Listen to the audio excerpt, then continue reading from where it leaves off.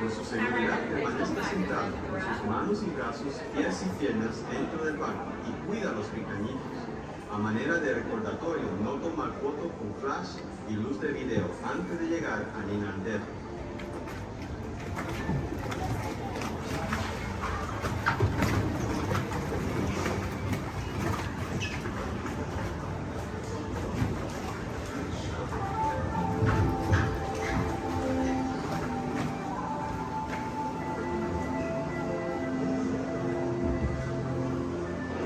Welcome to a voyage of discovery and awareness of the richness and diversity we offer surprising nature living with the land.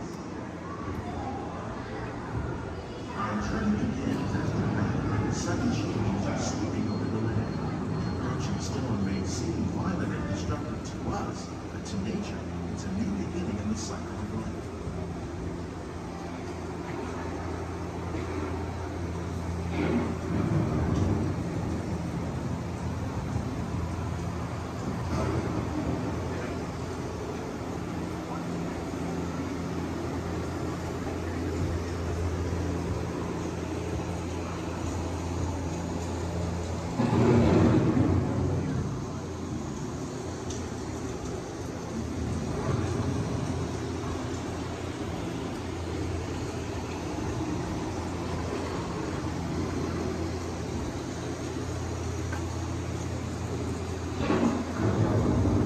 Beneath the surface of the land, roots trap water from the flowing mud, extracting precious nutrients and minerals. These elements, when combined with sunlight, create the diverse living systems above the planet.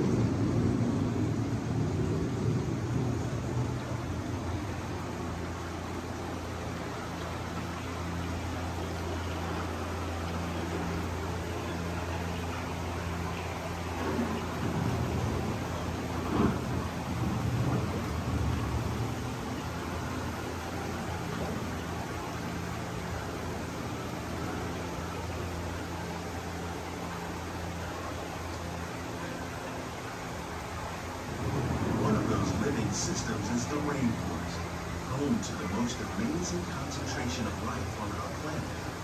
These dense and beautiful forests cover only a tiny portion of the Earth's surface, but they contain more than half of its plant and animal species. Rainforests are also extremely rich in productive living systems, providing us with oxygen, food, medicines, and other elements essential to our lives.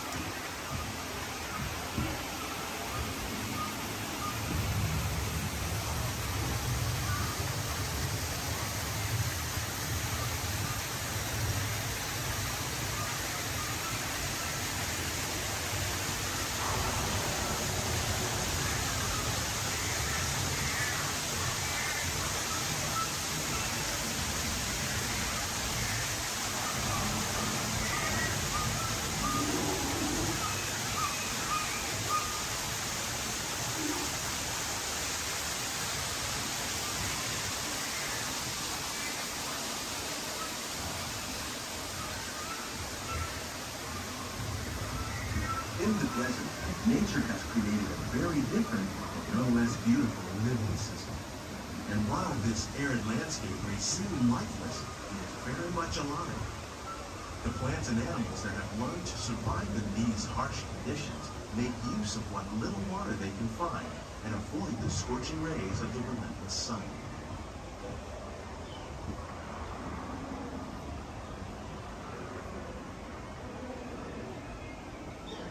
The American prairie once appeared as desolate as the desert, but over time, rainwater and nutrients gradually penetrated the hard surface of this land. Even the hooves of the mighty buffalo helped create the rich soil that will one day become home to the American farm.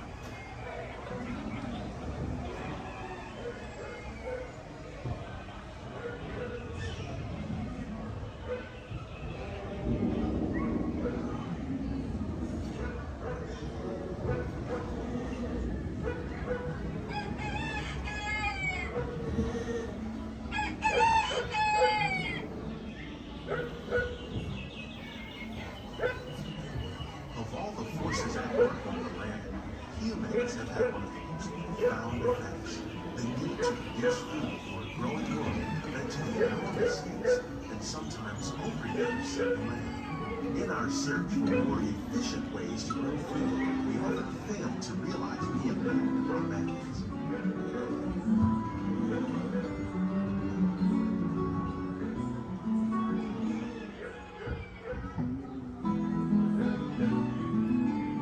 Today, we're learning to live with the land, discovering better ways to grow food that will assure both human and environmental well-being.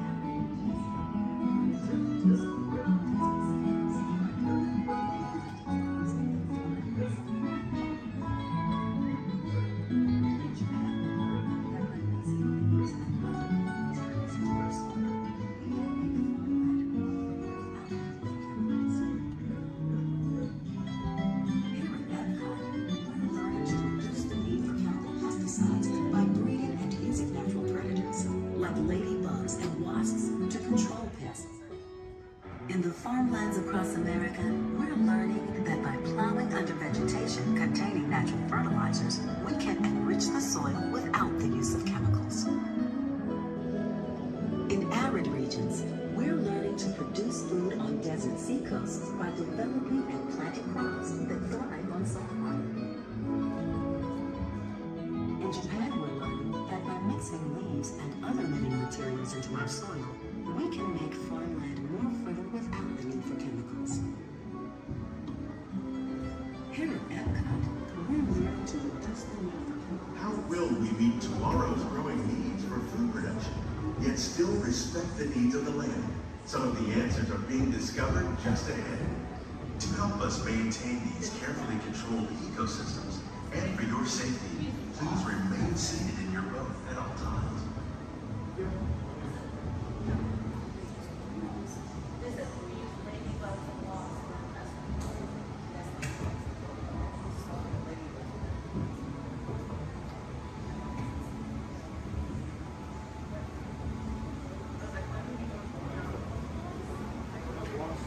Welcome to our living laboratory, where scientists from Epcot and the U.S. Department of Agriculture are exploring innovative ways to produce development harvests now and into the future.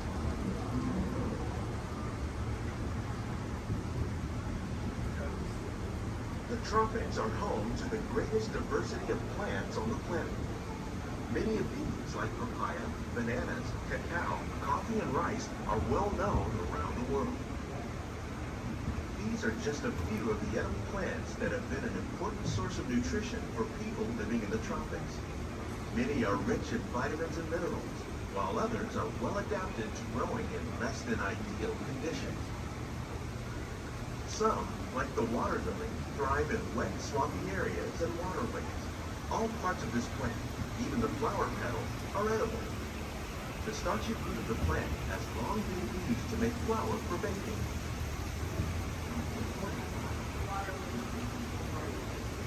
One day, many of these lesser-known tropical plants may be as important as the bananas growing on both sides of the road.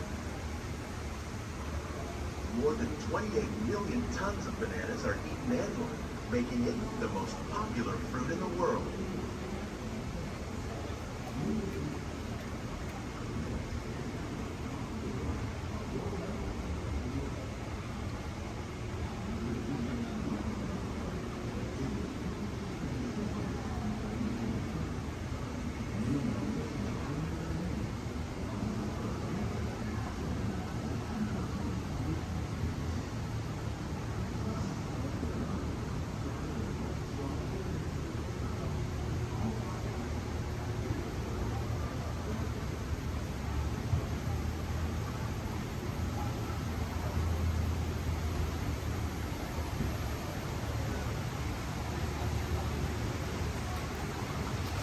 When we mention farming, you probably don't think of fish. But fish farming, or aquaculture, accounts for nearly half of all the seafood consumed globally. Tilapia, bass, and catfish, like the ones you see here, are three of the more popular crops raised by fish farmers. The sustainable system we're using here recycles the water in the tanks. As a result, we're able to save millions of gallons each year. Our small fish farm produces nearly 5,000 pounds of fish each year. Innovations like this one can play an important role in our efforts to produce bountiful harvests and still protect natural resources.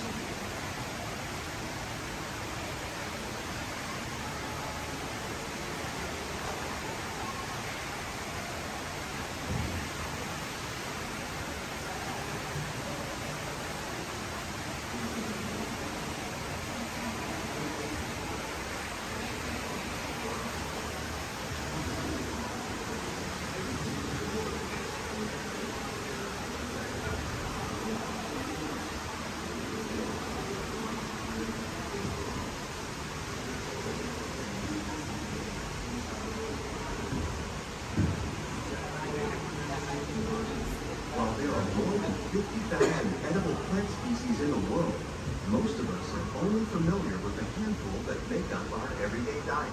The common grains growing here, maize, sorghum, and millet, plus rice, account for nearly 2/3 of our global food consumption. Learning how to increase yields of these staples is an important goal of research around the world.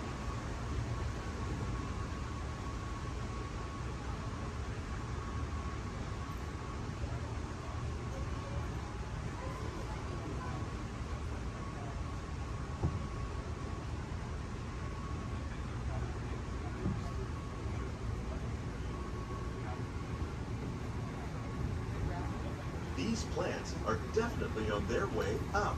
Innovative growing techniques like these increase yields while more efficiently using resources like water, fertilizer, and pesticides. Another innovation at work here is our integrated pest management program. By populating our greenhouses with beneficial insects that prey on harmful pests like aphids and flies, we are significantly reducing our reliance on conventional pesticides. We're growing these crops using our nutrient film system. This technique precisely controls and recycles water and nutrients. With it, we can produce over 27,000 heads of lettuce a year in this one small area.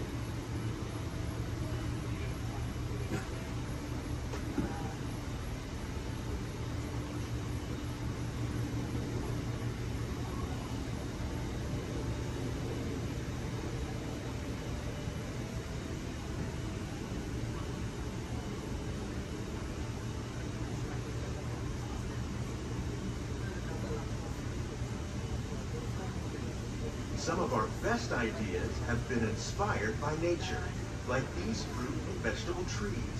By growing these ground plants vertically, we can increase yields and better control diseases. These crops taste as good as they look. In fact, we serve more than 15 tons of produce from our greenhouses in restaurants here at the land every year.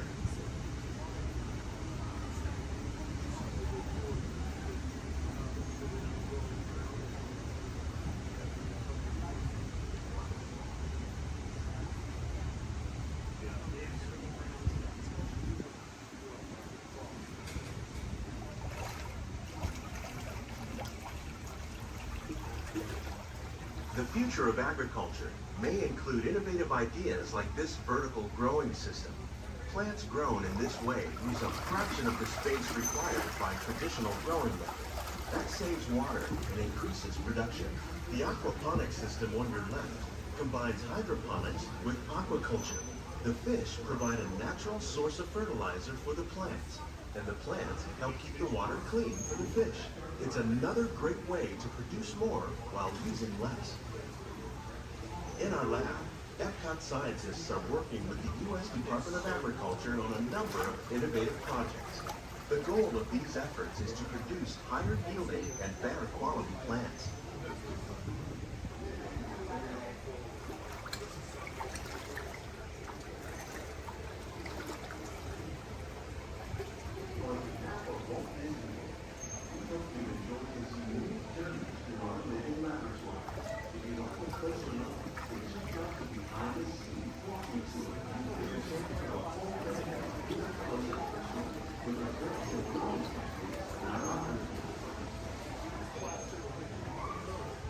Please keep your hands and feet inside the boat and remain seated until the boat comes swimming on the side.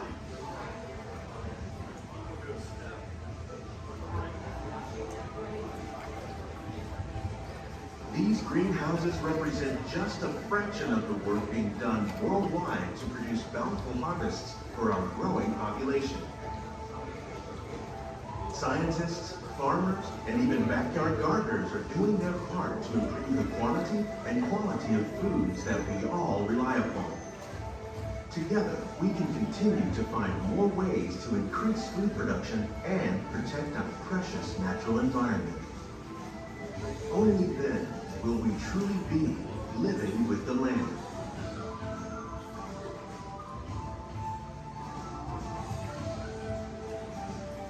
On behalf of Walt Disney World, we hope you've enjoyed this unique journey through our living laboratory.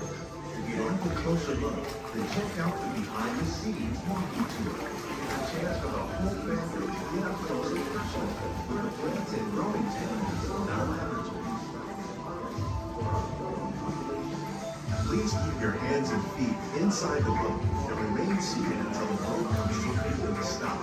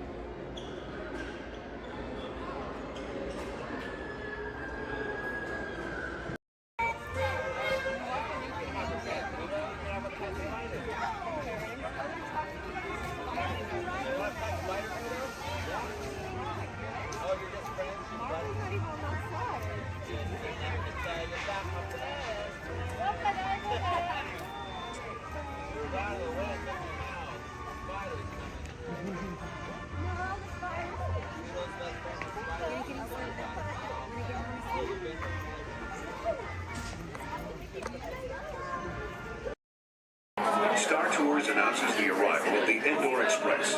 Once we've had a chance to service the Star Speeder, we'll begin our boarding procedures. Thank you.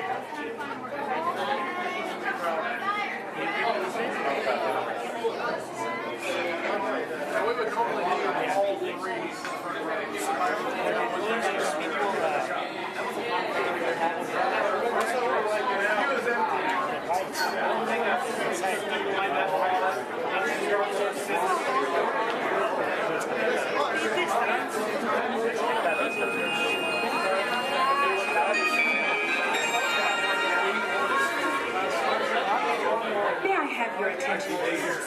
At this time, I'd like to take a moment to review our boarding process with you. When the automatic doors have opened, please proceed directly across the ramps into the cabin. Continue to move all the way across the aisle, filling in every available seat.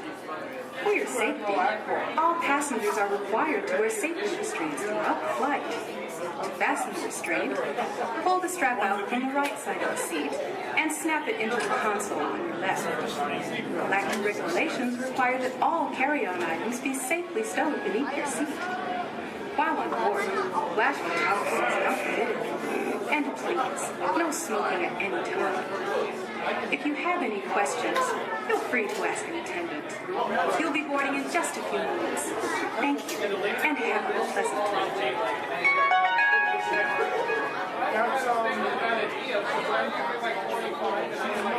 Welcome, Space Travelers, to the Indoor Express. My name is Eric, and I'll be assisting you this afternoon.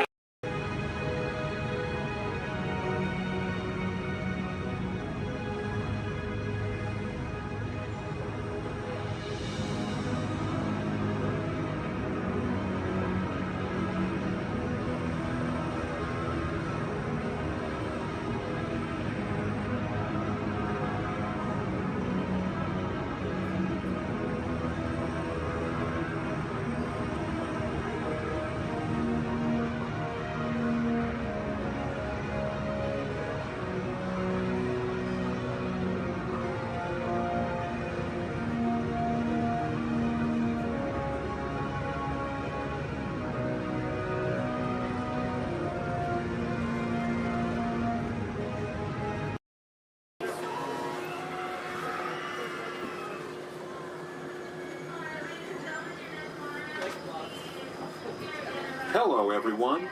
Welcome aboard the Disneyland monorail. We are now beginning a 2.5-mile journey to downtown Disney Station and back. For a safe trip, remain seated, keeping your hands, arms, feet, and legs inside the cabin. Be sure to watch your children, and no smoking, please. Bienvenidos. Para su seguridad, permanezca sentado y mantenga las manos, brazos, pies y piernas dentro del tren y cuide a los niños. Por favor, se ruega no fumar. You're riding aboard a Mark 7 monorail, the latest generation of Disneyland monorails. When Walt Disney introduced this attraction in 1959, it was the first daily operating monorail system in the Western Hemisphere. Just ahead is Disney's California Adventure, where you can live the ultimate California dream through attractions and live shows that are as diverse as the Golden State itself. The towering hotel is home to the Twilight Zone Tower of Terror, where you can literally take a thrilling drop into Hollywood history. The bear-shaped rock formation is part of the Grizzly Peak Recreation Area, a haven for outdoor adventures. Beyond it, you'll find the high-energy fun of Paradise Pier. Coming into view on the left are the villas at Disney's Grand Californian Hotel and Spa. It's the first Disney Vacation Club resort on the West Coast and shares the same arts and crafts style as the famous hotel which we are now entering.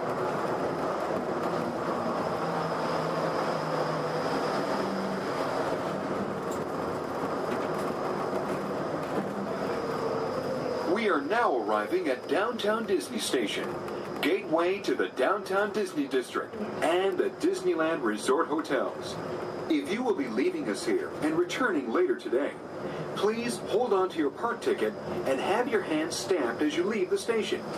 You may reboard the monorail for a return trip to Tomorrowland up until 1/2 hour prior to Disneyland closing.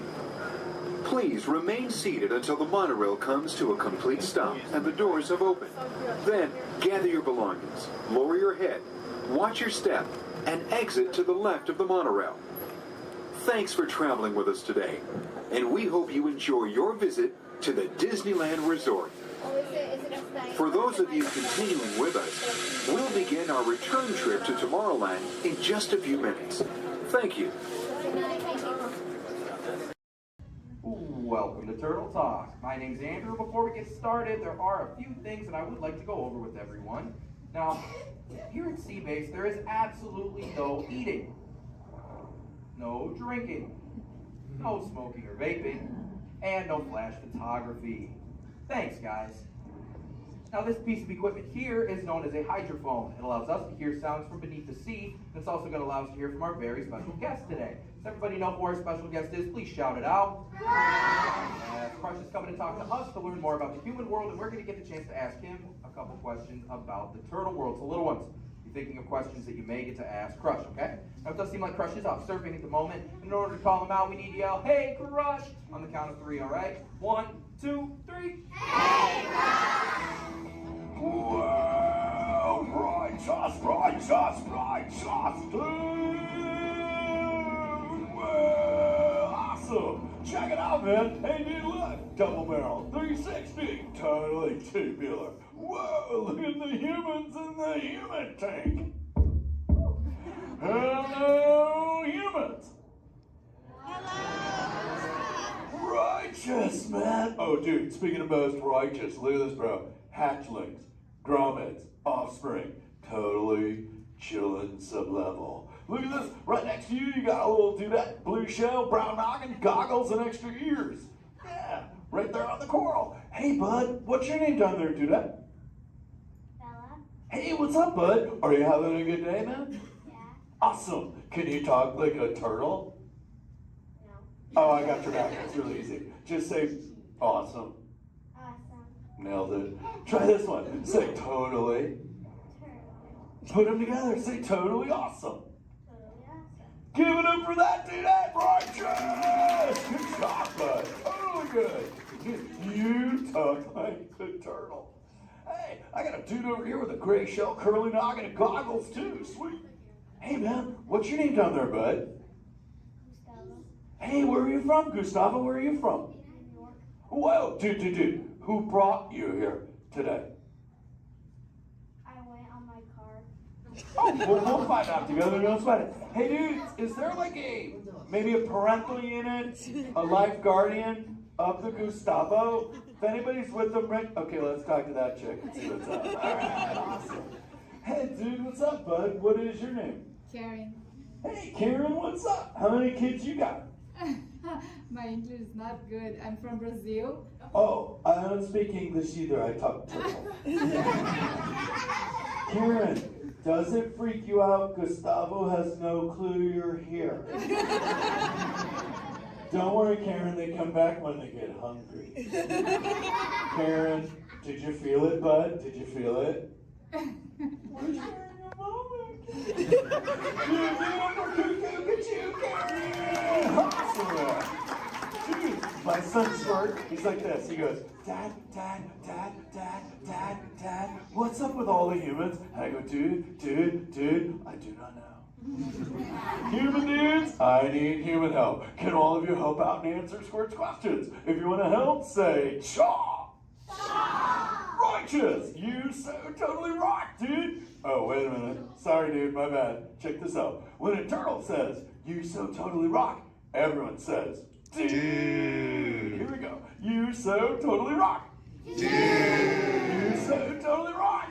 Dude! Now all of you totally talk turtle. So, on to Squirt's question. Numero uno. He goes, Dad, if humans go to a beach, what do they do? I said, bro, I do not know.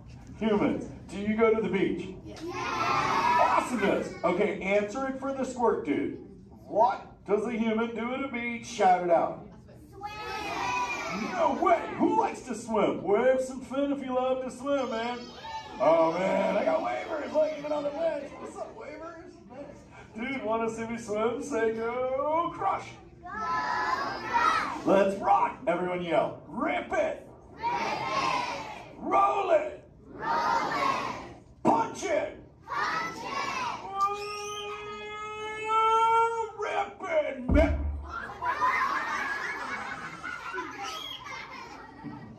Hey, Crush, watch out for the glass. Hey, dude, thanks, Hank.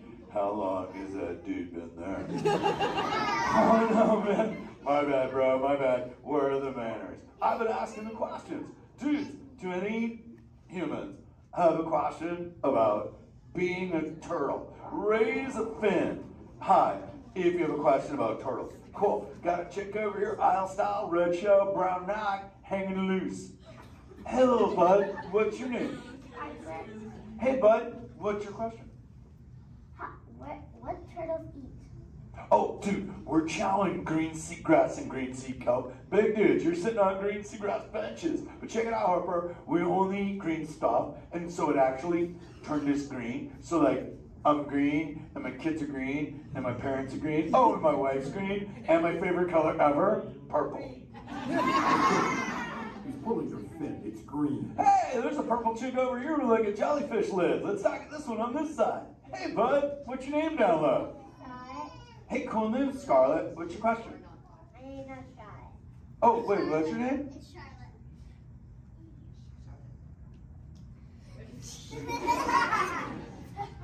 You don't have to tell me. Julian. Okay, what's your question, little bud? My name's not bad. Okay. Hey, let's head over here. We got like a little friend on this side. Looks like a light blue shell, brown noggin. Let's talk to this bud. Hey, what's your name, dude? My name's Marley. Hey, Marley, what's up? What's your question? What would be your favorite? What's your favorite food?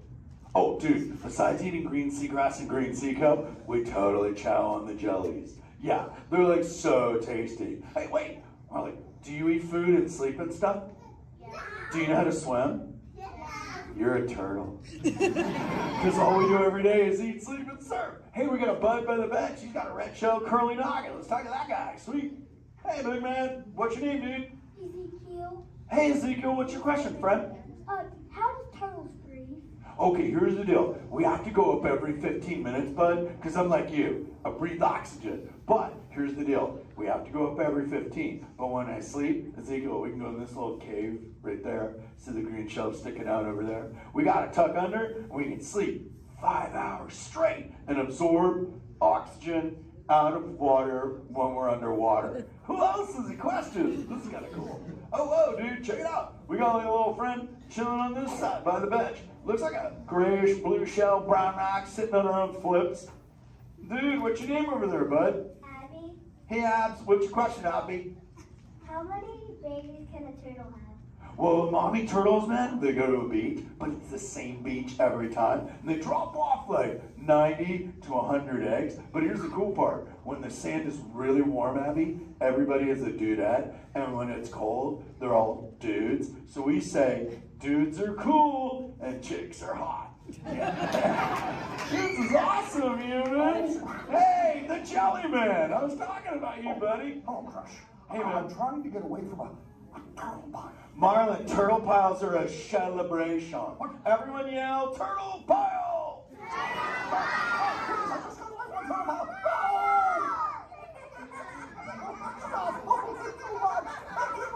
Oh, cool. Hey, boys, surf's up, dudes. Thanks a lot, Crush. For what? The turtle pile? Shout it out, humans! That dude has serious thrill issues. Humans, you rocked it! You so totally rock! Okay, like 4 kids remembered. The rest of you dudes pulled a hard dory. Dudes, don't space out! Remember, Turtle says you so totally rock. Everyone screams! You so totally rock! There you go, you're back again. Oh, bummer. Hey, bro, the frequency thing is not working. Whoa, it's Bailey. Call him back with your fins. Put your both fins up. Yeah, put your both fins up. Go.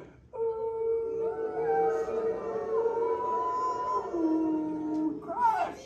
Hey, Bailey, look at my friends. They're humans. Oh my goodness, funny looking humans, huh? Hey, dude, stop. That's not cool. Those are my friends. They can hear you. No, they can't. Watch this. Hi, humans. Oh, okay. Why didn't you tell me? Dude, I tried, man. You got stoked out. Wait. Ooh. Yeah, that thing. I'm getting something. Ooh, wow. Some of you have 4 ears. Weird. I'm not judging. Humans. Later, Crush. Later, Bailey. Everyone say, later, Bailey, dude.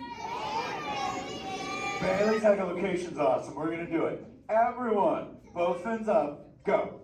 Okay, sub-level. Really good. Back bench. Solid. Grandma, in the corner. This is where we put our fins up. Good job, Grandma. Good job. Fins up. Eyes closed. Go. How many fins am I holding up now? No, you gotta go. Yeah, you so totally rock. Squirt. Squirt, come here. Squirt, look at this. Dad, come on. Dad, you're at the Squirt, I just taught humans your ultimate favorite. Sweet. Dude, go for it. They'll blast you. You so totally rock. Yeah! Rock on, human dude. Rock on, Squirt. That's my son. I'm in a jam. Oh, wait. Remember this thing. You gotta be good to the oceans. And the oceans will be good to you. And slap the fins together for my man Andrew. Rockin' the mic, man. Oh, righteous. Love you. Use the word dude all day long. Because your parents will love you. Hey, Karen. You're welcome, Karen. Let's go. You so totally rock. Let's give it up for Frog. If you would like to learn more about friends and friends like green sea turtles, manatees, or sharks, you can do so up on the second floor of Sea Base. Now, little ones, don't move until your adult comes to get you. Adults, please collect your belongings, collect your children, head on up to those two right there exit doors. Or if you're taking, please don't stand up.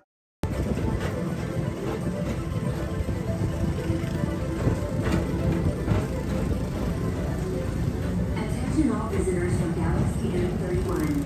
Please keep forward-facing tentacles clear of oncoming vehicles. Thank you.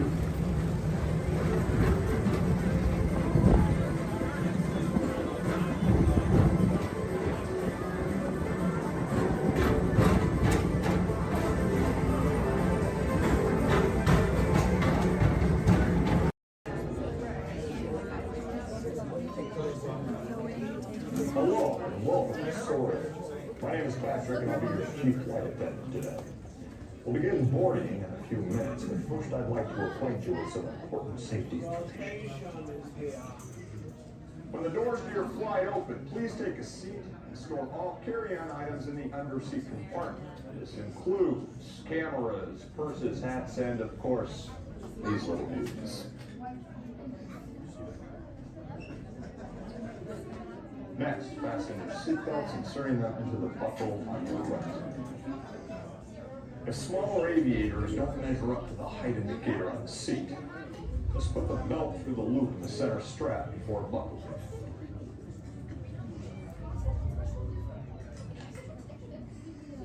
That's work well. Soon you will be airborne. So if you or your little aviators have a fear of flying or of heights, you might want to wait for your party to arrive. Okay, let's review. That is seatbelt, carrying on, safety strap, fear of heights, keep your hands and arms inside at all times. Anything else? Yeah. Have a nice flight.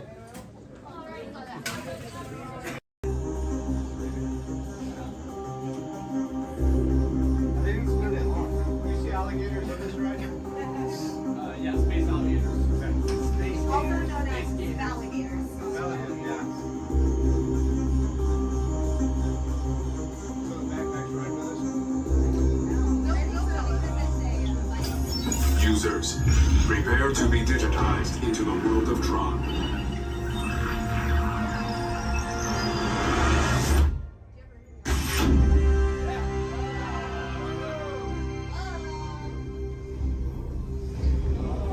Team Blue, welcome to the grid. Proceed to gates.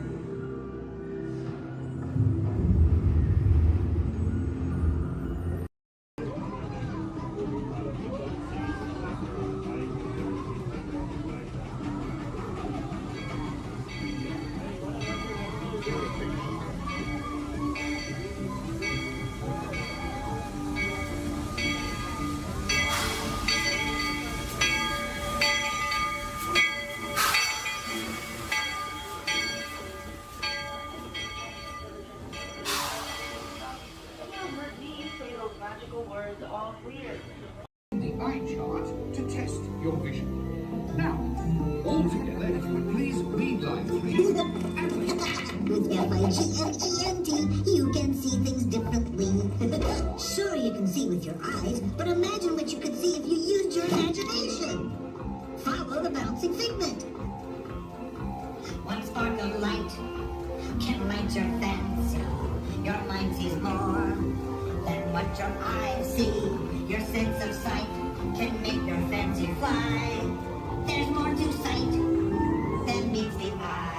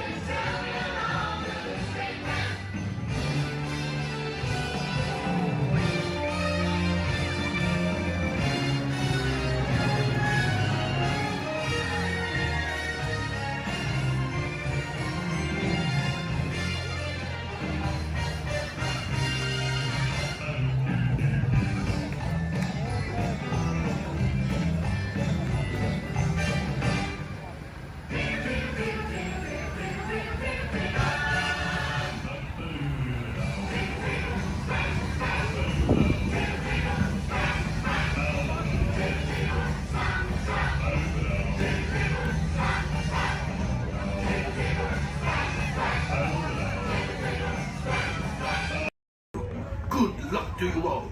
You might need it. Today's flight takes you to the planet Corellia. You will be intercepting a first-order train shipment of coaxium. Gunners, you play the path. Pilots, line up behind the train. And engineers, you harpoon that precious cargo. Now get a move on and know that I have complete faith in you. But I am coming along with you just in case.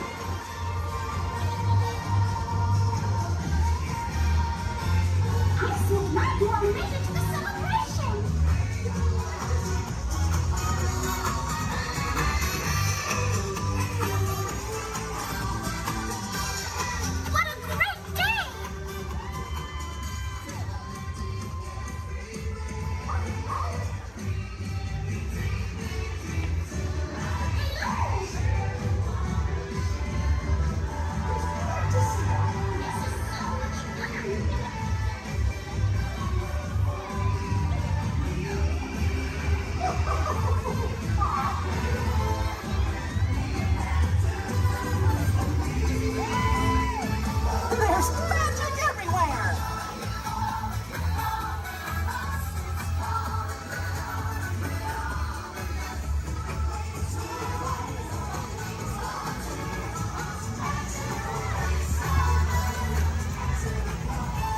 It's time to celebrate!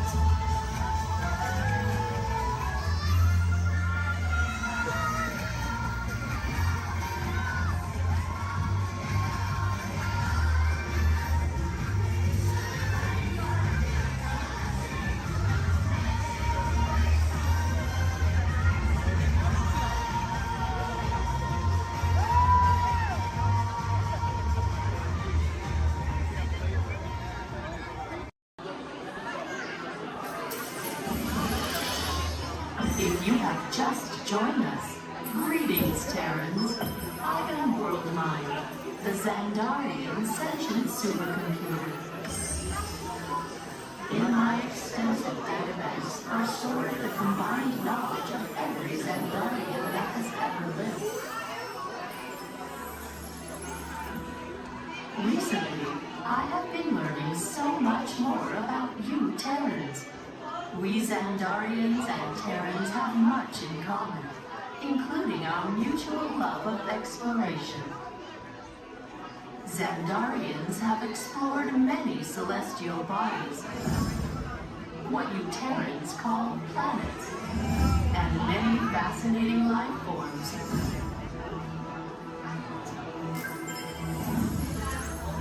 In the past, when you witnessed our homes, you referred to our ships as unidentified flying objects, or UFOs.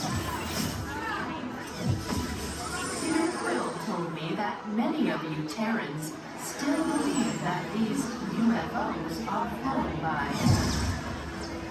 Little green dudes with big eyes and small mouths and antennas and whatnot. In your Terran year of 1977, your scientists launched spacecraft on an exploratory mission.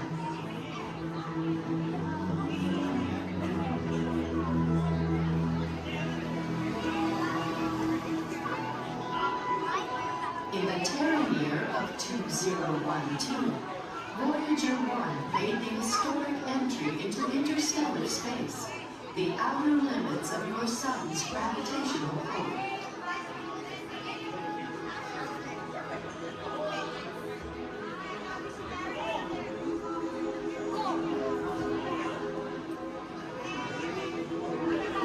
Voyager 2 entered interstellar space 6 years later, and I detect that both are still sending you data about their surroundings. Most impressive.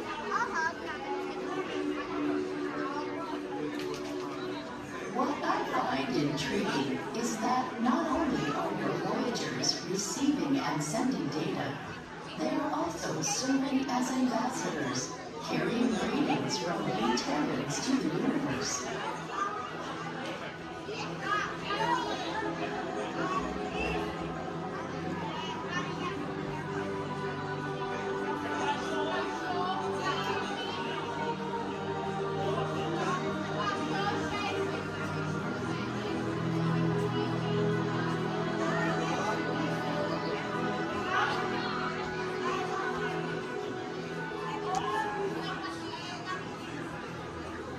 When we Xandarians first detected your planes, we scanned them and discovered on board a golden disc containing sounds, images, and messages from the people of Terra, or Earth, as we believe you call it. Peter Quill has claimed that the most important item on the disc worth sharing with the universe is the musical message from your Terran, Chuck Berry. I am still processing this message, but am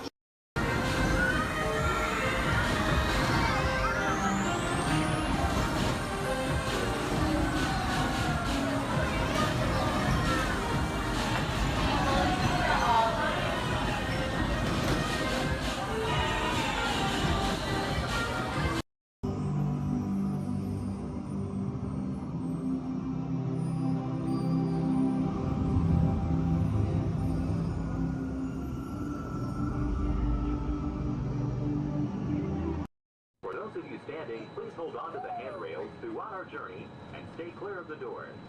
For the comfort of others, no smoking please. Thank you. As we turn south, you can catch a glimpse of the spires of Space Mountain in the Magic Kingdom. Nearby is Disney's 8th-ranked contemporary resort. Oh no. Oh no. Oh no, no, oh no, no, no, no. Look at. Oh no.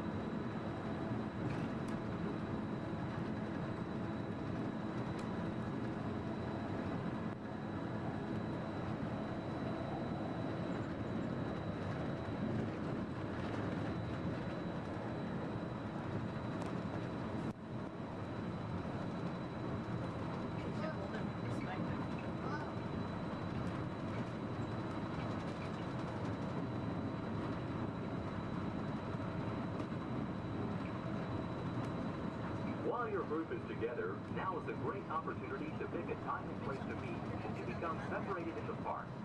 If you should need any assistance, please go to Guest Relations, located in Innovations East. Guest Relations can also assist you in making dining arrangements, provide special tours of Epcot, or make other suggestions for planning your visit to Walt Disney World.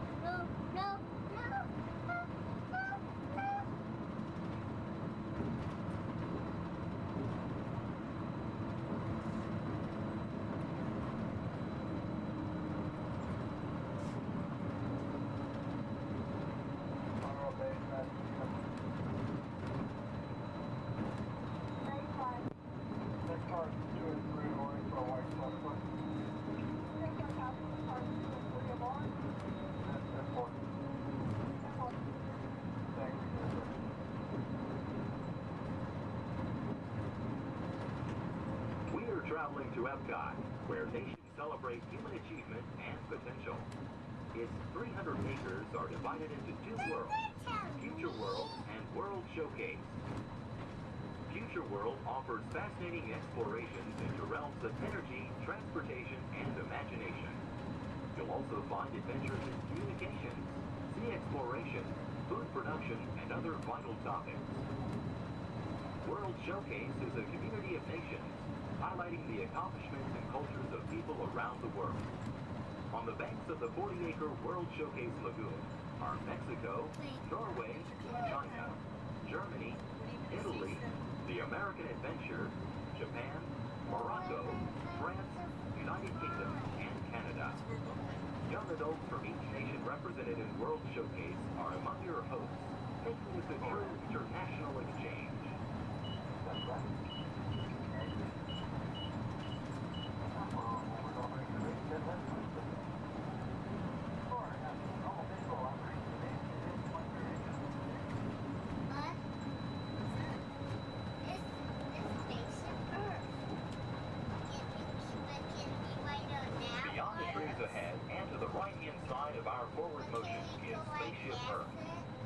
18-story geosphere marks the entrance to Epcot. Inside Spaceship Earth, time machine vehicles take you to the evolution of human communication, from a distant yesterday to the dawn of tomorrow.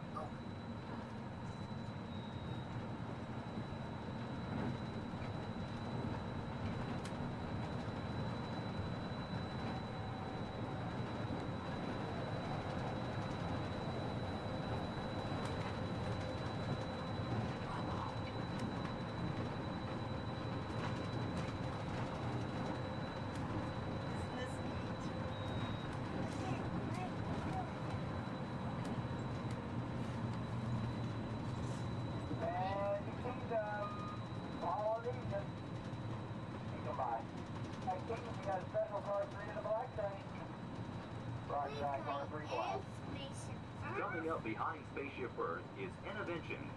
Inside this hands-on area, you can explore and interact with the ever-changing technologies and products for everyday living in the near future.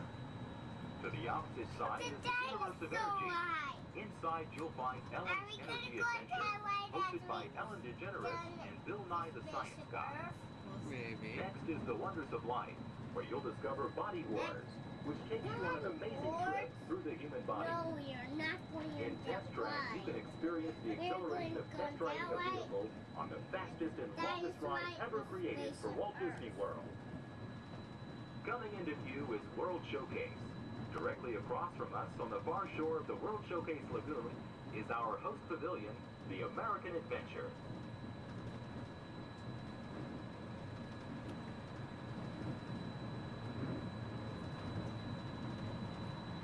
I'm still first beach. Well, I'm sure we can find something for you to drink.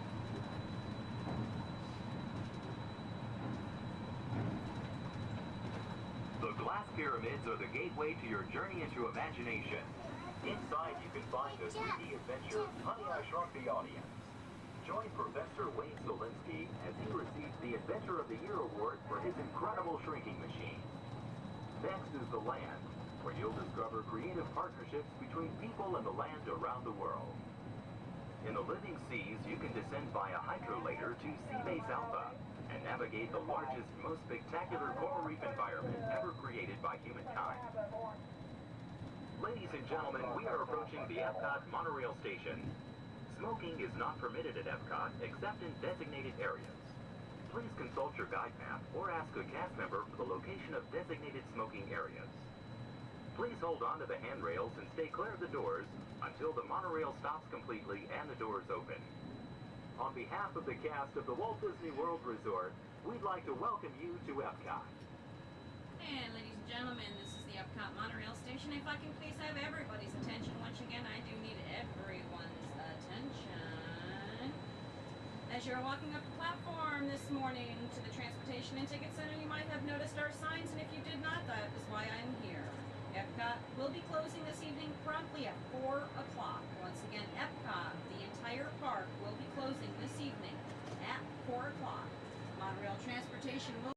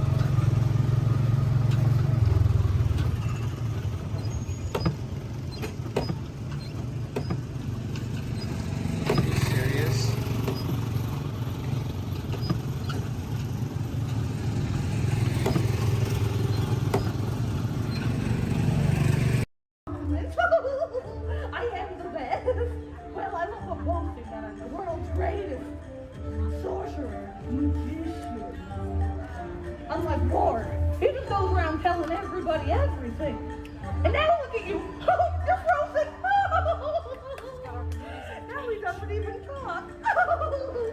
It's perfectly dreadful, isn't that right, Archimedes?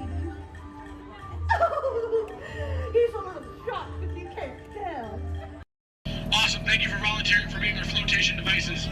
Does anybody think that the captain should go down with your ship? Raise your hand. Awesome, sir, what's your name? Jim, thank you for volunteering for being the captain. I'm a skipper, I skip out at the first sign of danger.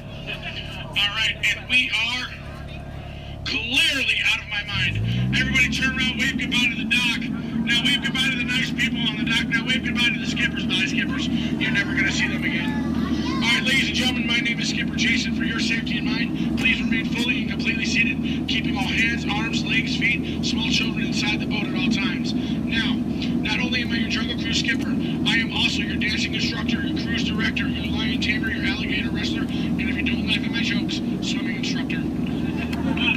Alright guys, we're starting off right here in the Amazon rainforest where it rains 365 days a year. That's almost every single day. That's what makes these bugs larger than life. These beautiful Amazon butterflies, ladies and gentlemen, their wingspan can go anywhere from 12 inches up to a whopping 1 foot. That makes them the rulers of the jungle. True monarchs, true monarchs. And over here, ladies and gentlemen, we have Inspiration Falls. Now, I am told the longer we stare at Inspiration Falls, the more and more we are inspired to go deeper and deeper into the jungle. Everybody say, ooh. Everybody say, ah. Everybody say, ooh, ee, ooh, ah. No, I'm just kidding. Don't do that, folks. Anyway, so much inspiration, we are going to not only change rivers, but jump continents. We are now in the continent of Africa along the Congo River. Now, we're going to see how far we can go on this boat with me behind the wheel. Who here wants to see the world-famous Jungle Book? Raise your hand. Awesome, everybody. Because there it is. Now, up here at the beach, ladies and gentlemen, I have arranged for you a welcoming pygmy party.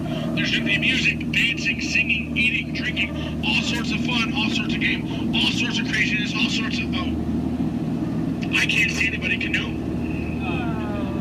Guys, the jokes are only going to get worse from here, I promise. I wonder what might have scared off my friends, the pygmies. Anybody see anything that might have scared them away? Yes, that giant python could have done it, princess. They can grow up to 33 feet in length, but don't get too close. They can develop a crush on you. They're really friendly. So let's stop by my base camp, guys, and pick up some supplies. Oh. This is what happens, guys, when you leave your door open in the jungle. You get unwanted house guests, and they break every single thing that you own. Good news, though, guys, they got my Jeep to turn over. I wonder if they used a monkey wrench or called 888. All right, ladies and gentlemen, we are now cruising along the Nile River. It is the world's longest river. It goes on for miles and miles and miles. If you don't believe me, you are in... the Nile. False. You're in disbelief. We are on the Nile River. Right over here, ladies and gentlemen, is Jimbo. He's an African bull elephant. I taught him some tricks. Jimbo, speak. Jimbo, speak. Okay, we're getting the silent treatment. That's fine, that's fine. Esmeralda, speak. Really? What did I do? Come on, guys. Get with the program. There they go. All right, right over here, guys, we got the sandstone rock formation. A lot of people take it for granted, but I think it still rocks. It's one of our bolder attractions here in the jungle. Now, ladies and gentlemen, we got the wildebeest, we got the giraffes, gazelles, impalas, zebras, and lions. Hey, guys, those zebras in the back, they are the oldest zebras on property. You know how I know that? They are still in black and white. Don't worry about that zebra with the lions, everybody. He's just dead. Dead tired. Dead tired. All right, ladies and gentlemen, over here, we're going to say hi to one of my oldest friends in the jungle. Her name is Ina. So as we go by, I want everyone to wave and say hi to Ina for me. Here we go, everybody. Say it. Hi, Ina! By the way, Ina is the zebra in the back. It looks like those guys on that tree are in some trouble. Oh, boy. All right, ladies and gentlemen, we are now cruising along in crocodile country. Crocodile country, there's a lot more dangers than just crocodiles. There's monsoons, there's rapids, and there are these giant things called waterfalls. So if you guys see a waterfall, point it out for me so we can avoid it. We don't want to go over it just yet. We want to go through it later. What's that? Where? Where? Oh, that is Schweitzer Falls, ladies and gentlemen, named after the late great Dr. Albert Falls. As we go by, I want everyone to lean. Lean. Lean. Don't worry about looking stupid. I'm doing it for you. Lean. Lean. Lean. And we will make it. All right. Ooh, that was close. Man. I know a lot of people will skipper, Jason, how is it you became a world-famous Jungle Cruise skipper? And I tell them, quite frankly, isn't it plain to see I took a crash course? Toughest thing about flying, ladies and gentlemen, is the ground. It's totally the ground. So we're going to keep cruising right along, people, into this pool full of hippos. It had to be hippos. All right, guys, cover your ears. This is going to get loud. They gave me something to scare away the hippos. Cover those ears. Shoo, hippos, shoo! Make way! Be gone! Be gone, hippo, be gone! I showed those hippos who's boss. All right, guys, we're now cruising out of this hippo pool and right into headhunter territory. It is not the greatest of places to be headed. If you don't believe me, you can ask my last crew. Those boneheads did not believe me. Wait, you guys hear those drums? Are those warriors dancing? Yes, they are. That can only mean one of two things. They're either going to attack the boat or they've lost the key to the men's room. Do me a favor, guys. Keep your eyes peeled on this side of the boat for an ambush. If you see an ambush, point it out and let me know. I'm going to look over here. Where? Princess, that's not an ambush. That's an ambush. You can tell by its leaves. All right, ladies and gentlemen. This is what everybody got up early to come to Disney for. Are you ready? Are you ready? Here we go. The eighth wonder of the world. The backside of water. Kids, do not try this at home. You'll hit your head on the faucet and that hurts. Don't ask me how I know. Alright guys, we're now in the Mekong River here in Southeast Asia. There's this really cool temple I want to show you guys. It's awesome. It's amazing. The entrance is just up over here. Oh. It looks like there's been an earthquake since the last time I've been through. What do you guys say? Do we go in? Yeah. There could be danger. There could be adventure. There could be treasure. Or worst of all, it could be another Disney gift shop. Alright guys, stay seated, keep your eyes open. I'm gonna stay seated and keep mine closed. Oh wait, it's just a root canal.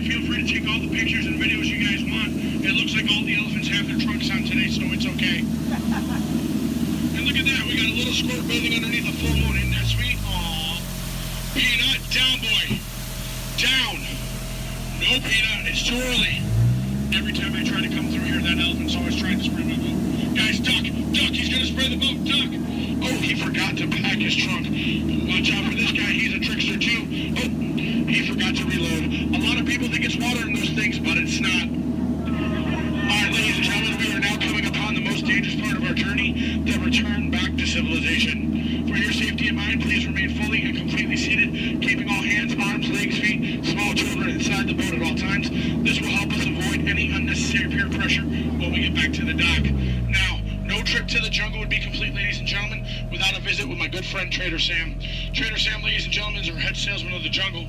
Now, sales have been shrinking, but he's got a great deal for you. 3 of his heads for the price of 1 of yours. Any way you slice it or dice it, you're going to come out ahead. Do we have any takers? No? It's all right, guys. It's all right. Now, ladies and gentlemen, when we get up to the dock, we're going to rope this boat. When we rope this boat, stay seated till I give you guys the all clear. When I give you guys the all clear, then I want everyone to stand up together. That does 2 things. 1, keep the boat balanced, and 2, look like you're giving me a standing ovation. At that time, I want you guys to clap, yell, holler as much as you possibly can, because then it looks like not only did I do my job, but it'll also help out my self-esteem. When you guys go to exit out the boat, you are on my jungle side, you will stand up, exit out through the back. You here on my dock side, you will stand up, exit out through the front. At no point in time do you ever cross those crates in the center. It is not a crate idea, it is very disgraceful. I don't go to your house and cross your crate, so please don't cross mine. Once again, guys, it's also a tripping hazard. You might trip, fall, and that'd be 2 bad trips in one boat. I'm only responsible for the first. Now, guys, I really want to thank you guys for joining me out in the jungle today, but most of all, I want to thank my legs for always supporting me. I also want to thank my arms for always being at my side, and I really do want to thank my fingers and toes because I can always count on them, always. All right, ladies and gentlemen, out of all my crews today, you guys have been my first. Yeah, you've been my first. You guys have been obviously the most recent. Now, guys, you've been awesome. You've been amazing, and pretty soon you're going to be outstanding on that dock. All right, guys, here we go. Once again, guys, for your safety, please remain fully and completely seated, keeping all hands, arms, legs, feet, small children inside the boat. Linda, Skipper Linda, what are we teaching that rope today? 2 plus 2. Okay. Now, we're going to wait. Linda has been practicing for like years. She's been training for months. She's going to learn and show you guys how to rope this boat at the first shot. All right, Linda, here we go. It's your turn. You can do it, Linda. You can shine like a star. No. Back of the boat, Linda, not the guest. Stay seated, guys. Stay seated. So now we're going to teach this rope about 2 plus 2. Now, in some cases, rope secure. A lot of people think 2 plus 2 equals 4. But in some theories of math, people say 2 plus 2 equals 3. Or 8. Or 12. But I say you're done. Let's go. Rope's done. Everybody out of my boat. Bye, guys. In 1923, a young man from the American Midwest, along with his older brother Roy, started a cartoon studio in the back rooms of a small real estate office in Hollywood, California. This was the small beginning of a family entertainment company that would create unforgettable stories, characters that become beloved friends, wondrous experiences, and music that has become the soundtrack of our lives. That young man was Walt Disney, a master storyteller whose imagination knew no bounds and who delighted in making the impossible possible. Disney 100, the exhibition, is a journey through 100 years of Disney magic, presented in themed galleries based on Walt Disney's creative concepts and philosophies. These include storytelling, creating believable characters, the spirit of adventure and discovery, the magic of sound and music, the world around us, real and imagined, curiosity, imagination, and technological innovation, the worldwide wonder of the Disney parks, and an everlasting sense of optimism about the future. Walt Disney famously said that it was all started by a mouse, but it really was all started by Walt himself. His philosophies became the foundation of the Walt Disney Company. They still inspire Disney's artists, filmmakers, Imagineers, and the storytellers of today. Oh boy! Oh, steady! Whoa! Hi, Mouseketeers! Well, here we go again, so hang on. Anything goes. You ready? And let the show begin! Here's my pal Walt to tell you how the magic is made. There's a lot of satisfaction in developing ideas into reality when we consider a new project we really studied. Not just the surface idea, but everything about it. And when we go into that new project, we believe in it all the way. We have confidence in our ability to do it right, and we work hard to do the best possible job. There's really no secret about our approach. We keep moving forward, opening up new doors, doing new things, because we're curious. And curiosity keeps leading us down new paths. We're always exploring and experimenting. Everybody ready? Then on with the show!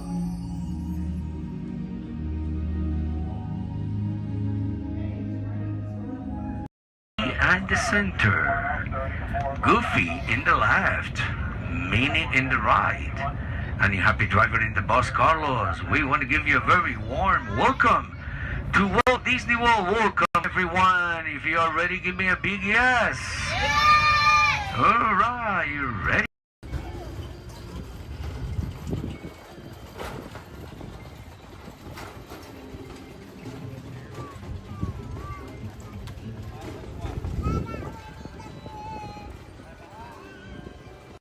So move a little if you can't.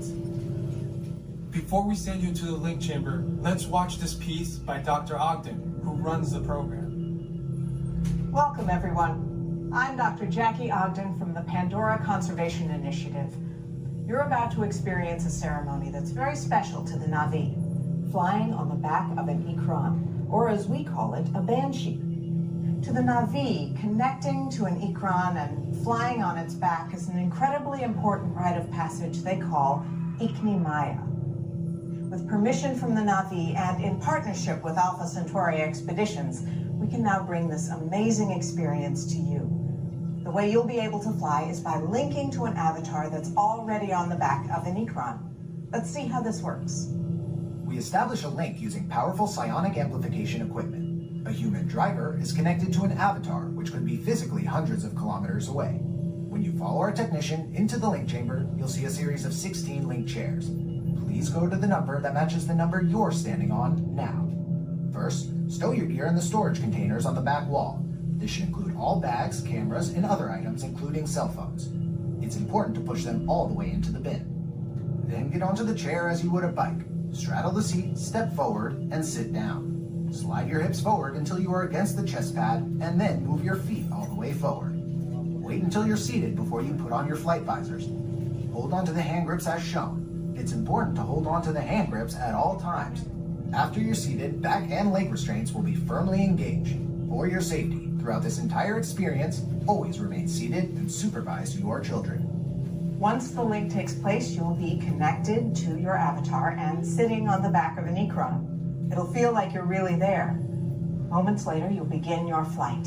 A Na'vi guide will lead you out. You'll experience the breathtaking beauty of Pandora, but you might also face some of its greatest challenges. Some of this flight might be intense, but trust your guide and be brave. As the Na'vi say during this important rite of passage, Sivak Ho, rise to the challenge. Good luck. All right, you ready? Let's get you into the link chamber.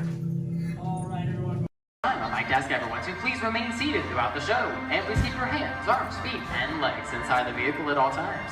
Oh, don't forget to supervise your children. And for the safety of our cast, we ask that you please refrain from the use of flash photography and external video lighting. Now that we take care of business, let's talk about me. My name is Travis, and I'll be your guide for this magical journey into the movies. It's the perfect job for me because, well, I love movies. Is everybody ready? Great, the cameras are ready to roll. Ready when you are, CB.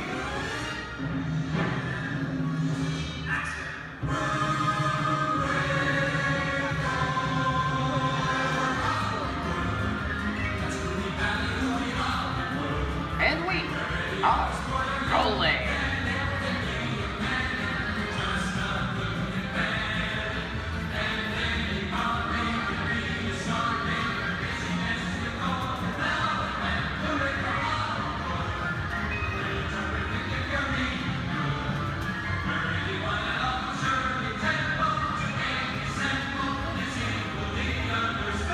Hello everyone and welcome to the Great Movie Ride.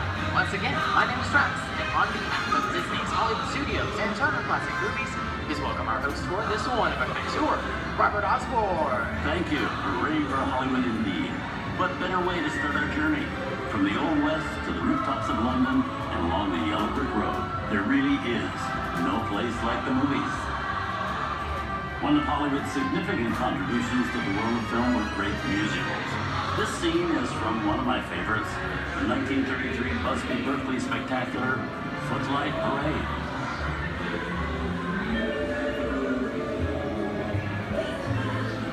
Here's one of the most famous of all dance sequences.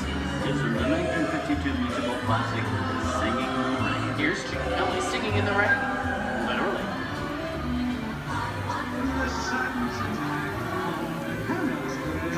one of the quintessential Disney musicals, Mary Poppins, starring Julie Andrews and Dick Van Dyke. This classic earned 13 Academy Award nominations. I love this song. Sing along.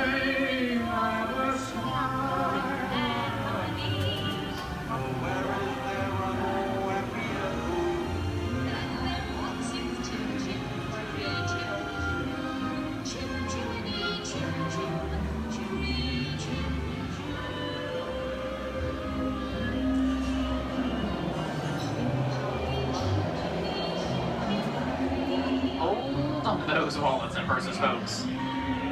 This doesn't look like a very good neighborhood. Here's the birthplace of the gangster film, the seedy underbelly of Chicago, from The Public Enemy, starring James Cagney. Released in 1931 before strict censorship rules were enforced, The Public Enemy is a gritty, realistic, and violent look at the world of gangsters of the Depression era. I love this movie. In one famous scene, James Cagney shoves a grapefruit in Mae Clark's face. She can never look at breakfast in the same way again. These tough guys could turn anything into a weapon.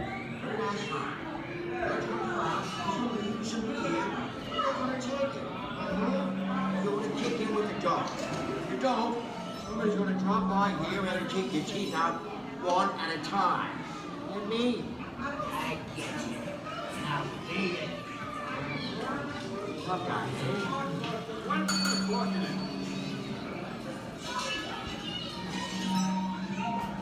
Sorry about the delay, folks. I don't want to run a red light, even in the movies. I don't let her leave my vehicle. I think it's time for a visit to a concession stand. Bye. So I was born waiting. Okay, Mugsy, whatever you say. Hey, how'd you know my name anyways?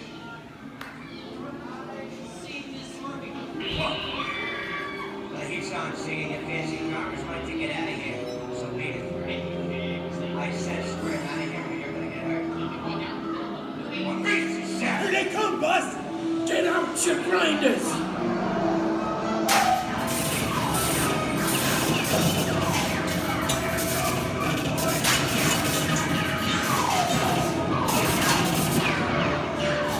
I'm hit! Hey, I'm hit! Foxy! They got win! Foxy! Foxy! Where's hit? Hey! Hey!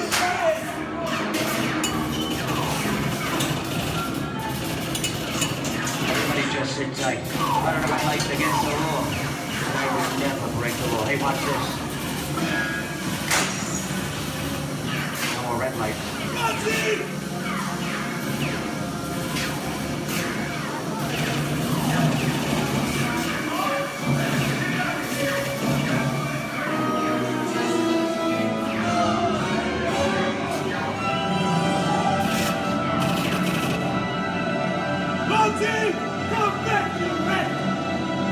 Sorry, boys, I'm making my getaway.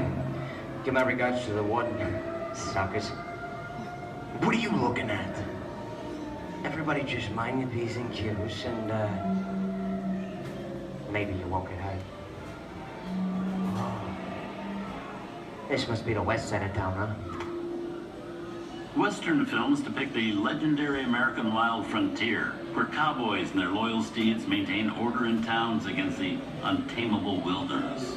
John Wayne and Clint Eastwood are two of the iconic stars who epitomize this ideal of the stoic gunslinger.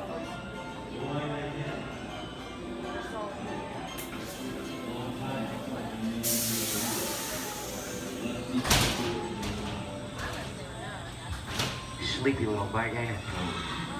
That's some mighty tough territory you're heading into, Pilgrim. I'd think about turning back if I was you. That is, if you want my opinion. But I reckon you... No, we're in the clear. This looks like the perfect time to collect the all you valuables. We'll start with the jewelry and then we'll... What are you talking about? I didn't even work this neighborhood, copper.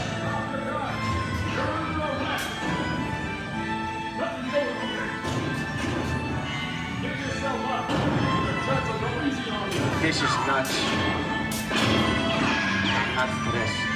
Look at it this way. Hey, Daddy, what is it?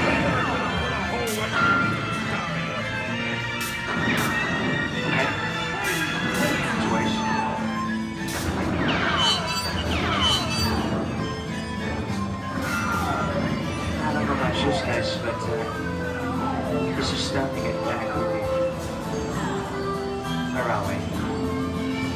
JC? Science fiction has been a staple of classic movies, from George Méliès's A Trip to the Moon to George Lucas's Star Wars. In 1979, director Ridley Scott and Sigourney Weaver made audiences believe that in space, no one can hear you scream. This is Alien. Hey, you dog face. How do we get out of here? Warning. Remain in your vehicle. The area you are entering is extremely dangerous. Proceed with caution.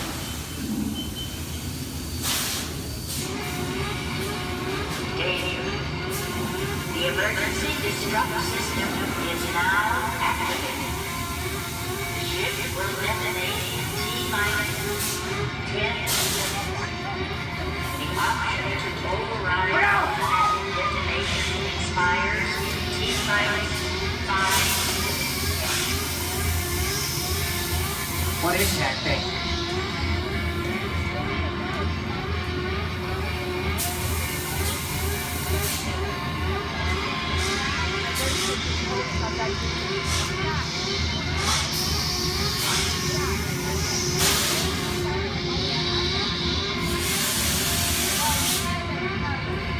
Get it together. I'm getting out of here.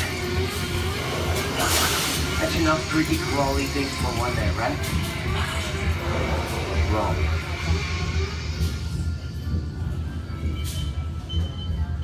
Steven Spielberg and George Lucas cemented their status as the blockbuster boys with their first partnership. Here from that legendary collaboration is Harrison Ford as archaeologist Indiana Jones in Raiders of the Lost Ark. Snakes. Why did it have to be snakes? Some of the biggest horror stars of Hollywood appear in the ancient story of a cursed Egyptian temple, a priceless jewel that beckons to all, but be warned, temptation always leads to destruction. Get a load of that show, guys. Time for me to get back to work. Good thing I don't believe in ghost stories. Don't nobody move while I go get the goods. I don't think they'd notice a few extra bodies around here. If you know what I mean.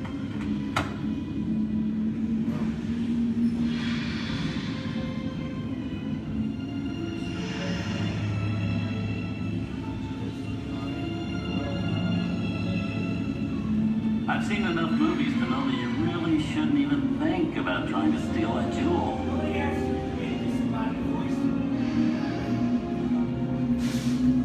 Halt, unbeliever.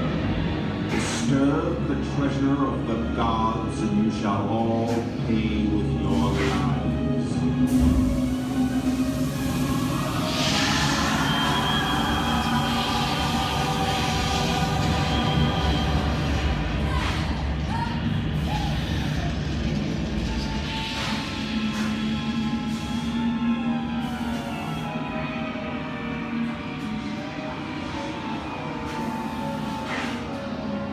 Not bad for my first movie, huh? The twist ending. That just goes to show you anything can happen in the movies. Now, let's get on with the show. I see, things that go bump in the night have always been a staple of movies. One of the first horror films was the silent short featuring a dancing skeleton, written by the Banana Brothers in 1897. Both audiences then told makers felt really interested in the cop, but the term horror was used to describe a film until the 1930s. Wow, it's really a jungle out there. Where are we? This is the jungle home of one of the most famous movie characters of them all, Tarzan. The movie's most popular Tarzan is undoubtedly Johnny Weissmuller, who's run through 12 films as the King of the Jungle. Over there is Reno Sullivan as Jay, and Tarzan sidekick Cheetah, who was portrayed by over a dozen chimpanzee actors over the years.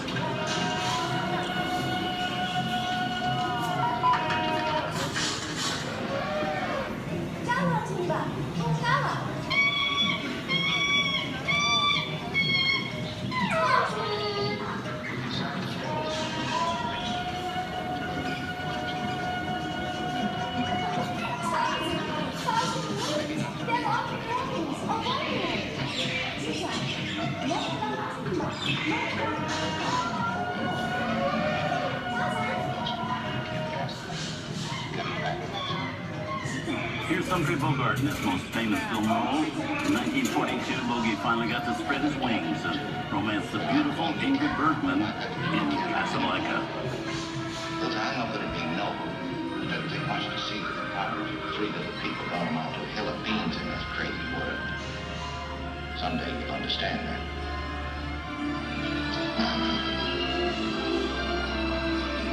He's looking at you, kid.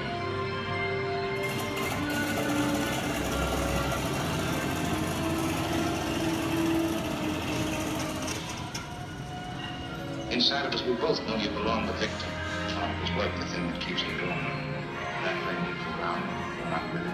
And now, one of the most famous movie stars in one of his greatest roles, Mickey Mouse, as the Sorcerer's Apprentice in Fantasia. When the film came out in 1940, Walt Disney promised to add new musical sequences in the future. His Henry Roy kept that promise 60 years later with the release of Fantasia 2000.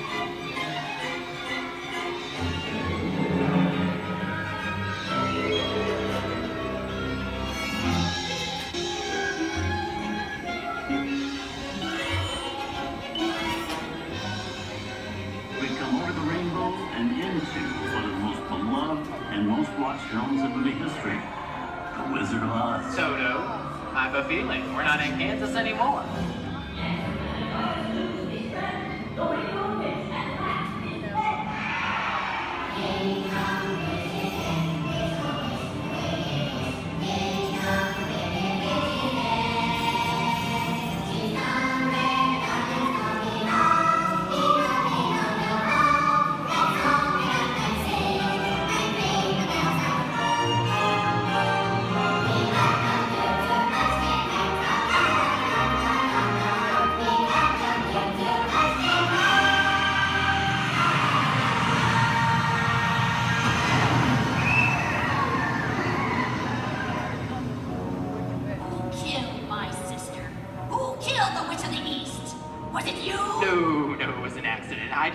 Anybody. Well, my little pretty, I can cause accidents too. Oh, rubbish. You have no power here. Now be gone before somebody drops a house on you too. Very well. I'll bide my time. But just try to stay out of my way. Just try. I'll get you, my pretty. And your little dog, too. I wonder how we get out of here. What do you folks think? Which way do we go? Follow the yellow brick road. Follow the yellow brick road. Follow the yellow brick road? Oh, why did I think of that? Sing along, folks. You know the words.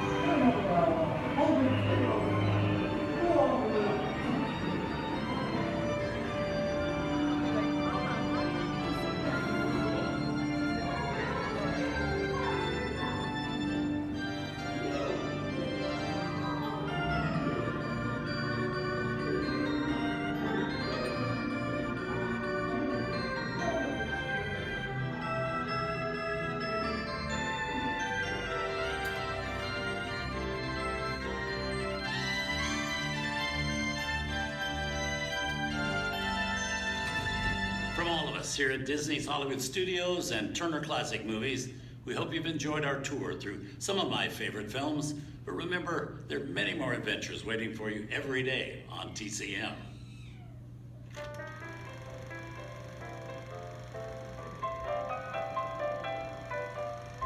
We didn't need dialogue. We had faces. Wait a minute. You ain't heard nothing yet. Step in time!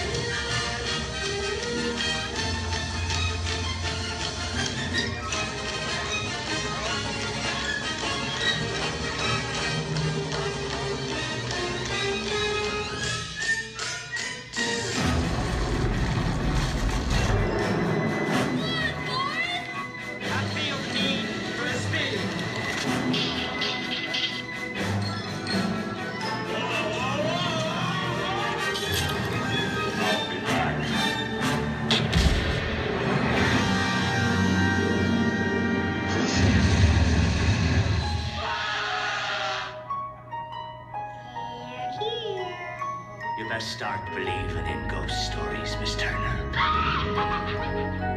Is it safe? No, you're not! I have a feeling we're not in Kansas anymore. I'm a man. Well, nobody's perfect.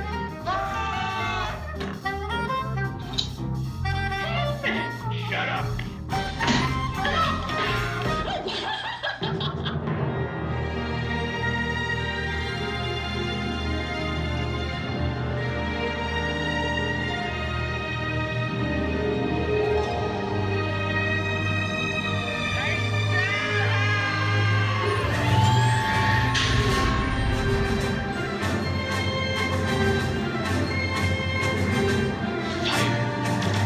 Force will be with you always.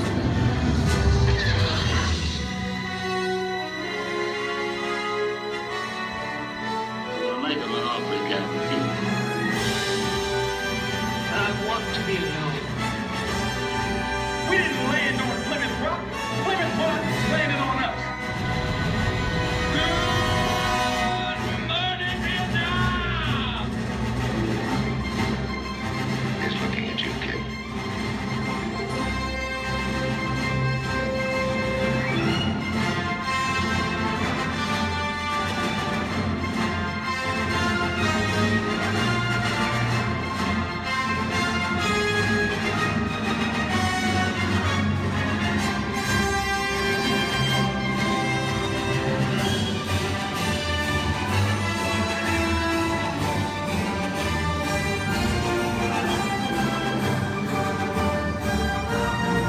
Movies, the stuff that dreams are made of. I hope you've enjoyed our ultimate celebration of classic movies. And remember, you can find many more beloved stories and legendary stars on Turner Classic Movies. On behalf of Disney's Hollywood Studios and Turner Classic Movies, we'd like to thank you for joining us on The Great Movie Ride. Now please remain seated until the vehicle comes to a complete stop. Please take small children by the hand and gather your personal belongings. And once these doors have opened, rise dramatically to your feet and make a grand exit towards the rear of the vehicle. Oh, and one more thing. When I yell action, don't forget the thunder is the law, or yours truly. Okay, quick, everybody, and action! Thank you. Have a wonderful afternoon at Disney's Hollywood Studios.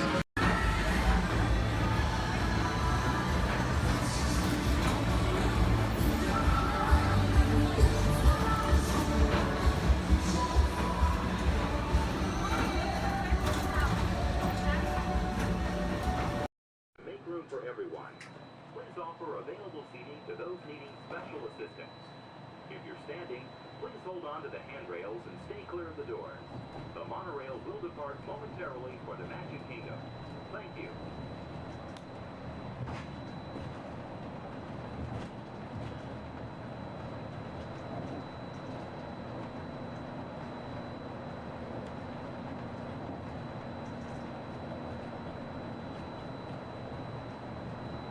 Welcome aboard the Walt Disney World Express Monorail, our highway in the sky to the Magic Kingdom. For those of you standing, please hold on to the handrails to start our journey and stay clear of the doors. For the comfort of others, no smoking, please. Thank you. We are circling the Disney-created Seven Seas Lagoon. Rising from the Magic Kingdom on the opposite shore is Cinderella Castle. You can also see Disney's Mountain Range, Big Thunder Mountain, Splash Mountain in Frontierland, and Space Mountain in Tomorrowland. To the right-hand side on the shores of Bay Lake is Disney's Wilderness Lodge, which carries the spirit of the National Forest Service lodges built in the West during the early 1900s. Also on Bay Lake, you can enjoy the natural setting at Disney's Fort Wilderness Resort and Campground. More outdoor recreation can be found in River Country, Disney's version of the old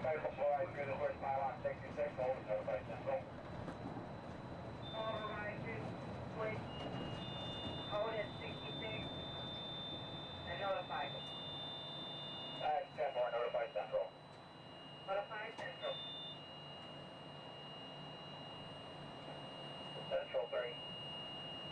Sacramento. Pages radio. Brooklyn.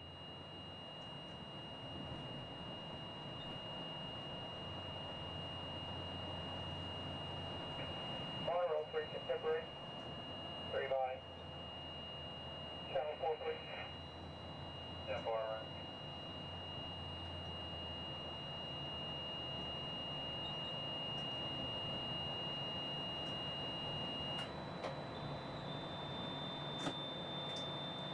Ladies and gentlemen, welcome aboard Monarch Blackbird. We'll be holding here just momentarily. At this time, they're bringing out another train off this beam ahead of us. Therefore, we're going to have to wait here until that is complete. Once the train is on this beam and the alignment is lifting back up, we'll be clear to proceed. I apologize for any delay. We'll be on our way as soon as possible. Thank you. Colonel Stop, orange.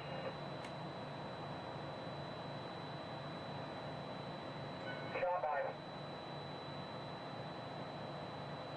Receive data, propulsion in upper display group D, malfunction, by receiving power. 10-4, will your train move? 10-4, both groups are picking up. Proceed on previous. 10-4, proceeding on previous.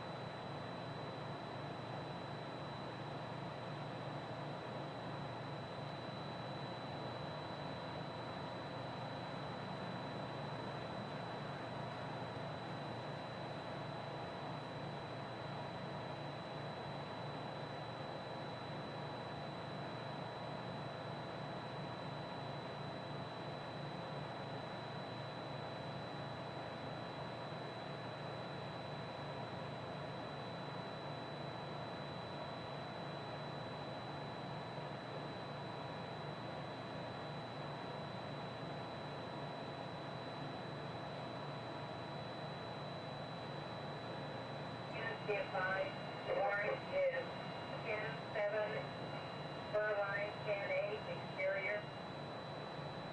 Brake, stop, central, orange. That's right.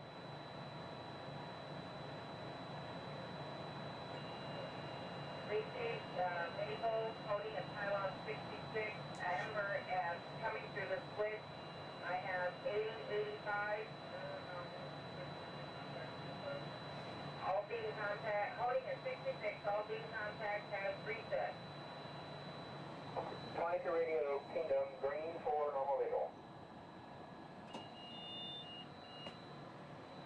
23 radio from Kingdom. Green 4. Central stop. Take away. Yeah, exterior beam, Colorado, with power. Tank by exterior on power, black, central. Black.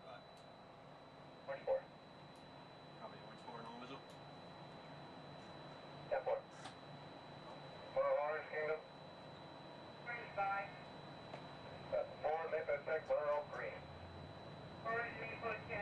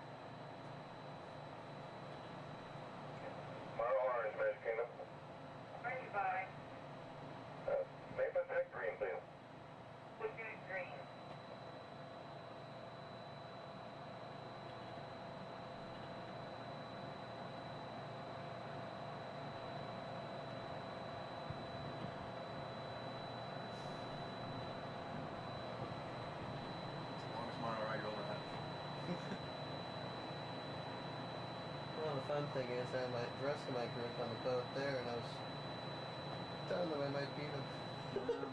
That's them on the boat? Yeah. They're gonna beat you. Hey, Mom, look over by the Contemporary. Central Orange.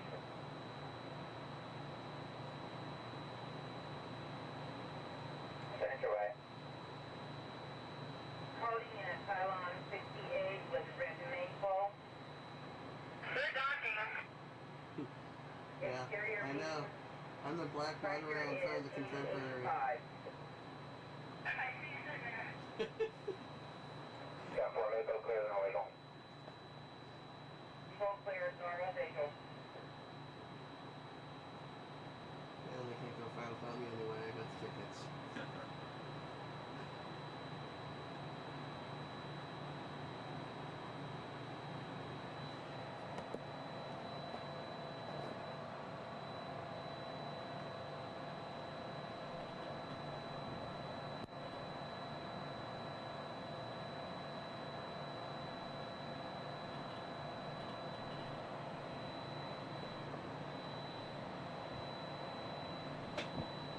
We are entering Disney's.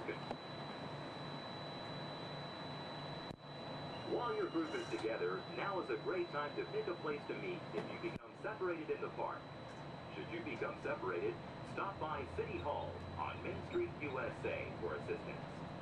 Guest relations at City Hall can also help you plan your day, make dining arrangements, or provide a special guided tour of the Magic Kingdom.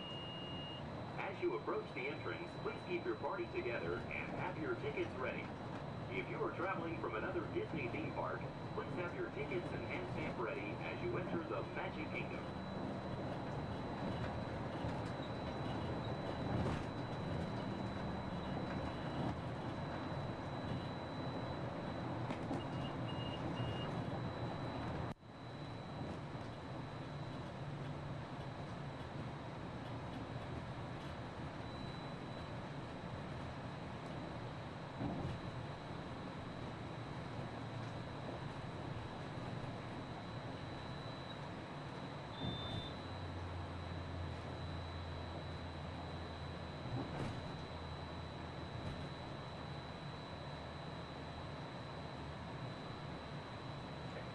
Central Magic Kingdom.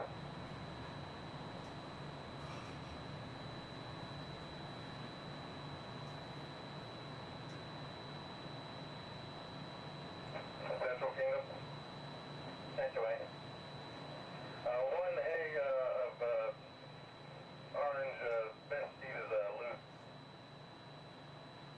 Temporary, thank you. Orange Central.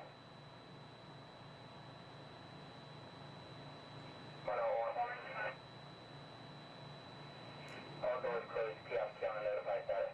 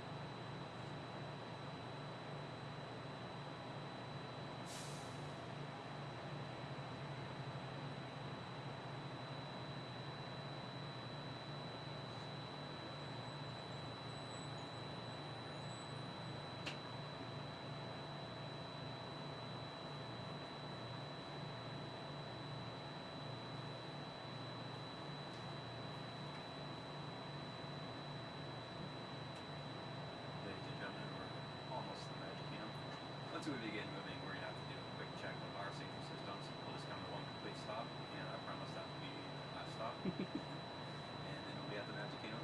Once again, I apologize for any delays. We should be on our way just momentarily. Thank you.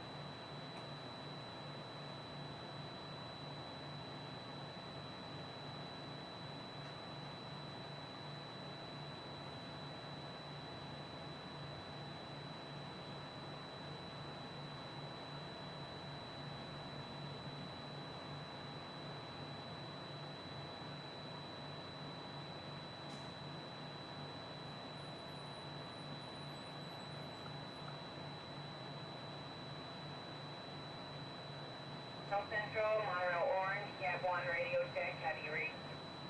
10-2, Ellie. 10-2 also. Reset complete. Propulsion has cleared up in upper display and monitoring. 10-4, nominal. 10-4, normal visual.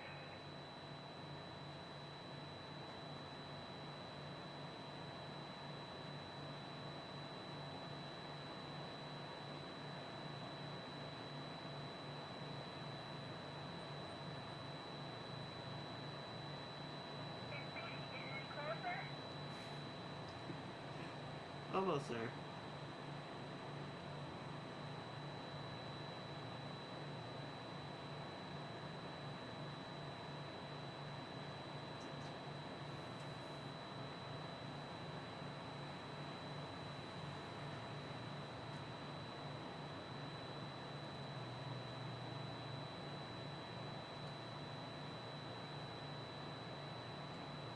Central 3, hand unit radio check. 10-2, Ellie. 10-2, thank you. Pretty clear. Go.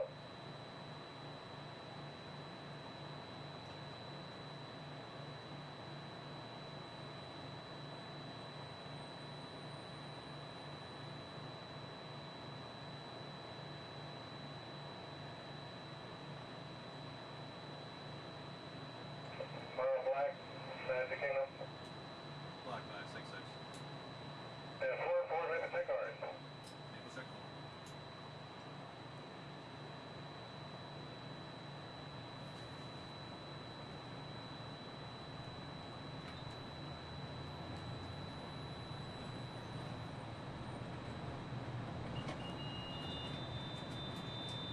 Central Black.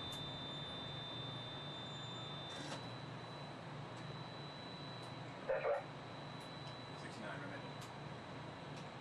Maple clear, no visual. Maple clear, no visual. Orange Central. Goodbye. Reverse Maple check. Maple check.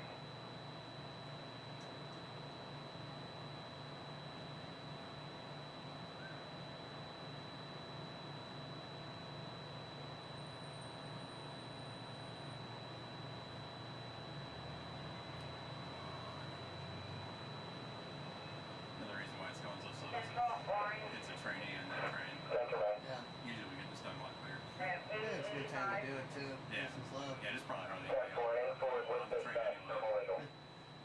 Forward with dispatch, normal visual.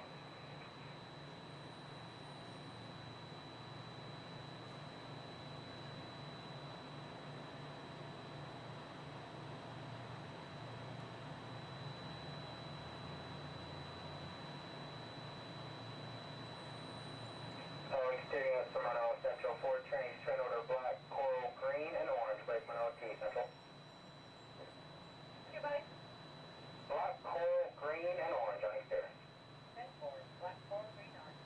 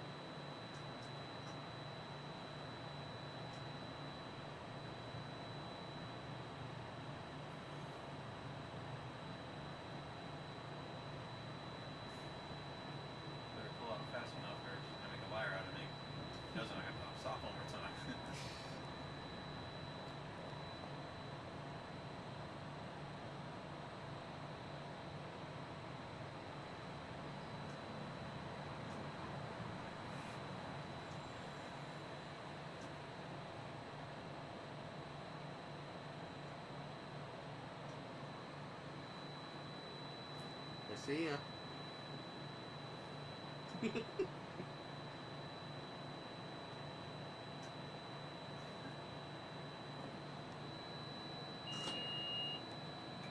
Ladies and gentlemen, we are approaching our station at the entrance to Main Street, USA, gateway to the 7 themed lands of the Magic Kingdom.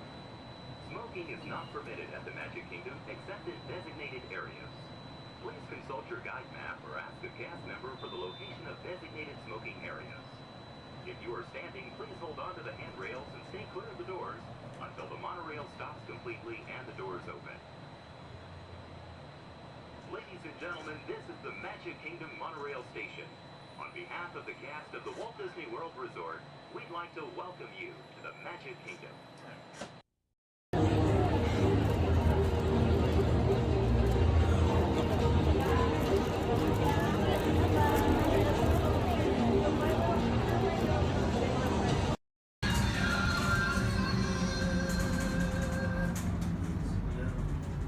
Ladies and gentlemen, this is Disney's All-Star Movies Resort.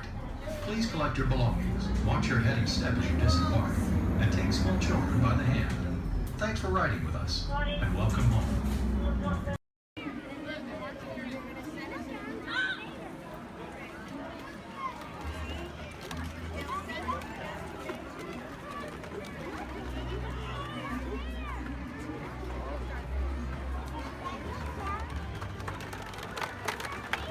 Go Empire! Yay!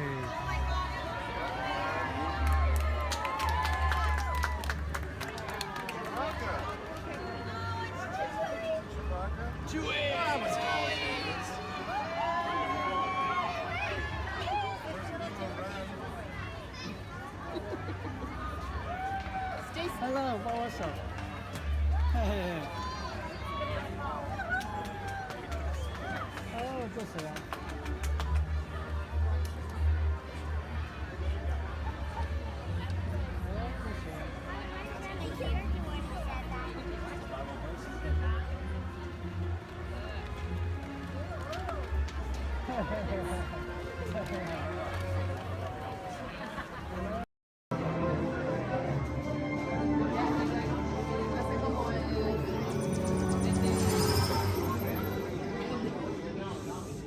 Greetings, Terrans.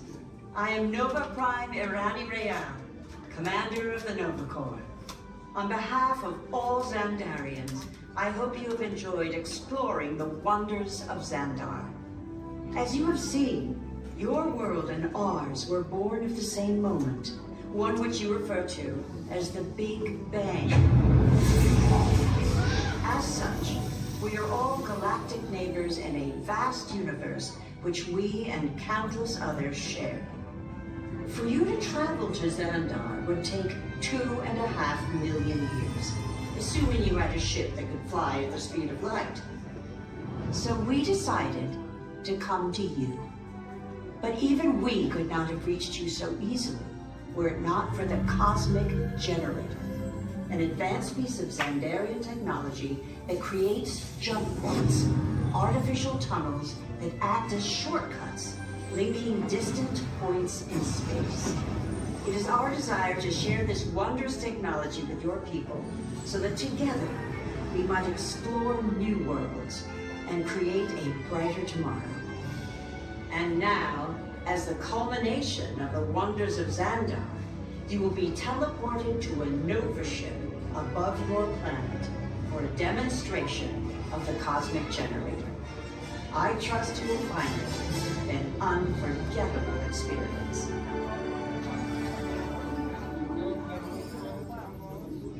Welcome, people of Epcot, Epcoters, Epcotians, citizens of Epcot. Does anyone know what they call themselves? What? I'm on? Someone needs to tell me when I'm on. Welcome, Epcot Terrans. I am Centurion Tal Merrick, and we're just about ready to teleport you up to the ship for the demonstration. As you're about to enter a secure Nova area, I must ask you to put away your Terran communication devices at this time. Recording of any type is strictly prohibited. I am very serious about this. Now, please step forward into the chamber. You're gonna love this.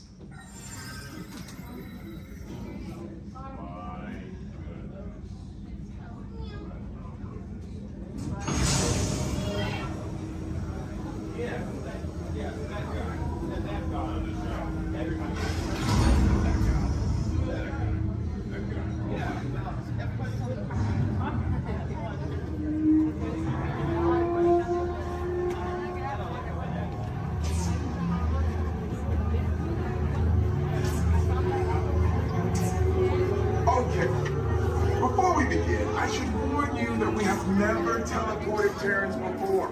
But since your molecular structure is very similar to Xandarian's ancient work, it'll work. So long as you are standing inside the lighted ring. You do not want to know what happened last time someone did not stand where I told them to, okay? Please make sure you're all the way inside that lighted ring on the floor. We must teleport you till you're all the way inside that lighted ring.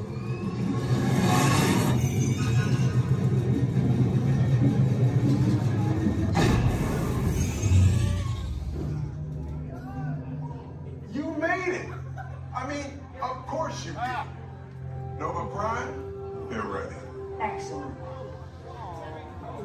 What you see before you is the cosmic generator. And in just a few moments, we'll be activating it so you can experience for yourselves what's happening. I'm not sure. Our power's out. And the cosmic generator is gone. Cheerio, Monarch. Go to Code Red. Prepare the fleet. And call the Guardians. Now. There is no cause for alarm. Turn off that alarm. I've got an important transmission coming in. Hey, what's up, Nova Corps? Our cosmic generator has been stolen. What? How? What didn't we think of that? That thing's gotta be worth a fortune. I am Groot. Good question. Yeah, who do you think took it? Perhaps that really big man outside your ship. Oh, that is a big man. I need to alert Nova Prime. I have been watching Terrans for eons. That's not creepy at all. This species has failed. Wait, whoa. We didn't even know there was a test. He's got the cosmic generator. He's creating a new jump point. Jump point to where? Not where. When. It's some kind of mutant jump point. He's going back to the dawn of time. Dawn of time, why? To erase an error. Well, that doesn't sound good. Your time is over. Wait, what do you mean? What do you mean it's so vague? The jump point is closing. Hey, Nova Dude, you're Nova Corps need to follow that whatever it is until we get there. We can't. Our power is down, and I've got to get these Terrans onto evacuation shuttles. I got it. I reprogrammed the shuttles to follow through the jump point. Wait, what? Look, they're our only chance of keeping track of that whack job until we get the cosmic generator back. Piece of cake. Wait! There's cake. Where's this cake? The odds are impossible, Yeah. but it's our only shot. Good luck. Are you sure you can control it? Come on, it's me. I got this. We're all toast. First it was cake, now there is toast. This plan is making me so hungry. Terrans, listen up.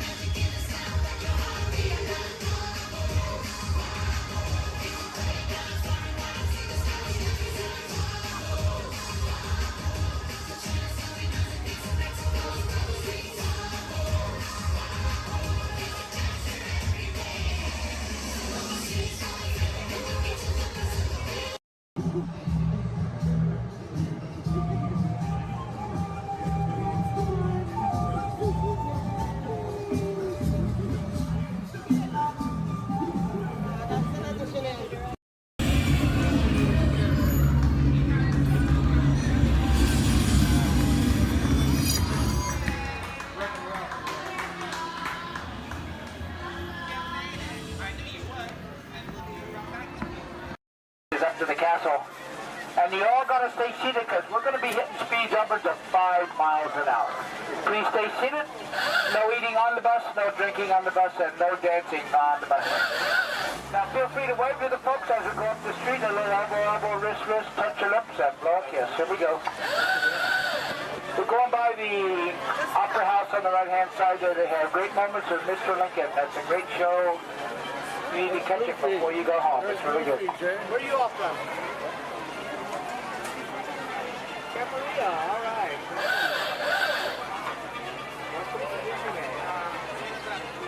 Our folks are coming down to Main Street, USA. Plus, this here at Town Square, the characters come out throughout the day here at Town Square. And here at Main Street, USA, this is Main Street as Walt imagined it many years ago from that small town of Marceline, Missouri, where he grew up. On the left-hand side is the Emporium. That's the largest gift shop in the park. On the right-hand side is the movie theater. They have 6 continuous showings of cartoons, including a famous Steamboat Willie, and it's air-conditioned in there, too. Steamboat Willie is the one that got Walt and Mickey started in this business. On the right, the Market House. Behind that are the lockers. And on the left-hand side is the Carnation Cafe. They have sit-down lunches in the Carnation Cafe. We have the Blue Ribbon Bakery, Ice Cream Parlor, and the Candy Palace over here on the right-hand side. Now, the park is open until midnight. We do have fireworks scheduled for 9:30 over the castle. We have Celebrate a Street Party as like a parade. That's at 3:30 and 6:30 today. And Fantasmic down by the rivers at 9:05 and 10:30. Now you can watch them make candy to those bay windows and making the things of peanut butter today. You can watch them make candy and gain 5 pounds while you're doing it. On the right-hand side is Photo Supply Shop. Behind that are guest services such as first aid, lost children, and baby care. We're coming down the end of Main Street. On the left-hand side is the information booth. If you need maps or schedules, birthday buttons, first-time visit buttons. And right here in the middle is Walt and Mickey statue. Thanks to them, they've made it possible for us to be here. Now this is the hub, the gateway to all the lands. On the right-hand side is Tomorrowland. Right through the castle is Fantasyland and Toontown. On the left and behind us is Adventureland, Frontierland, Critter Country, and the Walnut Square. Now, if you folks are getting hungry, if you look on your map, they show the restaurants in each of the lands. You can figure out what you might want to eat. I want to thank you for joining us. Once again, my name is Ken. I've been your driver. If you enjoyed the ride, if you didn't enjoy the ride, my name's Bob. Please be careful coming down the stairs. Grass are ready for both hats. Have a wonderful day in the original Magic Kingdom. Thank you.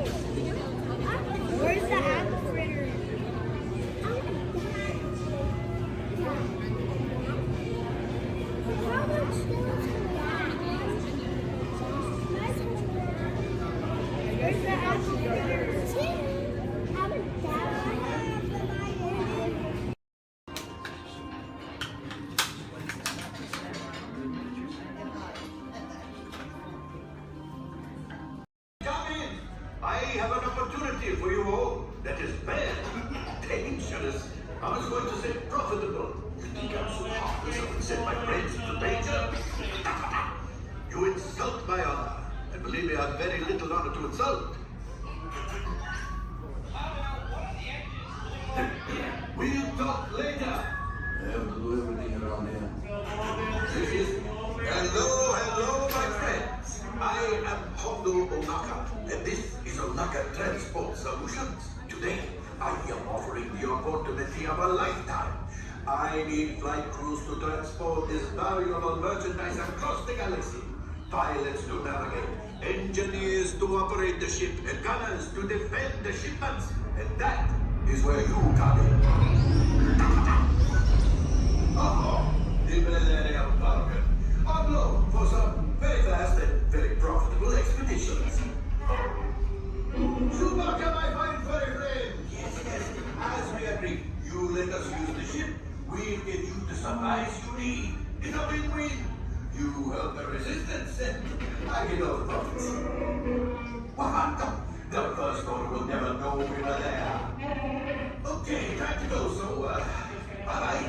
We better go before he changes his mind. Move along, my friends. Listen carefully and remember, the better you work together, the more you earn. Your lives and my profit depend on it. Now go.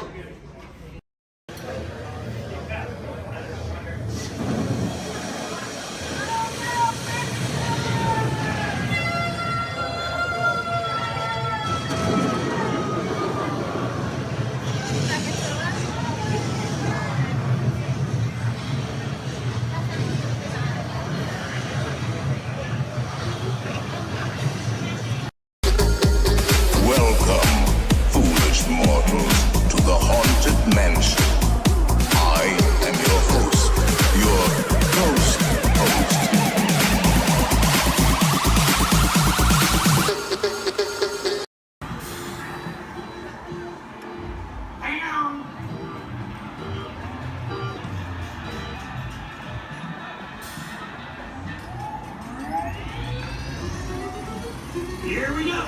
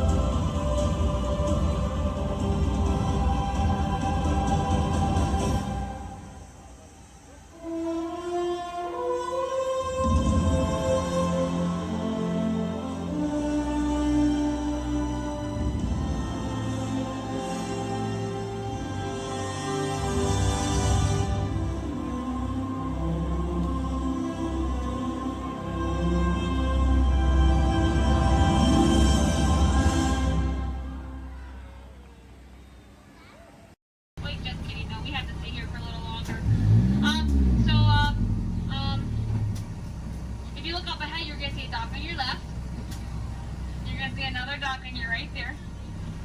We like to call those a fairy dock. I know, exciting. Now if you look a little further, you're going to see some skips up there in khaki. We like to call those a fairy door. I know, it's great stuff, guys. It's great stuff.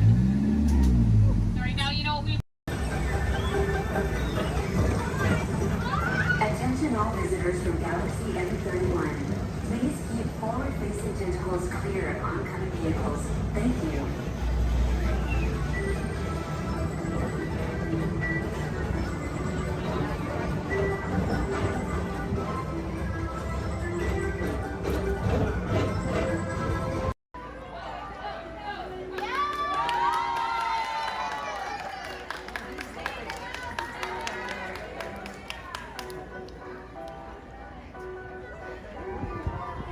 Thumbs up in there, sure.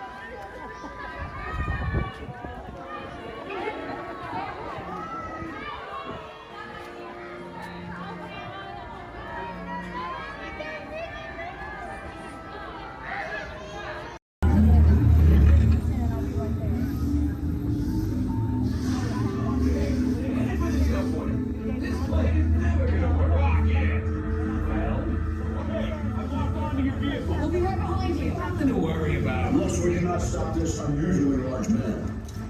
Then they're likely doomed. Good luck. You're gonna need it.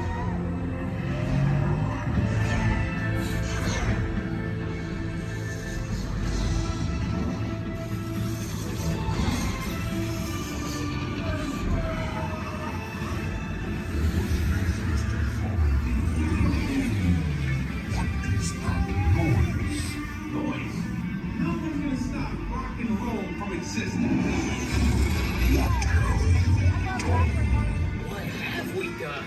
I think we're jumping back. We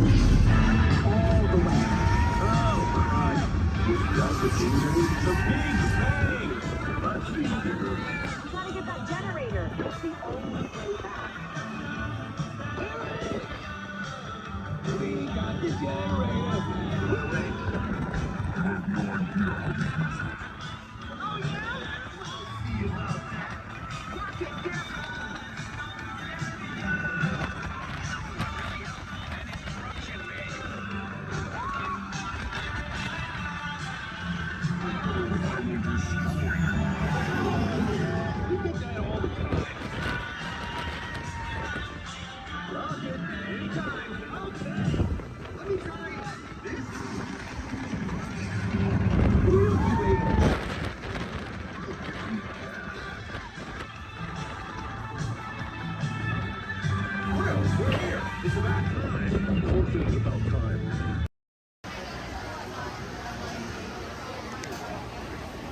I might be a classic, but I still got a spring in my step.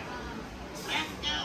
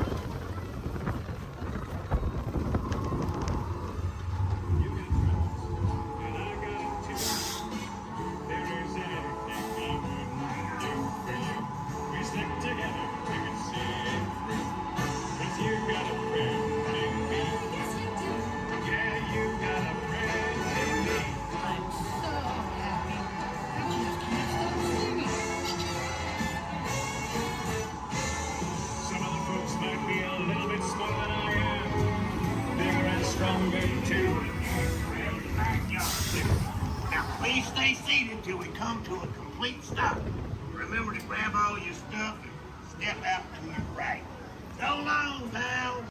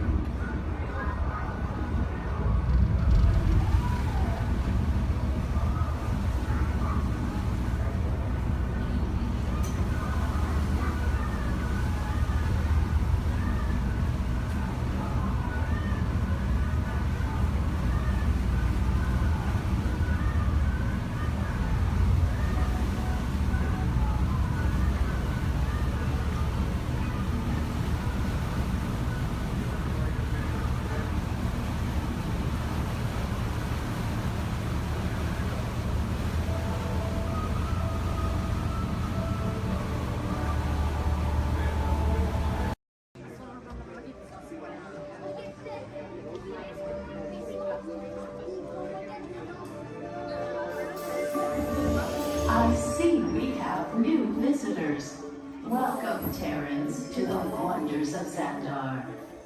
I am World Mind, sentient supercomputer of Xandar. I hold the knowledge, memory, and experiences of all Xandarian citizens, past and present. This gives me extensive knowledge, yet I am constantly learning, and I am now learning about you and your planet, Terra.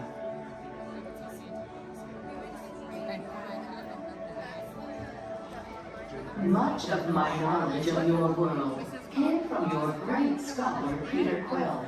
However, many of his facts have yet to be confirmed, such as the incredible importance of a legend called Footloose. Through my fellow Xandarians working here at the Wonders of Xandar, I am discovering more about you Terrans.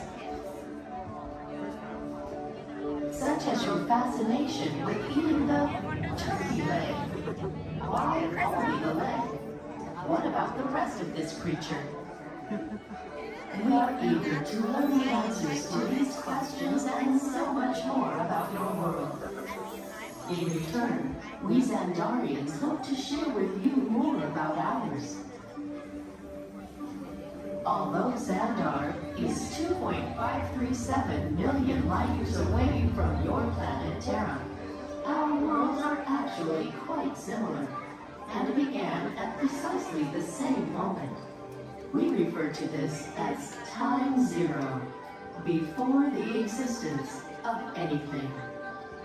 Our worlds were born of a single point of matter and energy that blasted outward in what you Terrans refer to as the Big Bang. And from nothing came the beginning of everything.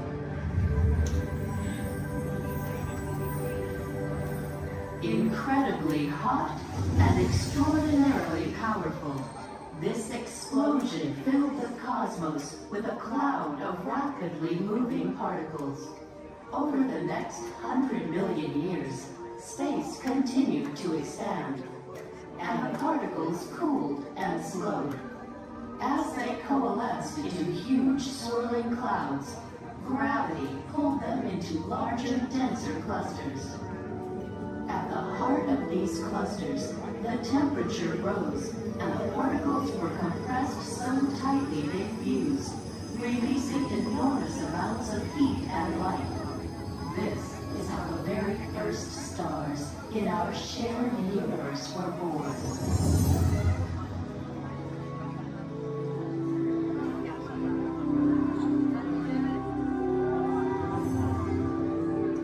The singularity is just one of the commonalities between our two worlds that we will explore today.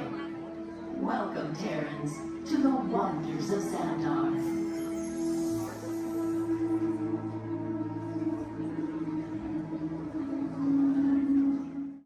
We recently learned that your Terran visionary, Walt Disney, had a similar goal in mind with his early concepts for the experimental prototype Community of Tomorrow.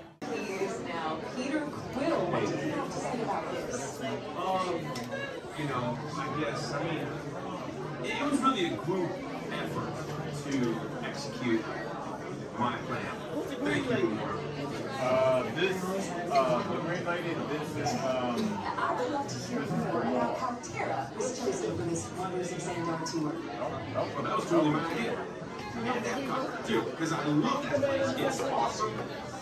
I went there as a kid, and I can't wait to get to go back and ride. I forgot his name. Also want to see the energy, dinosaurs, and of course, hear the veggie fruit. It's the best. Okay, well, I'm sure it will be wonderful for you to relive all of those memories again. That's us. And it's thanks to Wonders that Xandar is reaching out to other cultures across the galaxy.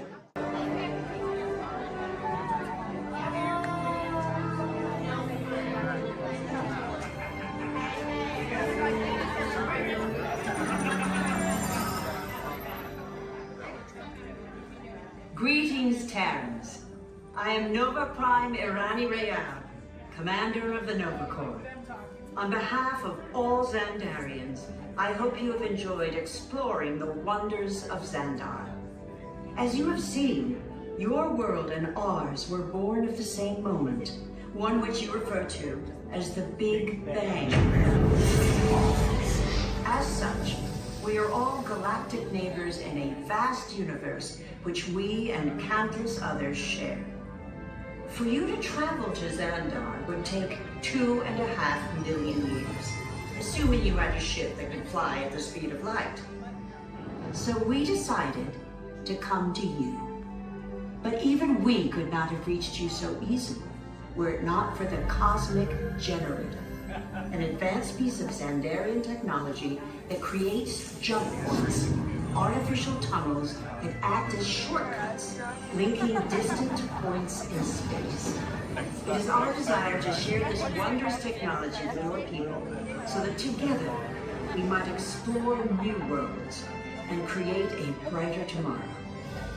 And now, as the culmination of the wonders of Xandar, you will be teleported to a Nova ship above your planet for a demonstration of the Cosmic Generator.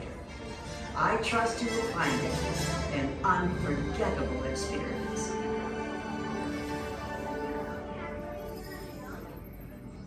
Welcome, people of Epcot, Epcoters, Epcotians, citizens of Epcot.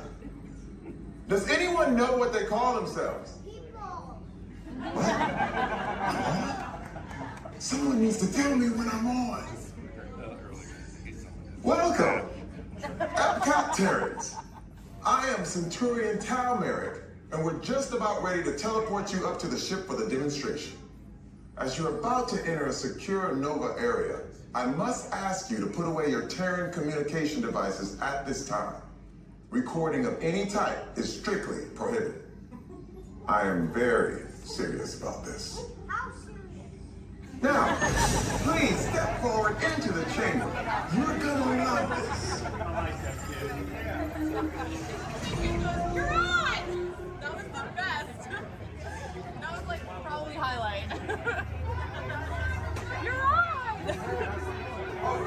Someone get that guy there. I should warn you that we have never teleported Terrans before. But since your molecular structure is very similar to Xandarians, it should work. It'll work. So long as you are standing inside the lighted ring. You do not want to know what happened last time someone did not stand where I told them to, okay? Stand by the teleportation. Here we go.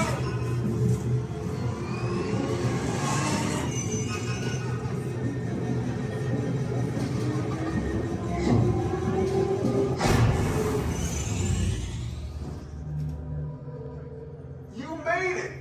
I mean, of course you did. Nova Prime, they're ready. Excellent. What you see before you is the Cosmic Generator. And in just a few moments, we'll be activating it so you can experience for yourself what's happening. I'm not sure. Our power's out. And the Cosmic Generator is gone. Interior Mark, go to Code Red. Prepare the fleet. And call the Guardians. Now. There is no cause for alarm. Turn off that alarm. I've got an important transmission coming in. Hey, what's up, Nova Corps? Our Cosmic Generator has been stolen. What? How? Why didn't we think of that? That thing's gotta be worth a fortune. I am Groot. Good question. Yeah, who do you think took it? Perhaps that really big man outside your ship. Well, that is a big man. I need to alert Nova Prime. Watching Terrans with dogs. That's not creepy at all. This species has failed. Wait, whoa, we didn't even know there was a test. He's got the Cosmic Generator. He's creating a new jump point. Jump point to where? It's some kind of mutant jump point. It's going back to the dawn of time. Dawn of time, why? To erase an error. Well, that doesn't sound good. Your time is over. Wait, what do you mean? What do you mean that's so vague? The jump point is closing. Hey, Nova Dude, your Nova Corps need to follow that whatever it is can. Our power is down, and I've got to get these Terrans onto evacuation shuttles. I got it.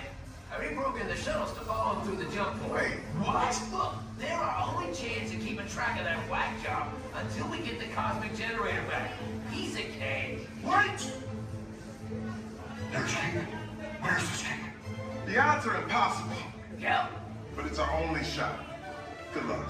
Are you sure you can control it? Come on, it's me. We got this. We're all toast.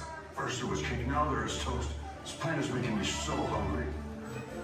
Terrence, listen up. We need to make our way to the evacuation shuttles now. We're following the plane to get our power. Okay, they're headed for the jump point. This plan is never gonna work. Well, Okay, I'm locked onto your vehicle. We'll be right behind you. nothing to worry about. Unless we cannot stop this unusually large man. We are likely doomed. Good luck. You're gonna need it.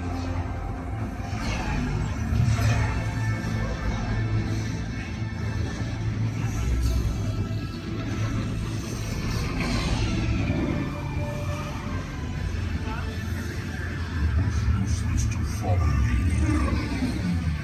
What is that noise?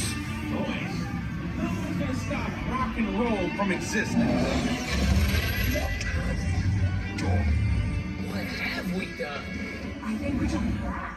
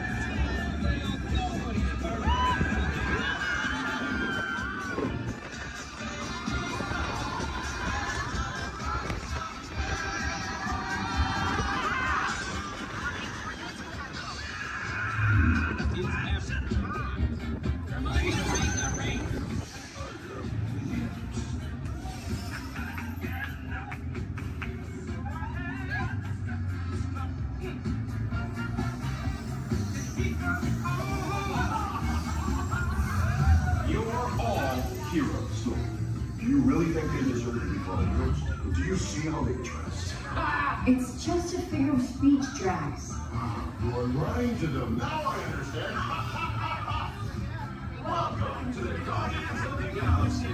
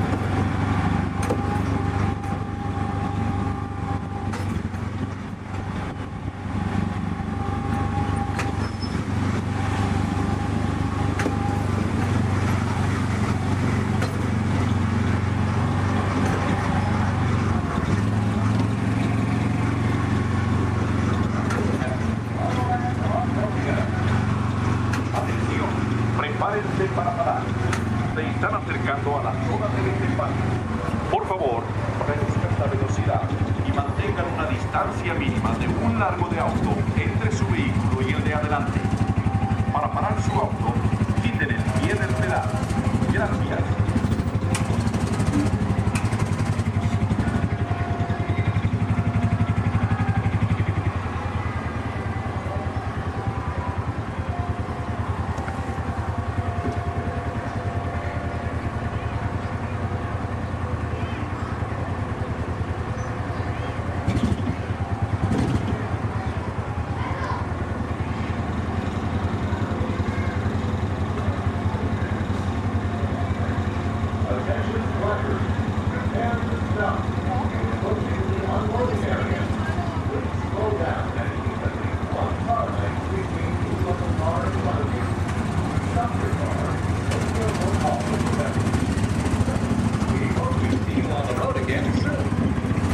Atención, prepárense para parar. Se están acercando a la zona de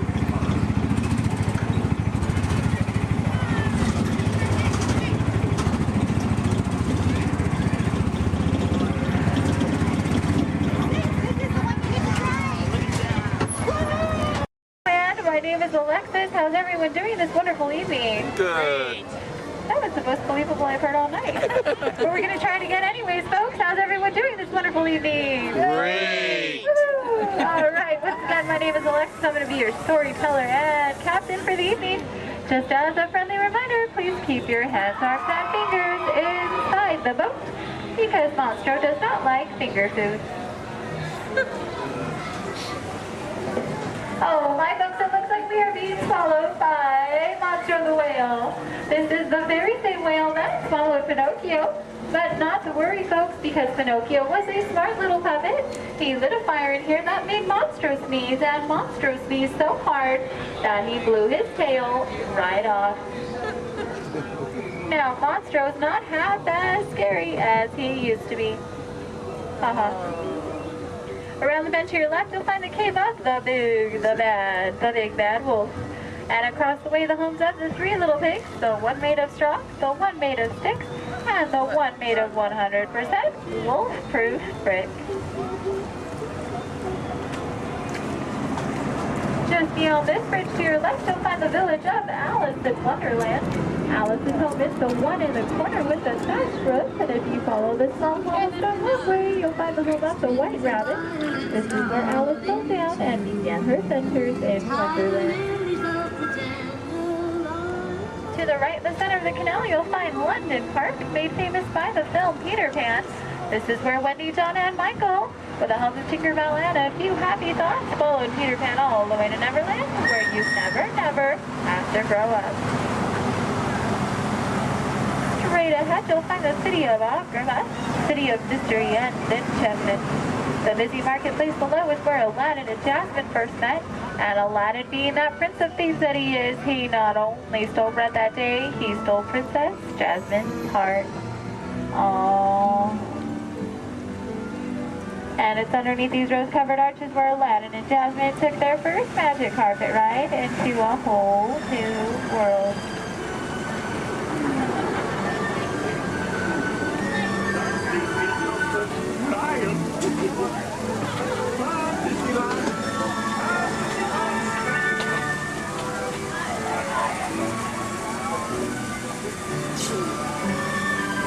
Now, folks, please be careful and please do not touch anything because we are entering the Cave of Wonders. As Aladdin and Abu discovered, this cave holds one treasure more important than all the others. A magic lamp complete with its very own genie.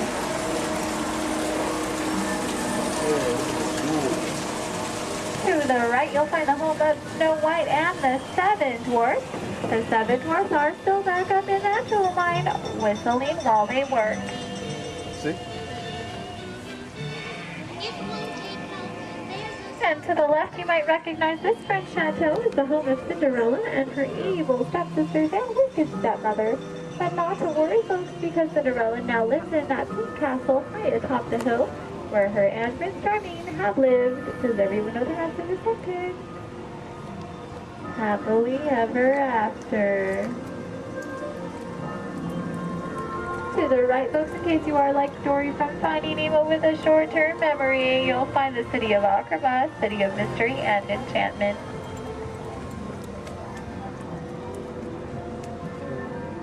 To the left, you'll find the world-famous patchwork quilt. This patchwork quilt is comprised completely out of desert flowers, and it, along with every other plant and tree here in Storybook Land, are 100% real. They have just been miniaturized by a process known only by Tinkerbell and a few of our Disneyland gardeners.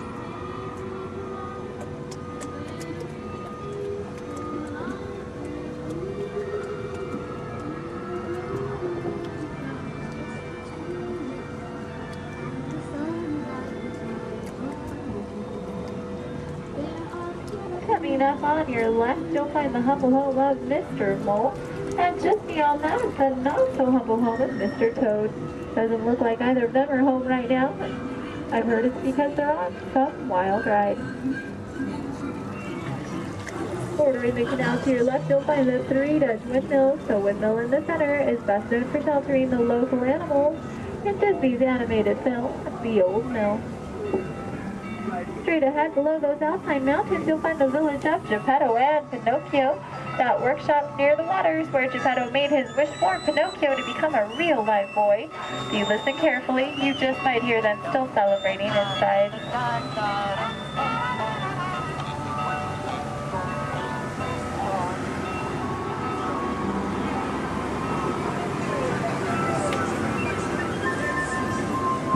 Coming up on your right, you'll see the ship of Prince Eric. The sandy beach nearby is where Ariel took her first steps on land and saved Prince Eric. That castle on top of the beach is where her and, you guessed it, Prince Eric, now lives happily ever after. And it is behind this waterfall that you'll find the Kingdom of Princess. This is where Ariel grew up and is still the home of her bunch of outstanding stalkers. Folks, it looks like our journey is coming to an end. For those of you closest to the dock, please remain seated with your hands, arms, and fingers inside the boat. Thank you for joining us here in Storybook Land. We hope you have enjoyed your Disneyland, no lasting, and hold on to all these items.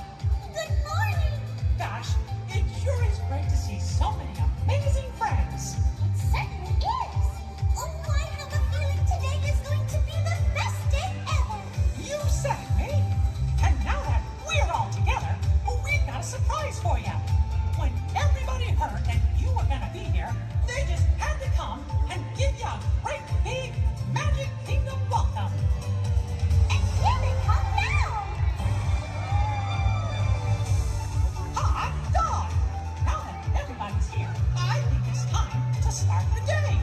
And that means we're going to need just a little bit of magic. I bet these folks can help with that. Oh, I know they can. On the count of 3, everybody shout, let the magic begin. Are you ready? 1, 2, 3. Let the magic begin. It's all your magic, wrapped up in paisley dust. Welcome to a place where dreams come true. A timeless journey through lives of fantasy. Where only a wish creates things like this to appear.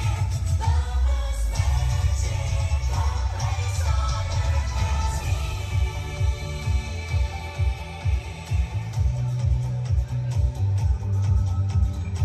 Well, what are we waiting for? Let's get going.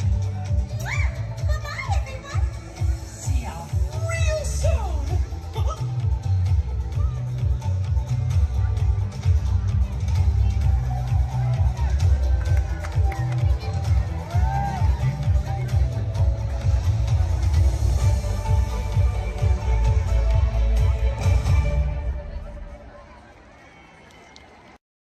What is it now?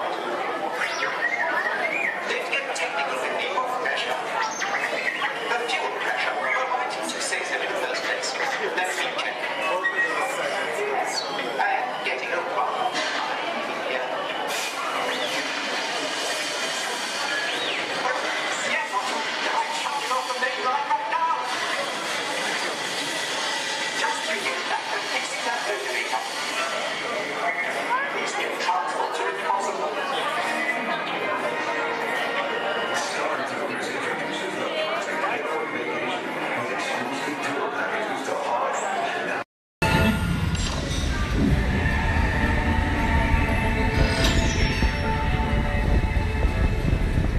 We'll begin with the capability test to see how your vehicle designs perform under challenging weather and surface conditions. Monitoring road surface. Connecting to OnStar.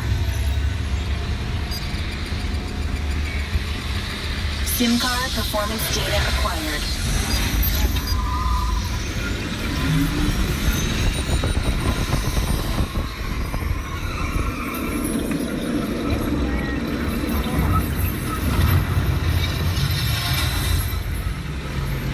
Let's see how your designs hold up now. Commencing SIM car off-road and extreme weather sequence.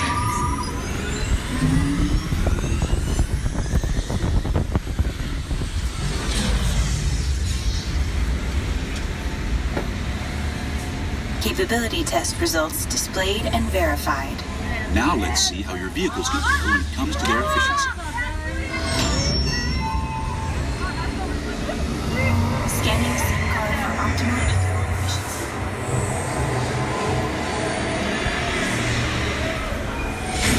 Engaging eco-scan for aerodynamic efficiency.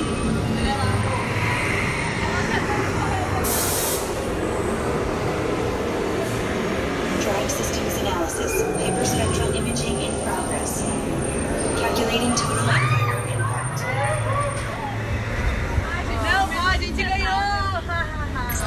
Commencing responsiveness test. Okay, the responsiveness data is now being synchronized. Automated driving technology verified and active.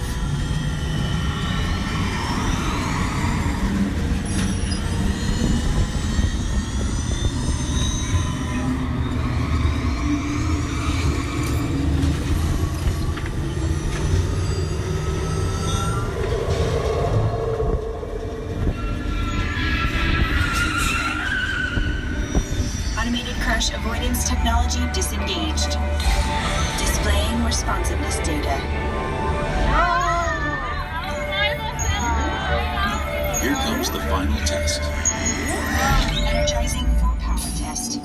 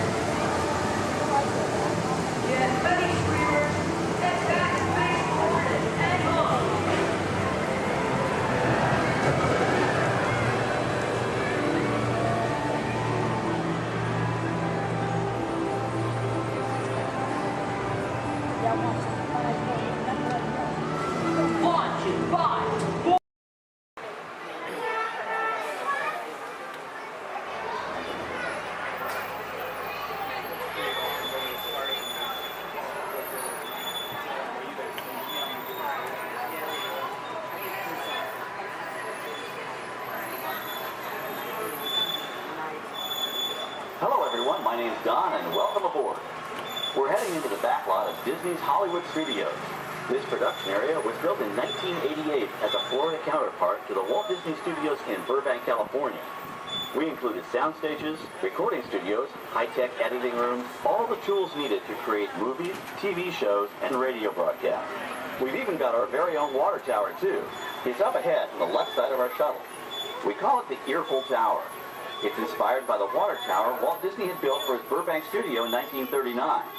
Our Florida tower stands a lucky 13 stories high, and we added our own creative touch, a giant set of Mickey Mouse ears. If you wanted to wear those ears, you'd have to have a hat size of 342 3/8. Up ahead, after the next bend in the road, you'll have a perfect opportunity to take a picture of this famous icon. In the world of entertainment, every project starts with a screenplay and a lot of creative ideas. A production studio is where the ideas of writers, producers, and directors are transformed into an on-screen reality. Within these huge spaces, filmmakers can literally create their own worlds. Our Florida sound stages are soundproof, weatherproof, and most importantly, air-conditioned, all vitally important for the cast, crew, and equipment. Many of the crafts needed for filmmaking are located right here on the lot. On the left, we have our own greens department. It grows flowers, trees, shrubs, and topiaries. A few well-placed plants can cover up empty spots in the set and add a touch of natural beauty to a scene. On the right are two of the aircraft from the 2001 blockbuster hit Pearl Harbor. These exact full-scale replicas of P-40 fighters were used in the special effect fight sequences. Of course, many of the planes you saw flying through the aerial battles or sitting on the ground weren't real at all. They were created entirely within a computer. Oh, keep your cameras focused to the right. We're coming up on that perfect angle of the Earful Tower I told you about. It's a true masterpiece.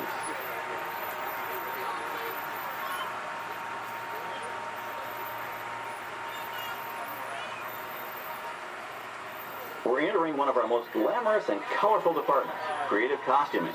Every star has to have just the right wardrobe, and it all begins here with a designer's sketch. Our team of designers, seamstresses, and tailors can turn 1.5 million yards of fabric into over 25,000 costumes every year. Many of these costumes will become part of the shows and attractions of the Walt Disney World Resort. In fact, here in Florida, we have the largest working wardrobe department in the world. Why, Mickey Mouse alone has over 175 different outfits to choose from, while Minnie Mouse keeps more than 200 unique costumes in her wardrobe. On the left are costumes worn by the stars in recent studio productions. You'll probably recognize some of those costumes from the big screen. Every story needs a setting, and our design staff can create just about any place a script calls for, from an urban city street to a remote desert canyon. On the left is our scenic shop where large-scale sets and props are built. Our team of set designers, carpenters, artists, and engineers has created caves and caverns, game show sets, even replicas of the U.S. Supreme Court and NASA's Mission Control, all on our sound stages. The shop also provides sets and props for our shows and parades here at Walt Disney World. The same skill and craftsmanship that goes into a movie set can also be used to create magic for our parks. Either way, it's all about making dreams come true.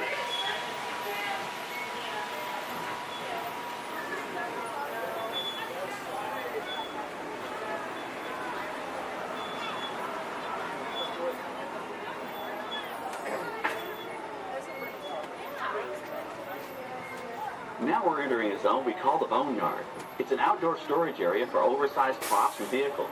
Cars, trucks, boats, planes, we often save these props in case we need them for future productions. In this backlot collection, you may find real working vehicles, non-working mock-ups, and even large-scale miniatures used in special effects shots. Large-scale models create a more convincing illusion on camera. We even place small cutout passengers in the windows of the plane.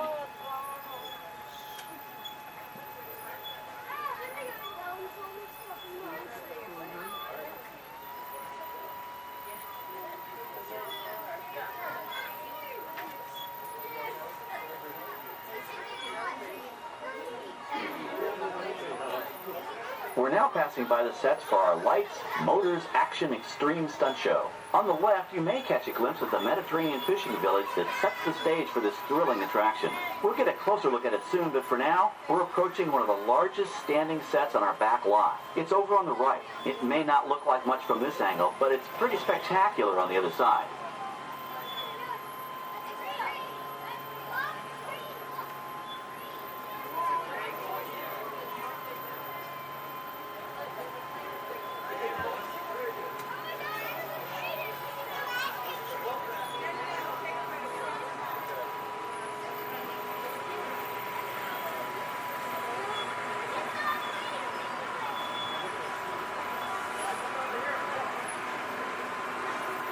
This is great, folks. The production crew has just given us clearance to enter the set. Hello, Backlot Tour. I'm Amy, a production coordinator here at the studios. I can see your shuttle heading toward our canyon set. I've given your driver permission to come in and take a look around. I'm up here with our effects crew, and we're getting ready to shoot a test sequence. Oh, on the way in, you're going to be crossing a wooden bridge, and things may get a little bumpy, so please, hold on to your belongings, especially hats, cameras, and glasses, and keep an eye on any small children in your party. And of course, please remain seated at all times.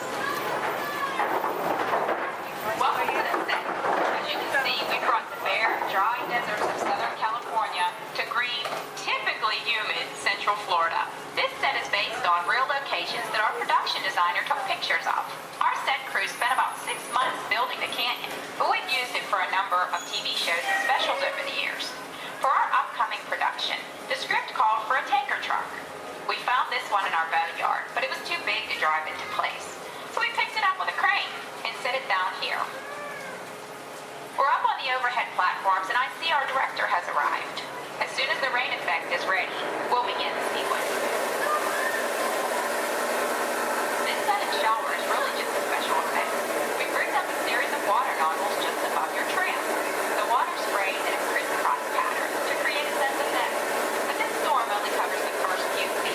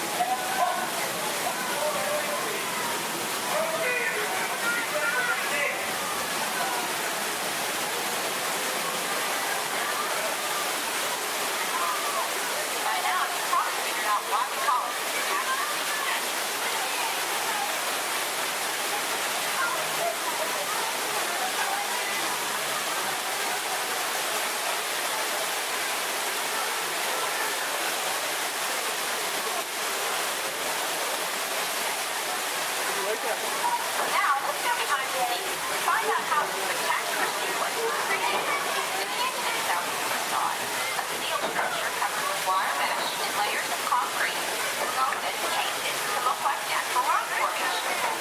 Narrow yellow pipes carry propane gas, fueling slow-moving environment. For the flash flood, we use 100% real water, about 70,000 gallons of it, dumped from overhead tanks. Oh, but don't worry, we recycle. All of that water will be pumped right back up to the top for the next take. We shoot some of the water through air cannons for an extra dynamic effect. Those air cannons are powerful enough to shoot a basketball over the top of a skyscraper the size of the Empire State Building.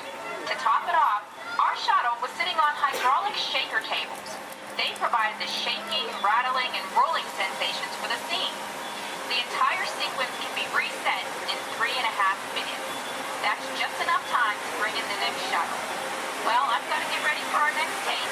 Thank you all for being part of the action. Hey, I'm meeting back on the set, so enjoy the rest of your tour. Okay, well, thanks, Amy, for giving us access to the set.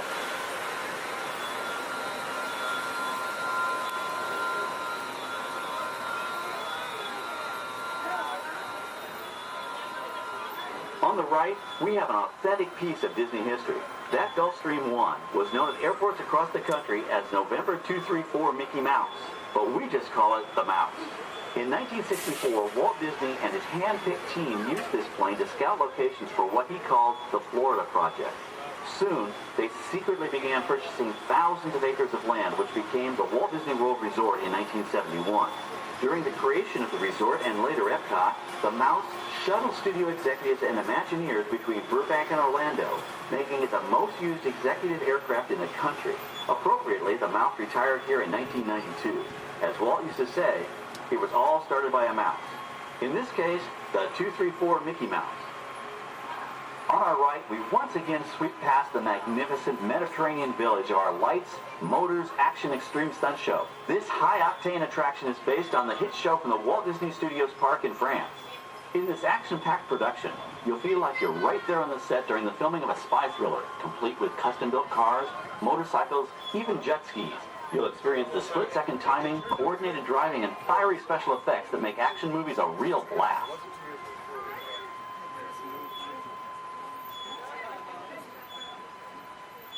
The staging area to our right is known as Acceleration Alley.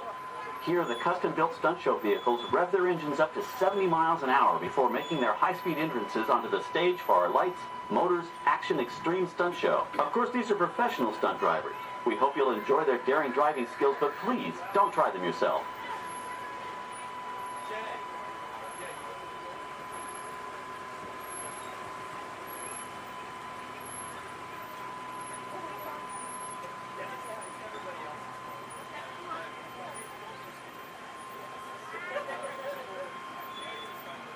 On the left, we've reached our second boneyard with more historic props and vehicles. When we reuse older props in a new production, they're often refitted with custom parts and given a whole new color scheme. You might not even recognize them the next time you see them on screen. For instance, coming up is our friend Herbie the Love Bug. He went through a special demolition derby makeover. Those dents and dings were added on purpose, but he can be polished up as good as new for his next starring role.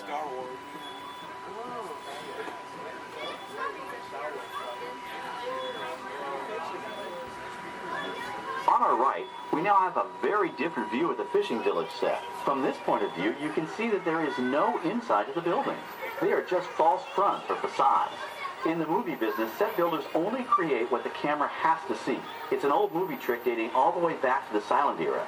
To add to the sense of realism and avoid the cost of set building, many of today's television shows and movies film on location in cities and towns across the U.S. But out in the real world, you've got to contend with noise, traffic, crowds, and various visual elements that may or may not belong in your film. Here on the backlot, we can avoid these problems because we created our very own flexible urban environment. Our Streets of America facades can stand in for a small town or a giant metropolis.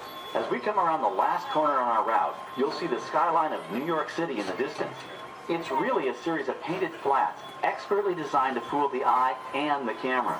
We can dress and decorate these streets to look like any city we want, from Chicago to San Francisco. Depending on the choice of vehicles, props, and costumes, we can even turn back the clock and set our story in a different time. And what's more, these sets are built with Florida weather in mind. They're made to withstand 100-mile-an-hour winds. You're welcome to visit our streets of America anytime during your visit today and get an up-close look at the skills of our set designers and builders. We've just about reached the end of our tour. Our final stop is the American Film Institute Showcase, where you can see the actual costumes and movie props used in some of Hollywood's most famous films. There are some pretty amazing items in there, so feel free to take all the time you like. Please stay seated until our tram comes to a complete stop and check around you for any personal items that may have fallen during our trip. Well, as they say in Hollywood, that's a wrap. Thanks for joining our Backlot tour, and we hope you'll come back to visit us again soon. Alright, we're going to stop up here in just a moment. I'll open these doors. I'm going to exit out through those blue automatic doors into the AFI Showcase tour. So far, and would not be possible without the combined efforts of all of these talented stunt performers and the very best crew in Hollywood, all working together as a team to create what we like to call here on the Indiana Jones set, a little movie magic. Right, guys? Let's do it! You got it, boss. All right, ready to hill! Thank you very much, Chaz. You set? We're good, John. Cameras ready, Jason? Standing by. Quiet and set, everybody, please. Roll cameras. Rolling. And speed. 16-3 Charlie, is it flight? Take one mark. Playback!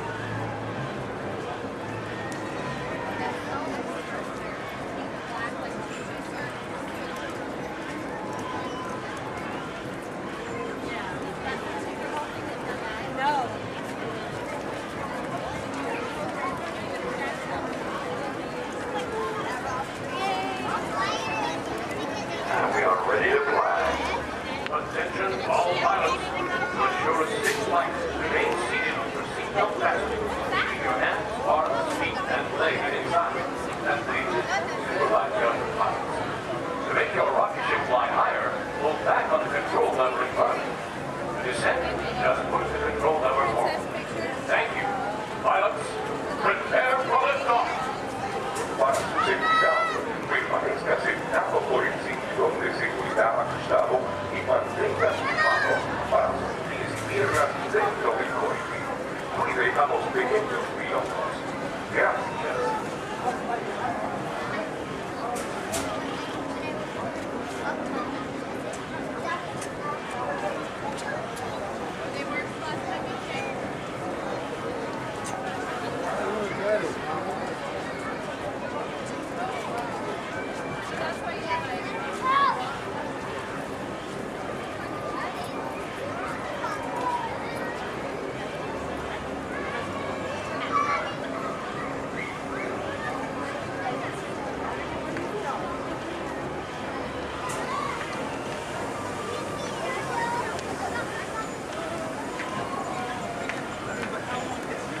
Attention pilots, rocket ships have initiated landing procedures. Please remain seated until your rocket ship comes to a complete stop. Then follow the arrows to the flight deck. Happy landings!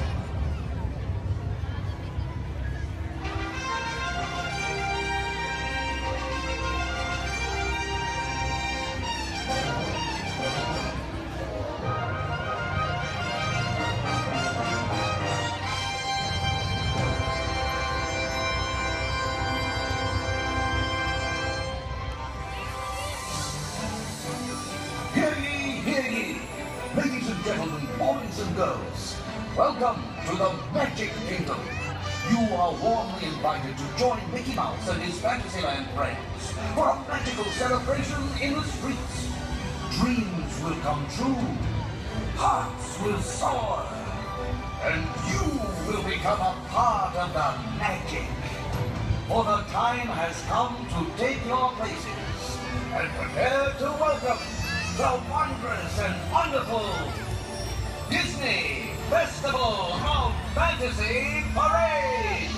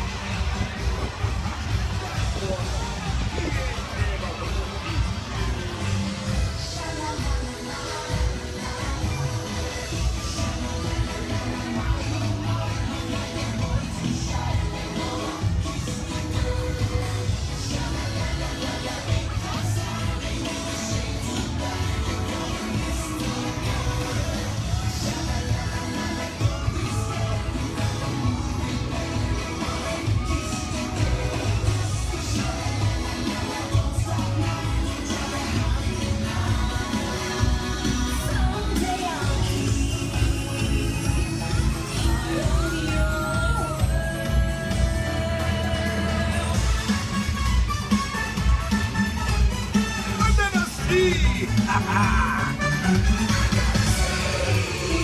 Life under the sea is better than anything they got up there! Under the sea, with the sun.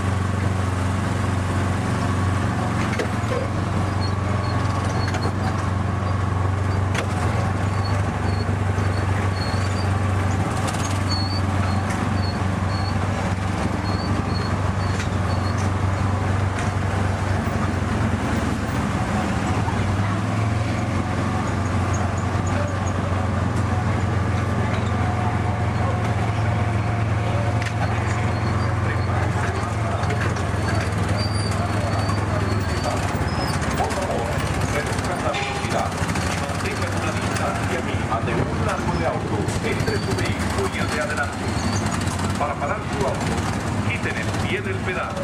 Gracias.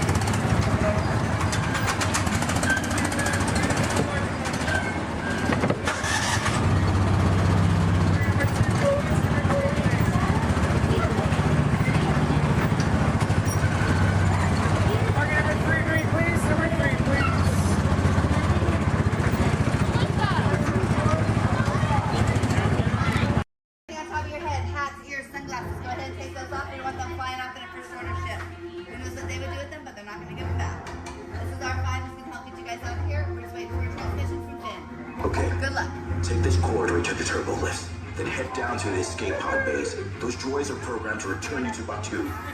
Hurry and don't get caught. Lieutenant Beck will guide you. Recruits, for your safety, stay seated with seatbelts securely fastened. Keep hands, arms, feet, and legs inside the transport and supervise your children. Tell them it's a prisoner transfer.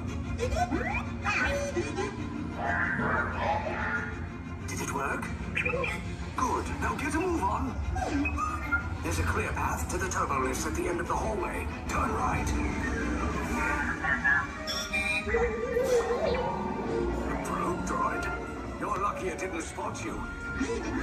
Take those turbo lifts and stay out of trouble. Hey, you're not authorized. Wait, go to the prisoner.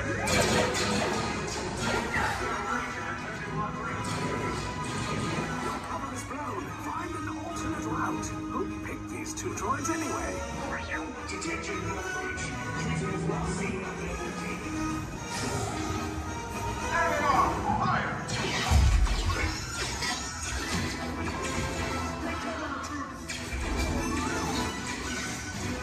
The escape pod just follow us. Take those down. Copy. Hurry. No, not up. I said down.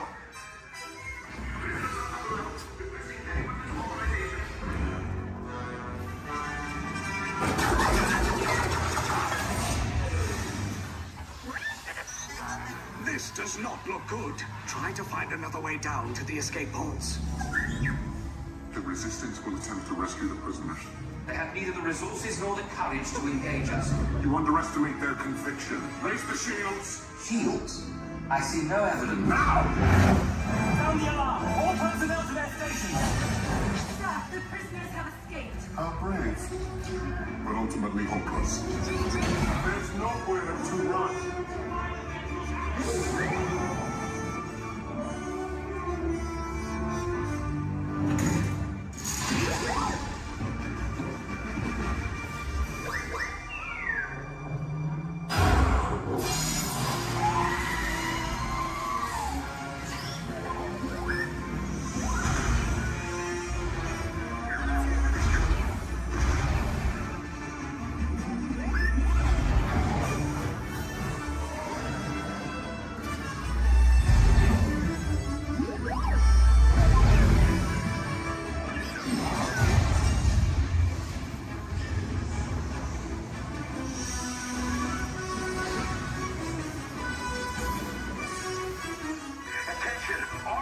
personnel.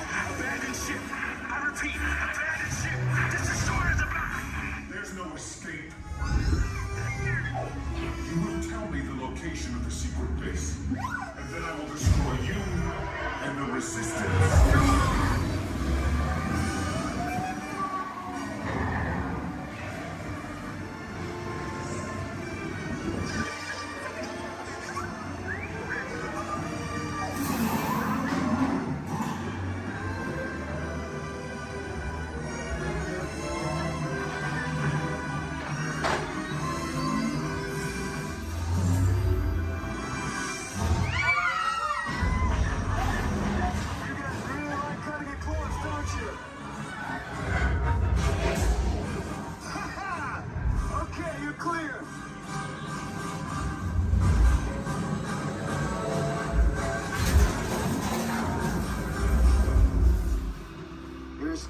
Came in a little off target.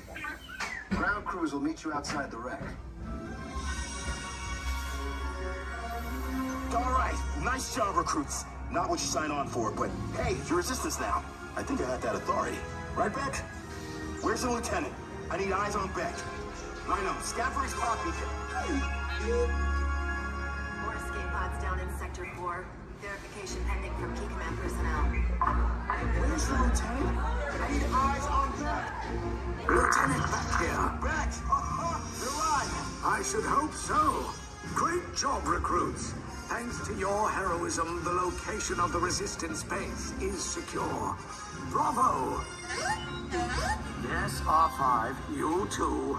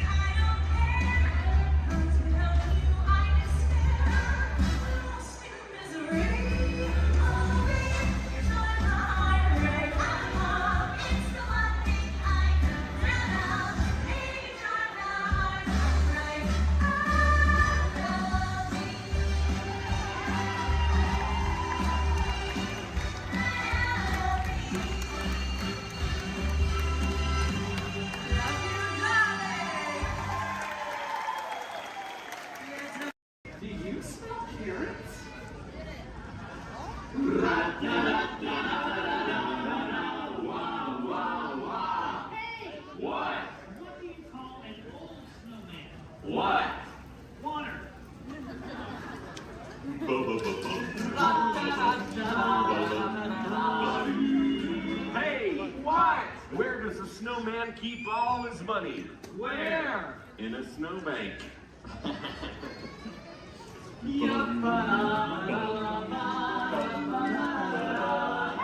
What? Who's the snowman's favorite relative? Who? His Antarctica.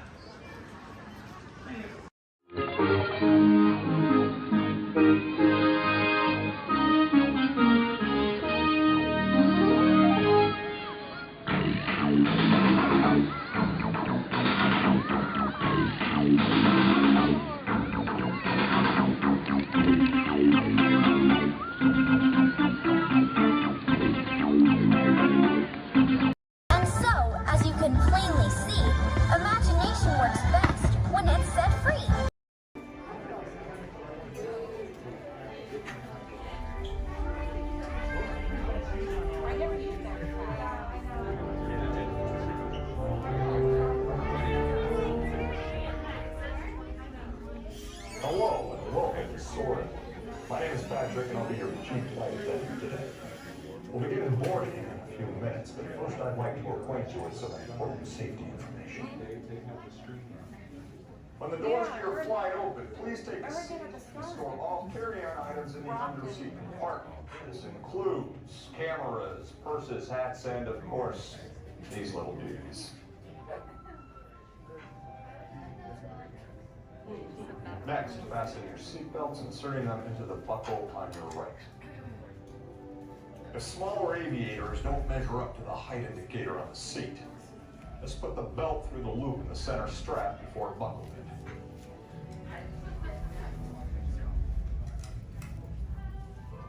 Nice work, pal. Soon you will be airborne. So if you or your little aviators have a fear of flying or of heights, you might want to wait for your party if you like it. Okay, let's review. That is seatbelt, carry-on item, safety strap, fear of heights, keep your hands and arms inside at all times. Anything else? Yeah. Have a nice flight. Alright, my friends, we're going to load row 3, followed by 2, then 1. Row 3, please follow me. 2, you're going to follow 3. 1, you're going to follow 2.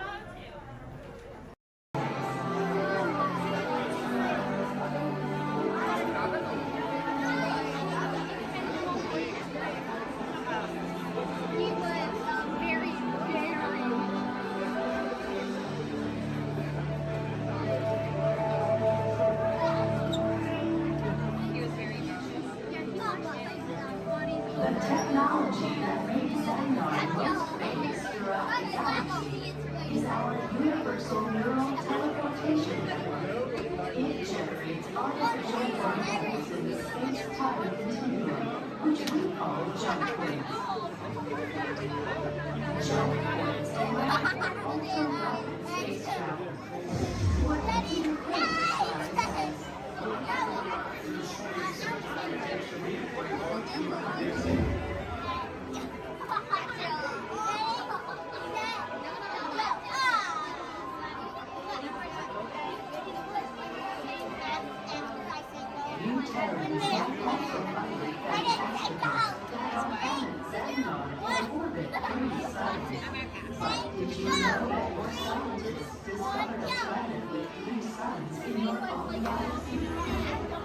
Your scientists name this planet HD 13199AZ, which Peter Quinn said is a terrible name for a planet. He said that Terrans should have called it I am still trying to decipher exactly how a name makes a planet's temperature cooler. You may wonder what it is like to live on a planet with 3 suns. Observe. For much of the year, our suns appear close together in the sky, giving it a familiar Terran night and day cycle, yet with a unique triple sunset and sunrise each day. As our planet continues along its orbit, the suns draw further apart until they reach a point where the setting of one coincides with the rising of another. At this point, Xandar is in near constant daytime. Is that not wonderful? There are so many wonders in our universe. You will discover more of them as you continue your visit here in the wonders of Xandar. We welcome you, Terrans. Okay, so he was...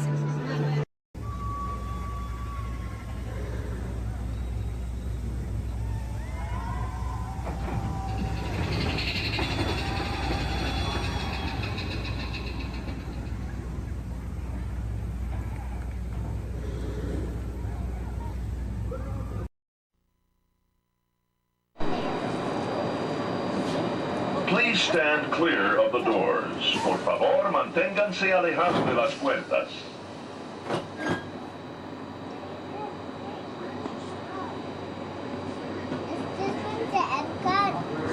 Welcome aboard the Walt Disney World monorail to Epcot.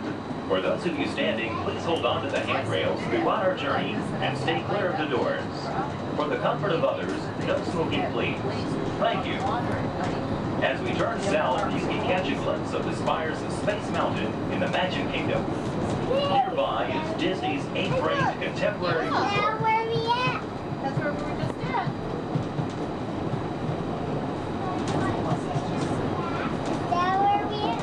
Florida. Yeah, we weren't at the Magic Kingdom today, though. What? We didn't go to the Magic Kingdom today, did we? Yeah, we did. Yeah, we did. When? We were in Animal Kingdom. Right now, we're kind of taking a little break.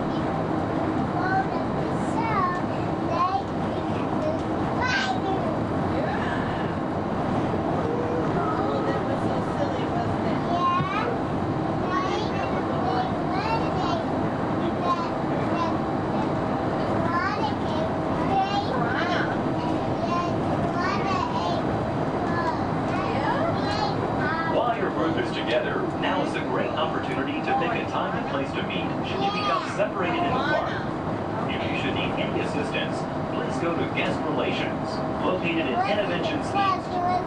Guest Relations can also assist you in making dining arrangements, provide special tours of Epcot, or make other suggestions for planning your visit to Walt Disney World.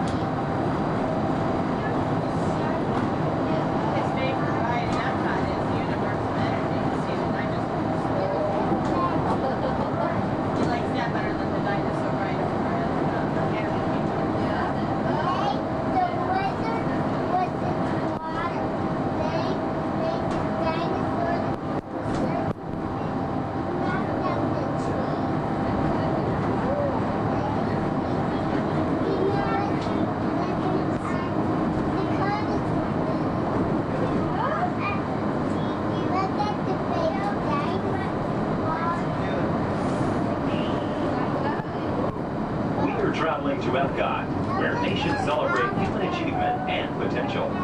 Its 300 acres are divided into two worlds, Future World and World Showcase. Future World offers fascinating explorations into realms of energy, transportation, and imagination. You'll also find adventures in communications, sea exploration, food production, and other vital topics.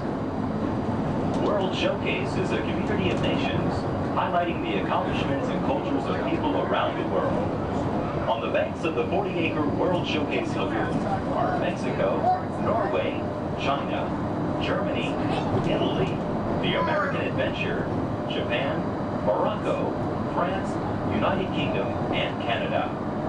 Young adults from each nation represented in World Showcase are among your hosts, making this a true international exchange.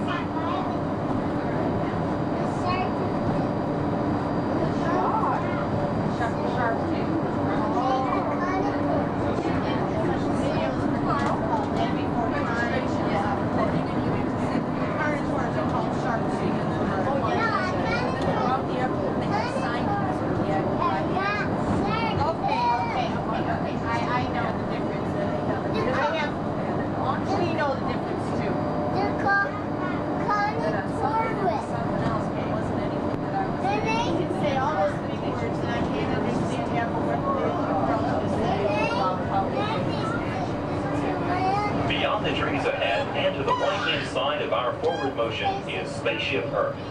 This 18-story geosphere marks the entrance to Epcot.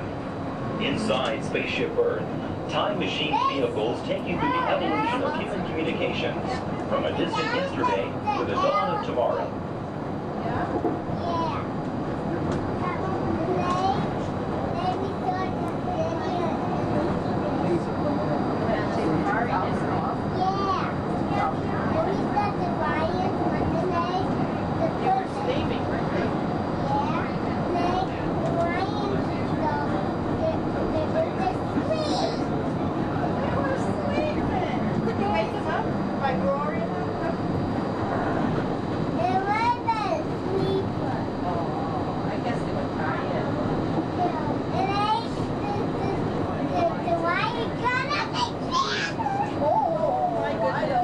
Coming up behind Spaceship Earth is Interventions. Inside this hands-on area, you can explore and interact with the ever-changing technologies and products for everyday living in the near future. To the opposite side is the Universe of Energy.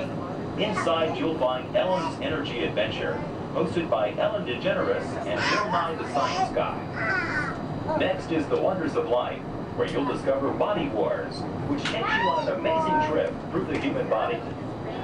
In Test Track, you can experience the exhilaration of test driving a vehicle on the fastest and longest ride ever created for Walt Disney World. Coming into view is World Showcase. Directly across from us on the far shore of the World Showcase Lagoon is our host pavilion, the American Adventure.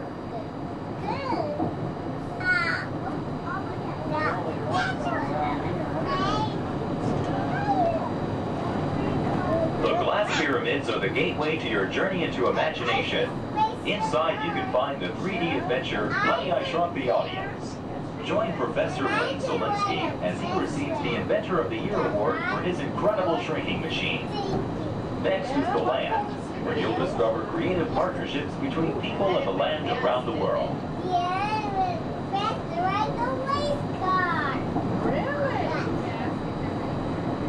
In the living seas, you can descend via hydrolator to Seabase Alpha and navigate the largest, most spectacular coral reef environment ever created by humankind.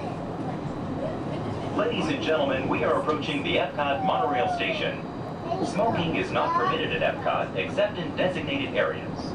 Please consult your guide map or ask a cast member for the location of designated smoking areas. Please hold on to the handrails and stay clear of the doors until the monorail stops completely and the doors open. On behalf of the cast of the Walt Disney World Resort, we'd like to welcome you to Epcot.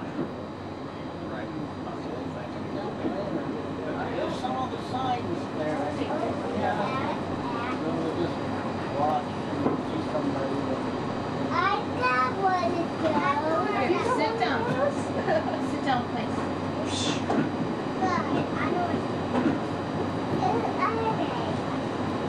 Ladies and gentlemen, please remember to collect your belongings and take young children by the hand. As you exit, please lower your head and watch your step. Thank you.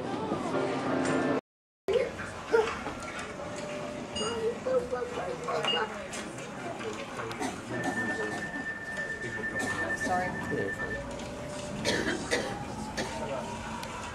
Mommy, you wanted me to ride with you? Only if you want to. Otherwise, nobody's going to be there to hold your hand. You want to be able to hold my hand? Yeah. The next group's ready. Put my hands up in the car. You got to get. Hi, everybody. Welcome to the test track. My name is Bill McHale. I'm up here in the control center. In just a couple of minutes, you're going to be out there on that track. But first, let's put together your test schedule. These are the same kinds of tests that are run at GM test facilities all over the world.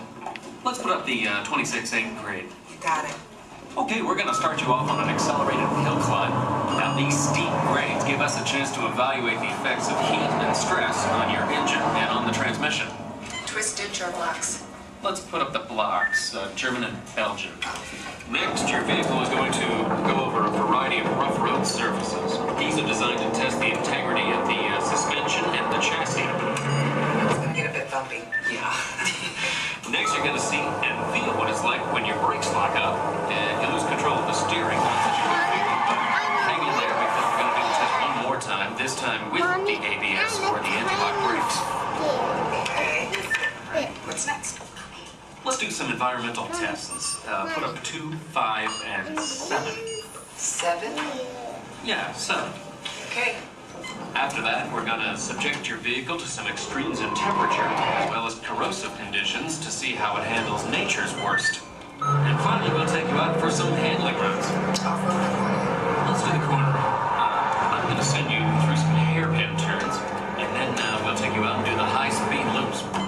And depending on how your vehicle and you hold up, we'll even throw a few surprise tests in there. Surprise test? Yeah. Pick one. Now, if this whole routine seems a bit extreme, you're absolutely right. That's what a test track is all about. The cars you drive at home are made up of over 15,000 different parts, and every one of them has to pass the test under very extreme conditions before we ever let it off that test track and out onto the road. Now, as you can imagine, safety is a big concern of ours, so we're going to insist that you buckle up your safety belt securely. You'll be glad you did. Oh, we're ready.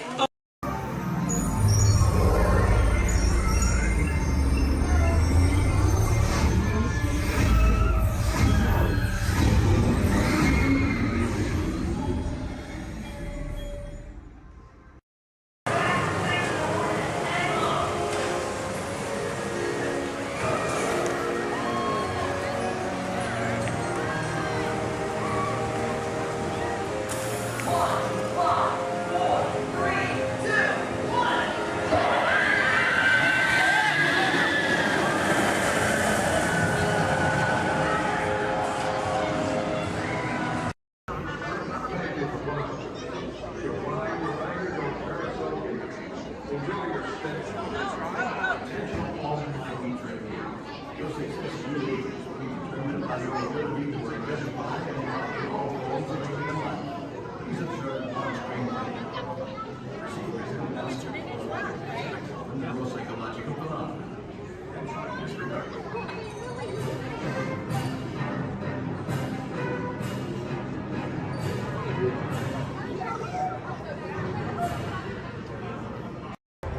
Speaking of glass, would you hand me that last window pane over there? Certainly. Oh, but just be careful. You don't want to step on it. Oops. Looks like it's break time.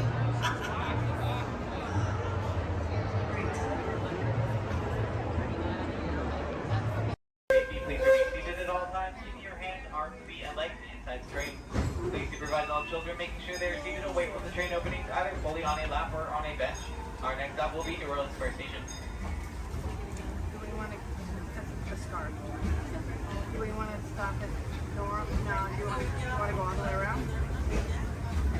Or do we want to stop at Nora? Welcome aboard the Disneyland Railroad. We're embarking on a grand circle tour of the Magic Kingdom. We'll be stopping at New Orleans Square, Mickey's Toontown, and Tomorrowland. We'll also visit the Grand Canyon and make a trip back in time to the primeval world and the age of the dinosaurs before returning to Main Street Station. As we begin our journey, remember that for a safe trip, you need to stay seated, keeping your hands, arms, feet, and legs inside the train. And please watch your children. Bienvenidos a bordo del Disneyland Railroad. Para su seguridad, permanezca sentado y mantenga las manos, brazos, pies y piernas dentro del tren y cuide a los pequeños. Gracias. Our first stop is New Orleans Square Station. But to get there, we need to pass through the wilds of Adventureland. It may seem peaceful through here, but trust me, it's a real jungle out there. Literally. So be on the lookout. You just never know what might be lurking along the rails.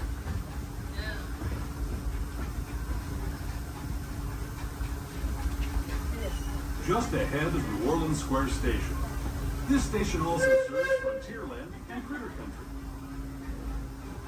If you'll be leaving us here, please remain seated until the train comes to a complete stop.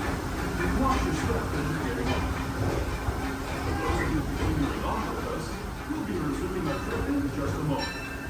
This is New Orleans Square Station. New Orleans Square. As we make our way to New Orleans Square Station, please remain fully seated until the train has come to a full and complete stop. This will be your stop for attractions such as Pirates of the Caribbean, Indiana Jones Adventure, Jungle Cruise, the Bay of Eastern Winning the Pooh, Splash Mountain, and Autumn Magic Holiday.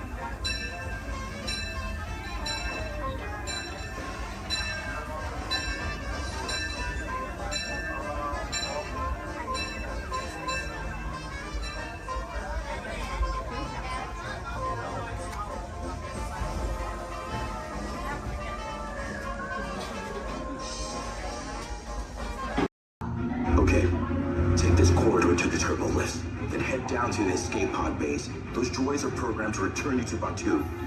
Hurry and don't get caught. Lieutenant Beck will guide you. Recruits, for your safety, stay seated with seatbelts securely fastened. Keep hands, arms, feet, and legs inside the transport and supervise your children.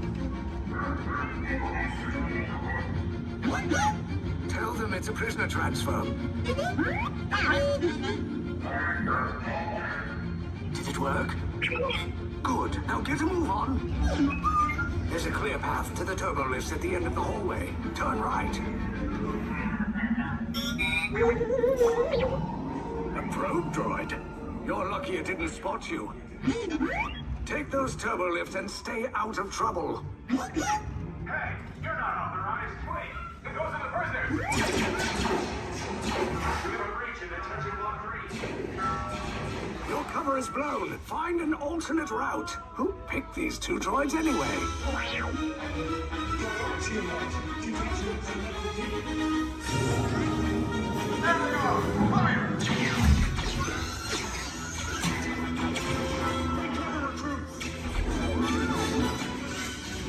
The escape pod's just below us.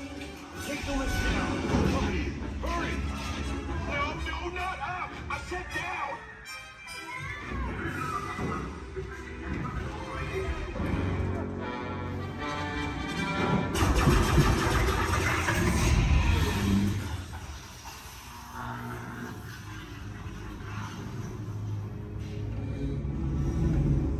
Resistance will attempt to rescue the prisoners. They have neither the resources nor the courage to engage us. You underestimate their conviction. Raise the shields! Shields? I see no evidence. Now! Sound the alarm! All personnel to their stations!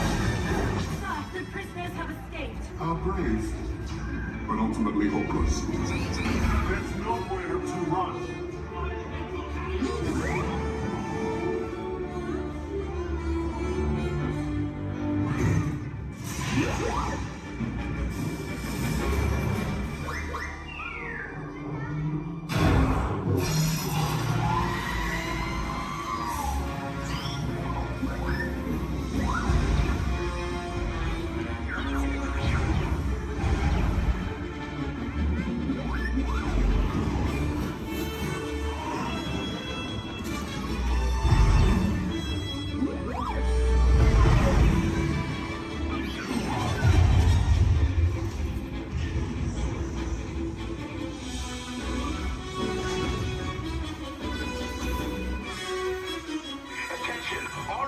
Personnel, abandon ship.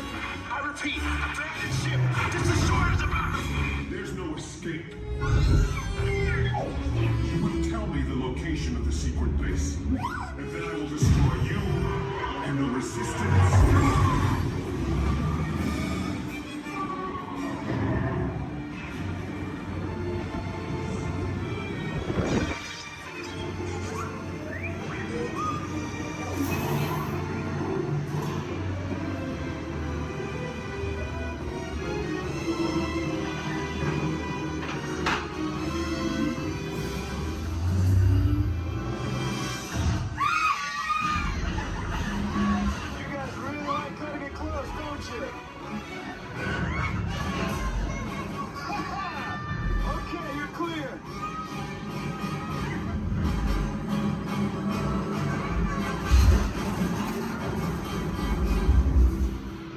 Your escape pods came in a little off target. Ground crews will meet you outside the wreck. All right, nice job, recruits. Not what you signed on for, but hey, you're Resistance now. I think I have that authority. Right, Beck? Where's the lieutenant? I need eyes on Beck. I know, Scaffold's posse. More escape pods down in Sector 4. Verification pending from Key Command personnel. Lieutenant Beck here. Beck! You're alive! I should hope so. Great job, recruits. Thanks to your heroism, the location of the Resistance base is secure. Bravo! Yes, R5, you too. Every race to let us know what we need to get done back on the road. Spoiler alert, 9 times out of 10, it's either body work or a transmission. Guys, spread on over to this side, left side, left side. People on the left side, step forward, step on up, make a friend. Everybody here looks freshly laundered, okay? You'll be fine. Come on in, right this way, everybody. Keep on coming, folks in the hallway, let's go. I don't want to see anybody end up working on the transmission that doesn't know what they're doing. Come on in. Hey, oh, look at that, there's Mia. What's up, Mia? Hey, Pat, I see our party goers have arrived. Yeah, they're still coming in, but say hey, everybody. Hey, I'm Mia, Dom's sister. Well, another race just wrapped, and it looks like my brother with another car for his collection. Anybody surprised? Honestly, I don't know why anybody challenges him. It me and a man. Well, we're meeting up at Sullivan's Garage for the after party, and while Tej works on your rides, you guys enjoy the break room. My brother calls this the family room. Oh, here we go. Dom says he doesn't have friends, he has Family. And the faces you see on these walls are our Family. When I'm in this room, I feel like we're all Family. So, welcome to our family. There it is. It's a thing around here. Hey, Tej, how's that Matthew McConaughey impression? All right. What's up, Mia? Hey, better. Tej, just welcoming these good people to our family. How are their rides coming along? The rides are ready to roll out and roll out inside. Perfect. Let's get the show on the road. I'll let Dom know. You guys have fun at the party. Bye, Mia. Bye. She just called. Okay. All right, Pat. Yeah. Let's get these people on their way. Send them over to the war room. Sounds like a plan. Are you sure, though, Jamie's kind of a piece of work? Right. And he hung up. Okay, so in a moment, those doors are going to open. When they do, head on into the war room with Jamie. That's Tej's new assistant. First day without Tej, so good luck. Be nice. Don't touch nothing. On top of your head, hats, ears, sunglasses. Go ahead and take those off. And you want them flying off in a first order ship. Who knows what they would do with them, but they're not going to give them back. This is R5. Who's going to help get you guys out of here. We're just waiting for a transmission from Finn. turbo lift. Then head down to the escape pod base. Those droids are programmed to return you to Batu. Hurry and don't get caught. Lieutenant Beck will guide you. Recruits, for your safety, stay seated with seatbelts securely fastened. Keep hands, arms, feet, and legs inside the transport and supervise your children. Tell them it's a prisoner transfer. Did it work? Good. Now get a move on. There's a clear path to the turbo lifts at the end of the hallway. Turn right.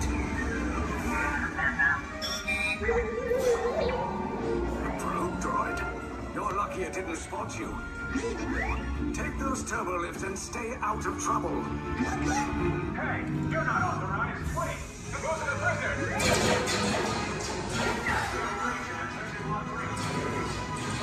Your cover is blown. Find an alternate route. Who picked these two droids anyway? Detention approach. Prisoners not seen on the other team. Fire!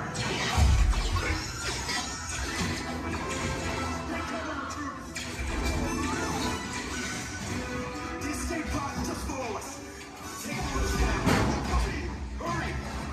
No, not up! I said down!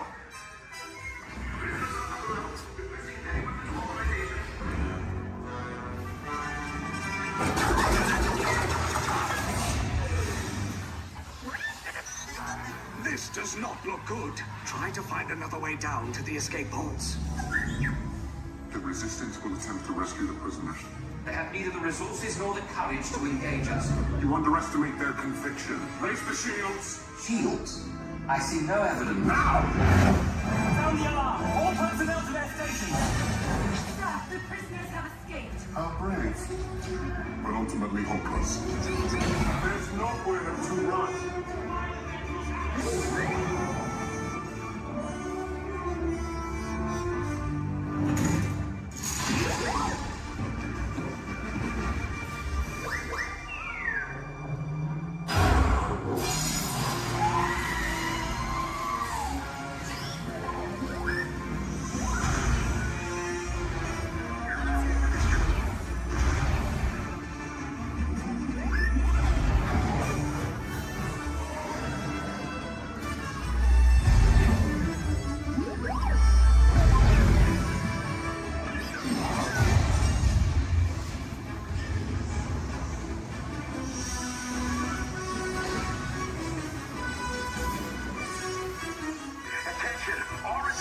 personnel. Abandon ship. I repeat, abandon ship. This destroyer is about. There's no escape. You will tell me the location of the secret base, and then I will destroy you and the Resistance.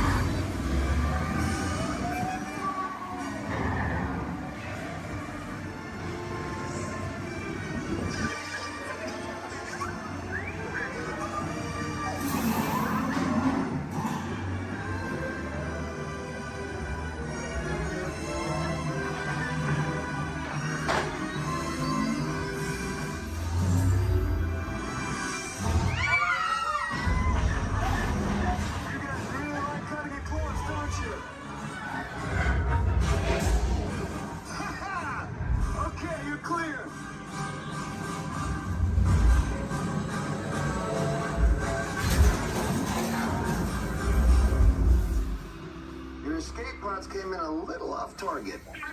Ground crews will meet you outside the wreck. All right, nice job, recruits. Not what you signed on for, but hey, you're Resistance now. I think I have that authority. Right, Beck? Where's the lieutenant? I need eyes on Beck. Line up. Scout for his copy. More escape pods down in Sector 4. Verification pending from Key Command personnel. Where's the lieutenant? I need eyes on Beck. Lieutenant Beck here. Beck! You're on. I should hope so. Great job, recruits. Thanks to your heroism, the location of the Resistance base is secure. Bravo! Yes, R5, you too.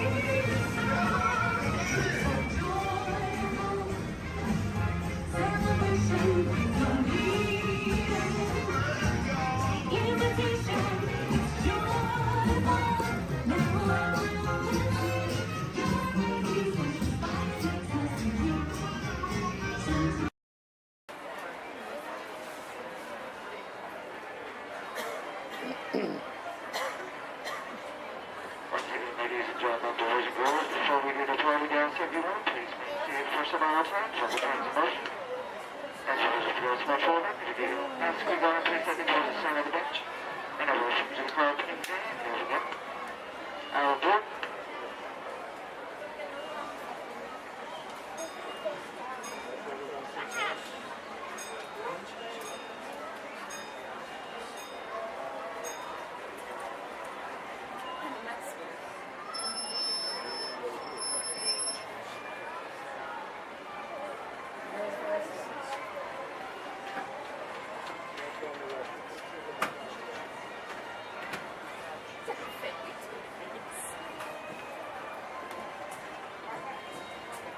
Hello, folks. Welcome aboard the Disneyland Railroad. We're now embarking on a grand circle tour of the Magic Kingdom, with stops at New Orleans Square, Mickey's Toontown, and Tomorrowland, followed by a visit to the Grand Canyon and Primeval World. We got a lot of traveling ahead of us, so remember, for a safe trip, you need to stay seated, keeping your hands, arms, feet, and legs inside the train. And please, watch your children. Bienvenidos a bordo del Disneyland Railroad. Para su seguridad, permanezca sentado y mantenga las manos, brazos, pies y piernas dentro del tren y cuide a los pequeños. Gracias.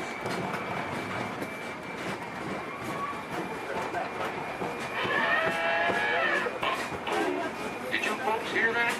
Sounds to me like we've reached the wilds of Adventureland, where you just might run into a lot of savage critters out there, including lions and tigers and tiki birds. Everybody best be on the lookout. You never know just what may show up. We're approaching our first stop, New Orleans Square Station. This station serves Frontierland, New Orleans Square, and Critter Country. If you'll be leaving us here, please remain seated till the train comes to a complete stop. Then watch your step while getting on. Have a good time at the Frontier, yeah? For those of you who continue on, we'll resume our trip in just a moment. This is New Orleans Square.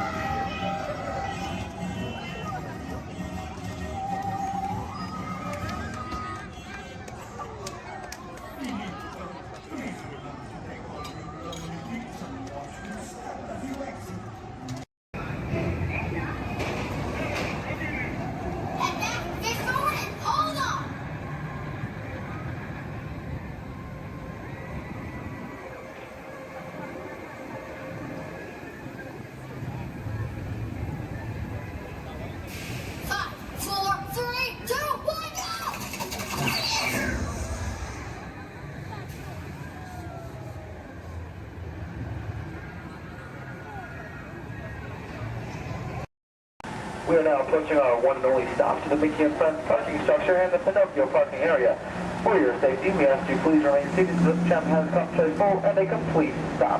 As soon as that happens, I'll instruct you to lower your head and watch your step and exit to the driver's left-hand side and the driver's left-hand side only. But until then, please do...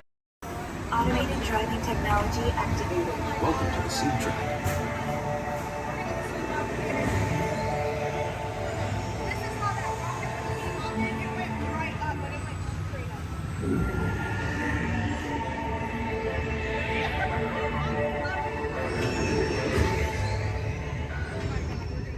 We'll begin with the capability test to see how your vehicle designs perform under challenging weather and surface conditions. Monitoring road surface. Connected. On.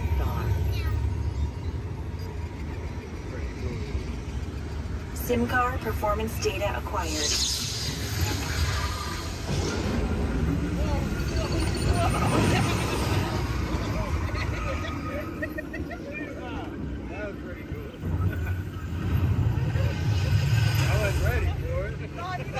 Let's see how your designs hold up. Commencing SIM car off-road and extreme weather sequence.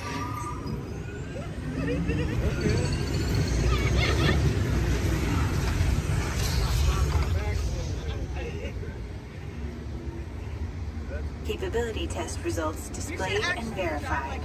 Now let's see how your vehicles compare when it comes to their efficiency. Scanning SIM card for optimal eco efficiency.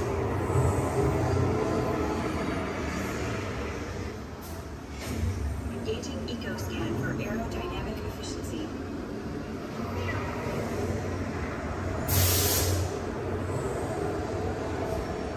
Drive systems analysis. Hyperspectral imaging in progress. Calculating total enviro impact.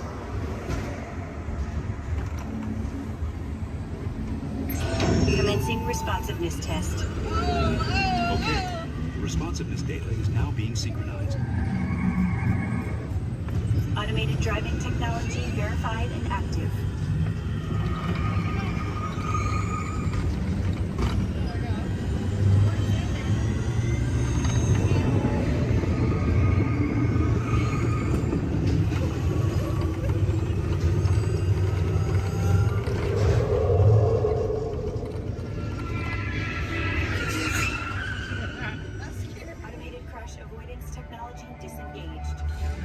Displaying responsiveness data. Here comes the final test. Energizing performance test.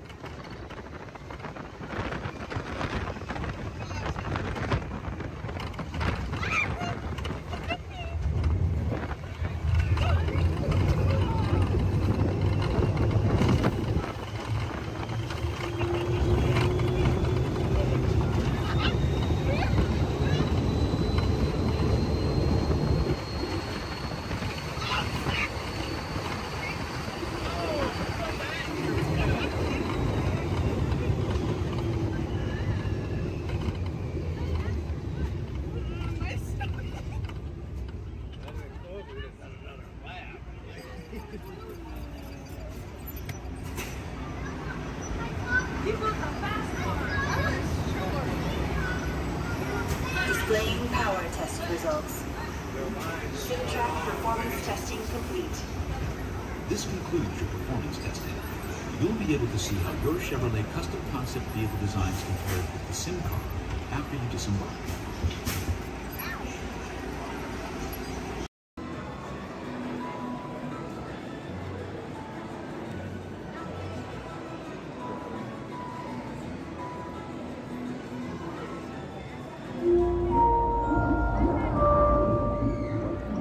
Hello, Aqua Adventurers.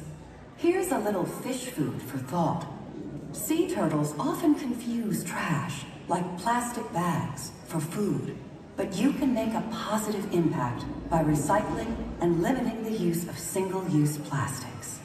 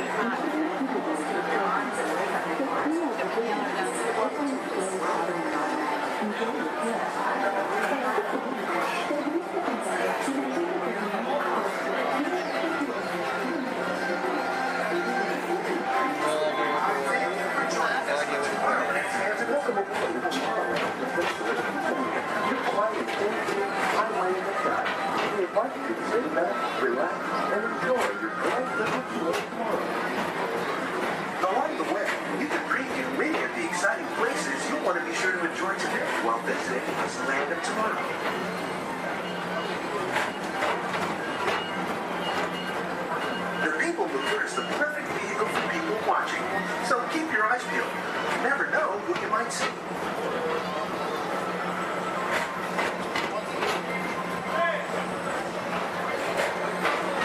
Coming up, Stitch's Great Escape, where you can report for duty as a security agent for the Galactic Federation.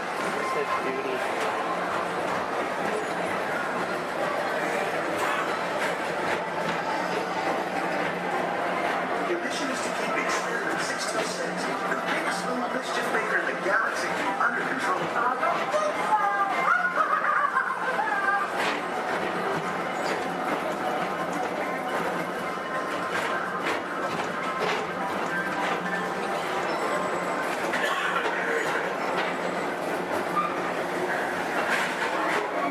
And now, tomorrow, the Transit Authority proudly presents Progress City, Walt Disney's dream for an experimental prototype medium tunnel. Progress City was the inspiration for Epcot, and many of its forward-thinking ideas have been realized throughout Walt Disney.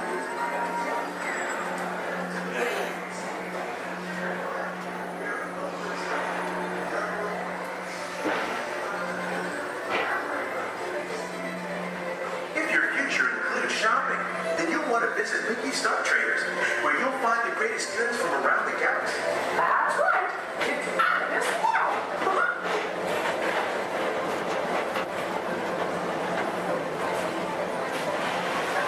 Let's speed with the pedal to the metal and speed towards the checkered flag in your very own race car. Young or old, this is your chance to drive in the fast lane without worrying about getting a speeding ticket.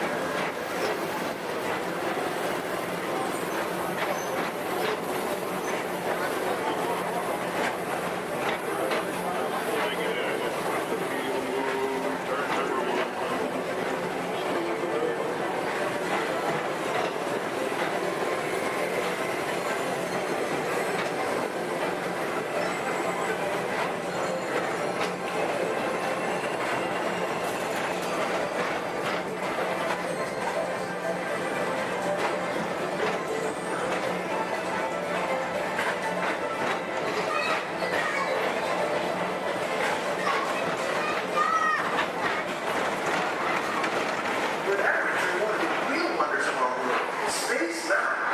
Blast off on a high-speed outer space adventure and complete through the cosmos.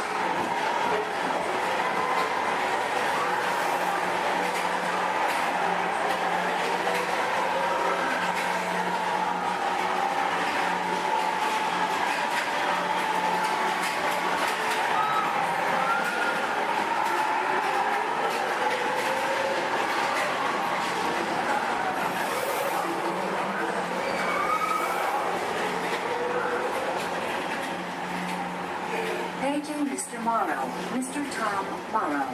Please contact Mr. Johnson in the control tower to confirm your flight to the moon.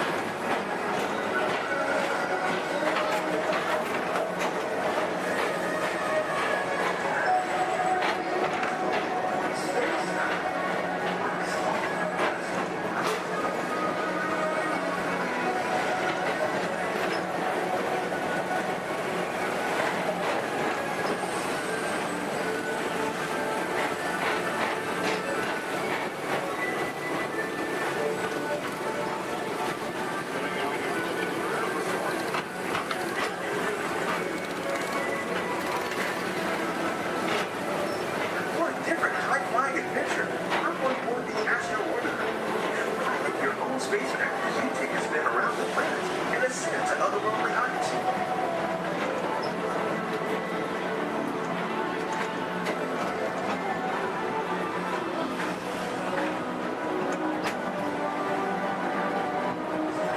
We're now approaching Walt Disney's Carousel of Progress. Inside this rotating theater, full families welcome you into their homes of yesterday and today, starting way back at the turn of the 20th century. First presented at the New York World's Fair, this legendary circular theater celebrates the progress that's made our lives better. It's a perfect reminder that there's always a great, big, beautiful tomorrow shining at the end of every day.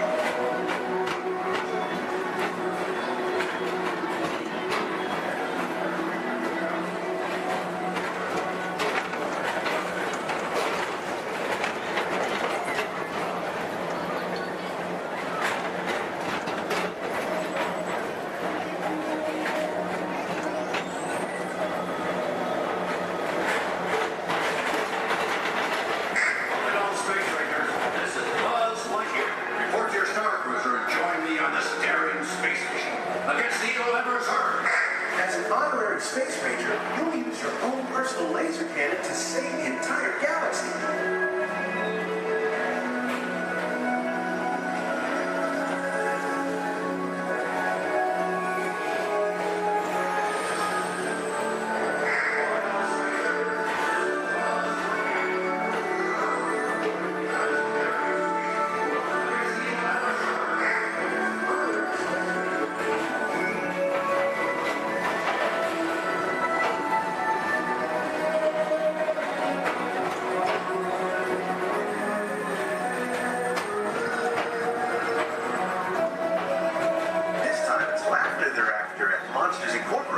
So drop in and join Mike Wazowski and all his pals at Monsters Incorporated Laugh Floor.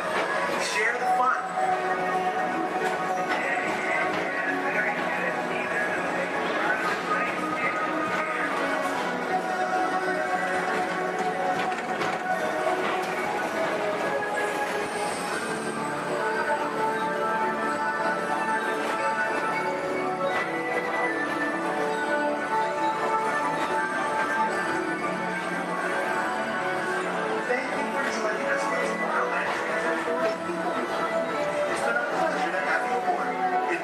Of your day and have a great, big, beautiful tomorrow.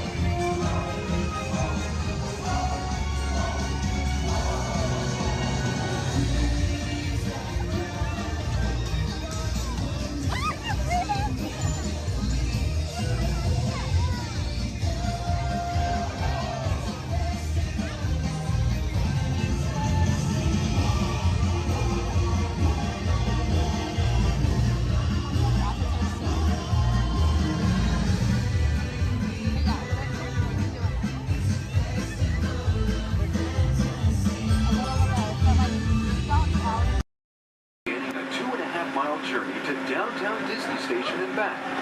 For a safe trek, remain seated, keeping your hands, arms, feet, and legs inside the cabin. Be sure to watch your children, and no smoking, please. Bienvenidos. Para su seguridad, permanezca sentado y mantenga las manos, brazos, pies y piernas dentro del tren y cuide a los niños. Por favor, se ruega no fumar. You're riding aboard a Mark 7 monorail, the latest generation of Disneyland monorails.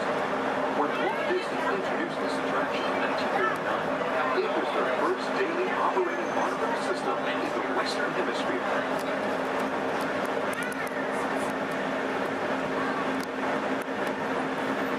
Just ahead is Disney's California Adventure, where you can live the ultimate California dream through attractions and live shows that are as diverse as the Golden State itself. The towering hotel is home to the Twilight Zone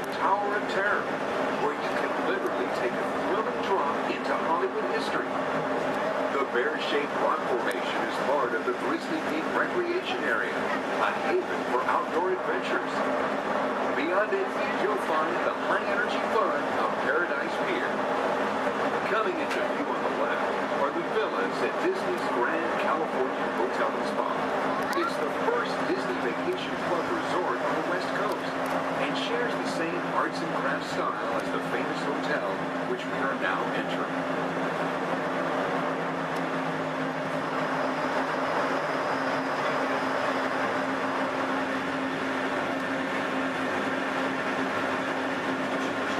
We are now arriving at Downtown Disney Station, gateway to the Downtown Disney District and the Disneyland Resort Hotels.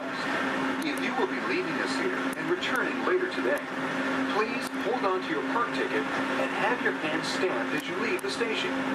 You may reboard the monorail for a return trip to Tomorrowland up until 1/2 hour prior to Disneyland closing. Please remain seated until the monorail comes to a complete stop and the doors have opened. Then gather your belongings, lower your head, watch your step, and exit to the left of the monorail. Thanks for traveling with us today, and we hope you enjoy your visit to the Disneyland Resort. For those of you continuing with us, we'll begin our return trip to Tomorrowland in just a few minutes. Thank you. I look at love well, mommies and dads drink up with me, honey. Yo ho, yo ho, yo ho, the virus are free.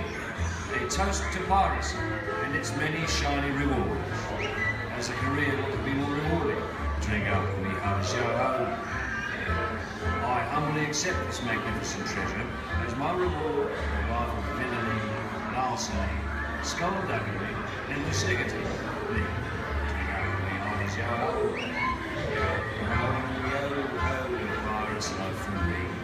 I raise a toast to one of my many shipmates lost at sea. Salute, raise a me. Drink up with me, honey, yo ho. Rascals and scoundrels, villains and knaves, drink up with me, honey, yo ho. The devils are actually really bad eggs, drink up with me, honey, yo ho. Drink up, lads. There's treasure enough for all. I shall take this paltry sum as a stipend to cover my expenses. Riches of jewels. Drink up with me, honey, yo ho. Yo ho, yo ho, the pirates are for me. It is true, I am a pirate, very good. That is bad.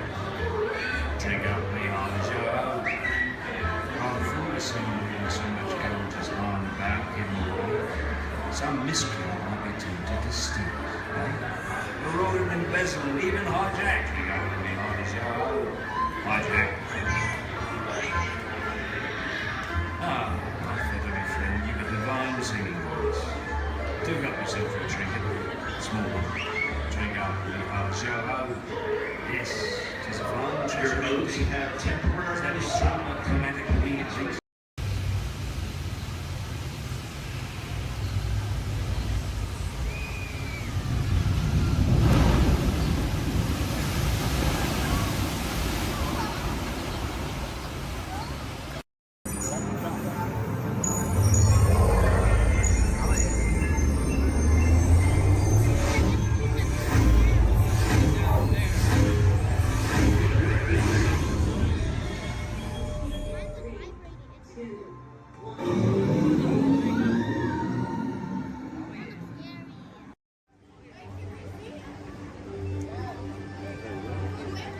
Hey there!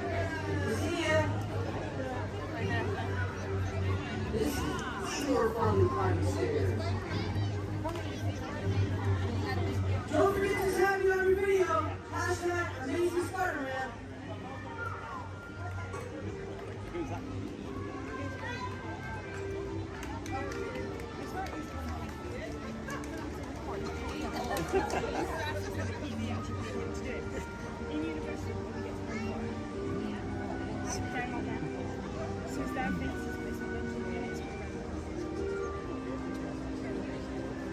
Hey everyone! Looking good down there! Wow, this is a friendly neighborhood. Welcome to Avengers Campus. Hey, what's going on, guys? Oh, me? Ah, you know, just spider stuff. Okay, time to run some tests. Spider-Man, Oh, hey, Sharon. shall we conduct an altitude test? Yeah, I guess I should do some work. Always good to have the data. On my way. Just need to find a clear path and something to swing from. Oh yeah, it's go time. Field testing, here I come.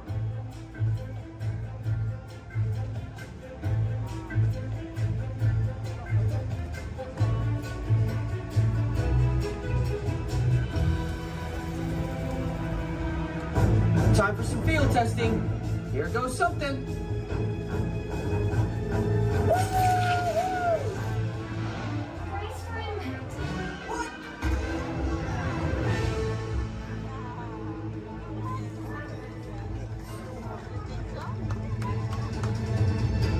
I'm good. That was less amazing than I thought. Sharon, did you get that? I got the data. Okay, let's try the test. Check. Hang on, I'll be right down. This is cool.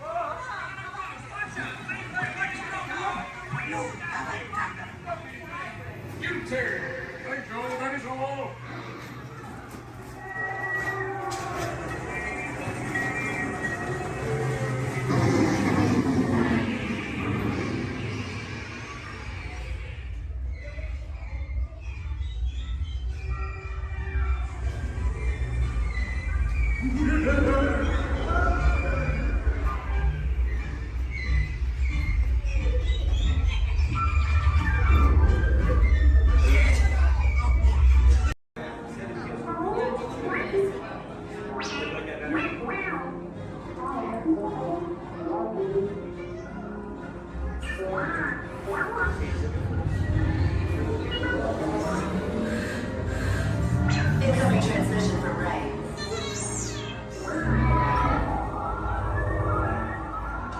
BB-8, is everyone assembled?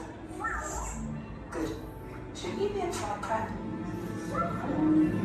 Recruits, thank you for joining the cause.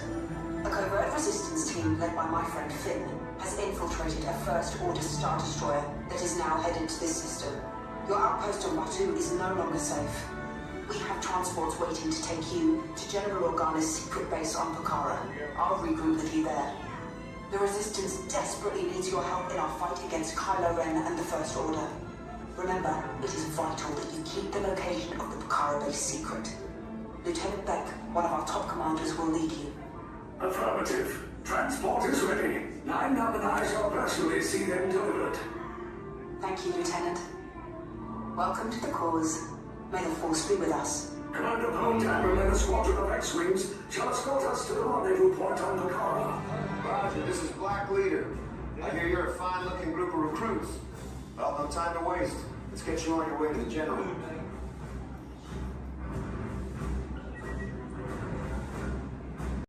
you to walk and get that movie star treatment, yeah, you go. That you know you deserve. And you know what? You might look and see. And see. This could be the start of something wonderful. Personal. It's in the media. It's not my department. Can't touch it. Just saying. Anyway, let's get this game going. You ready, contestants? Our first question from a show called Dancing with the Stars. Here we go, everyone. This is Dancing with the Stars.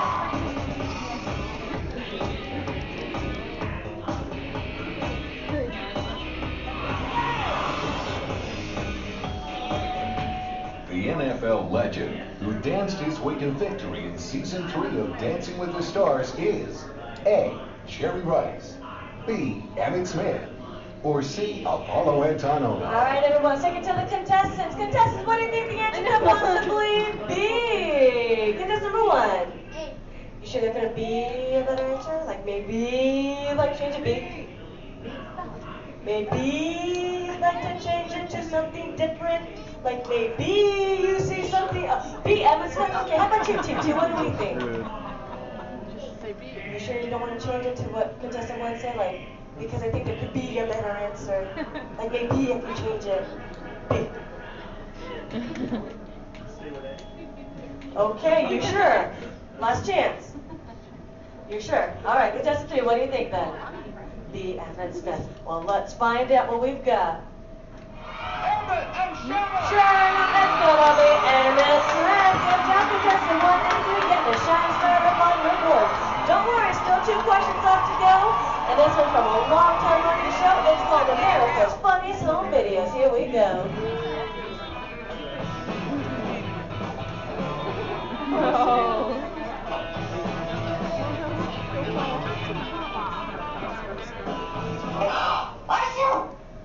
ABC's America's Funniest Home Videos often features dogs doing extraordinary things. In this last video, the dog is going to A.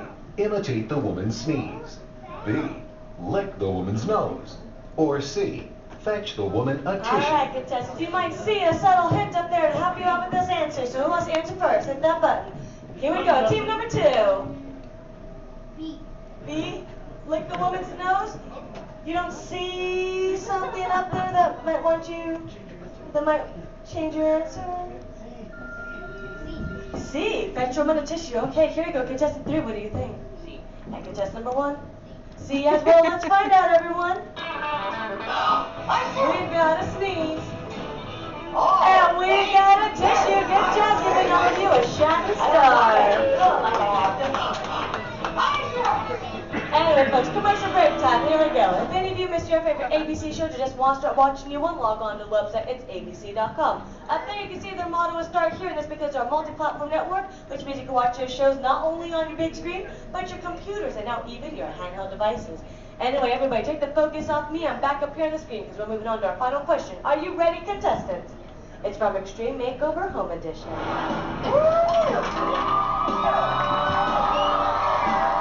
We finished the house! When you want to say with me, bus driver! On ABC's award-winning Extreme Makeover Home Edition, Ty Pennington is famous for saying these words before every new home is revealed. A. Bus driver, take it away. B. Bus driver, move that bus. Or C. Bus driver, hit it. Here we go, contestants. Here we go, team number 2. A, take it away. B, move that bus. All right, guess number 3. And guess number 1. B as well. August, you know the answer. Say it with us then, bus driver. Move that bus. Yeah. And then you want to show? You're cramming that you want to do. It's okay. Anyway, Alex, if you're going right this way, we've got ourselves a tie with guess number 1 and 3, which means they watch way too much television. But how about a round of applause for all our contestants for coming on out? Folks, I hope you had fun with me, but we have reached our destination. The Elias Stream Home is there behind us. Everyone, hop onto their front yard and party.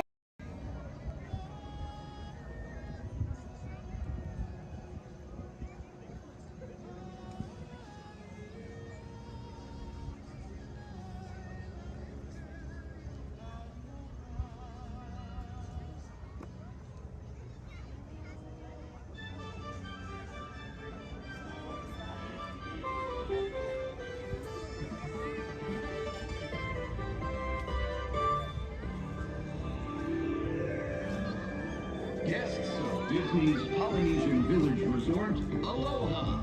Since 1971, the electrical water pageant has lit up the shores of Bay Lake, entertaining generations of dreamers from the young to the young at heart.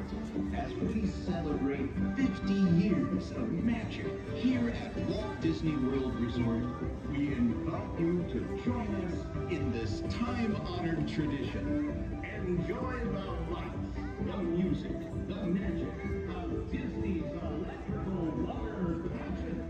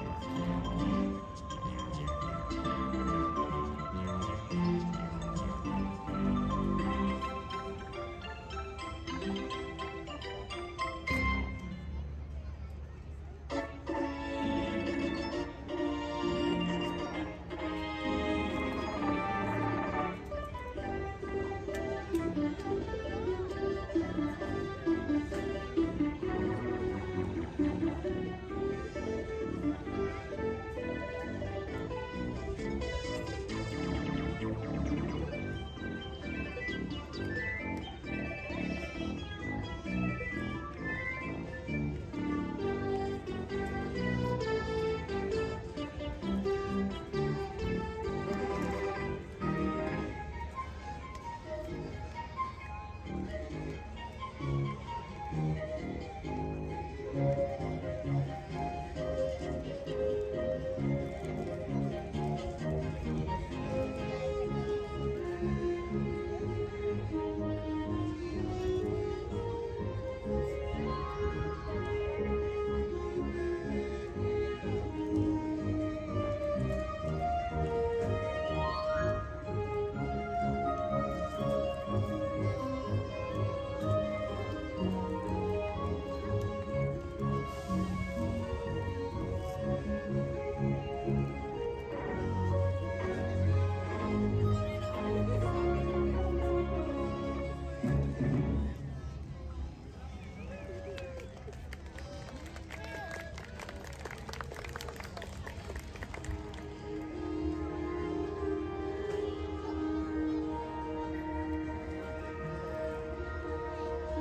everyone who's ever answered the call of this magical place, mahalo.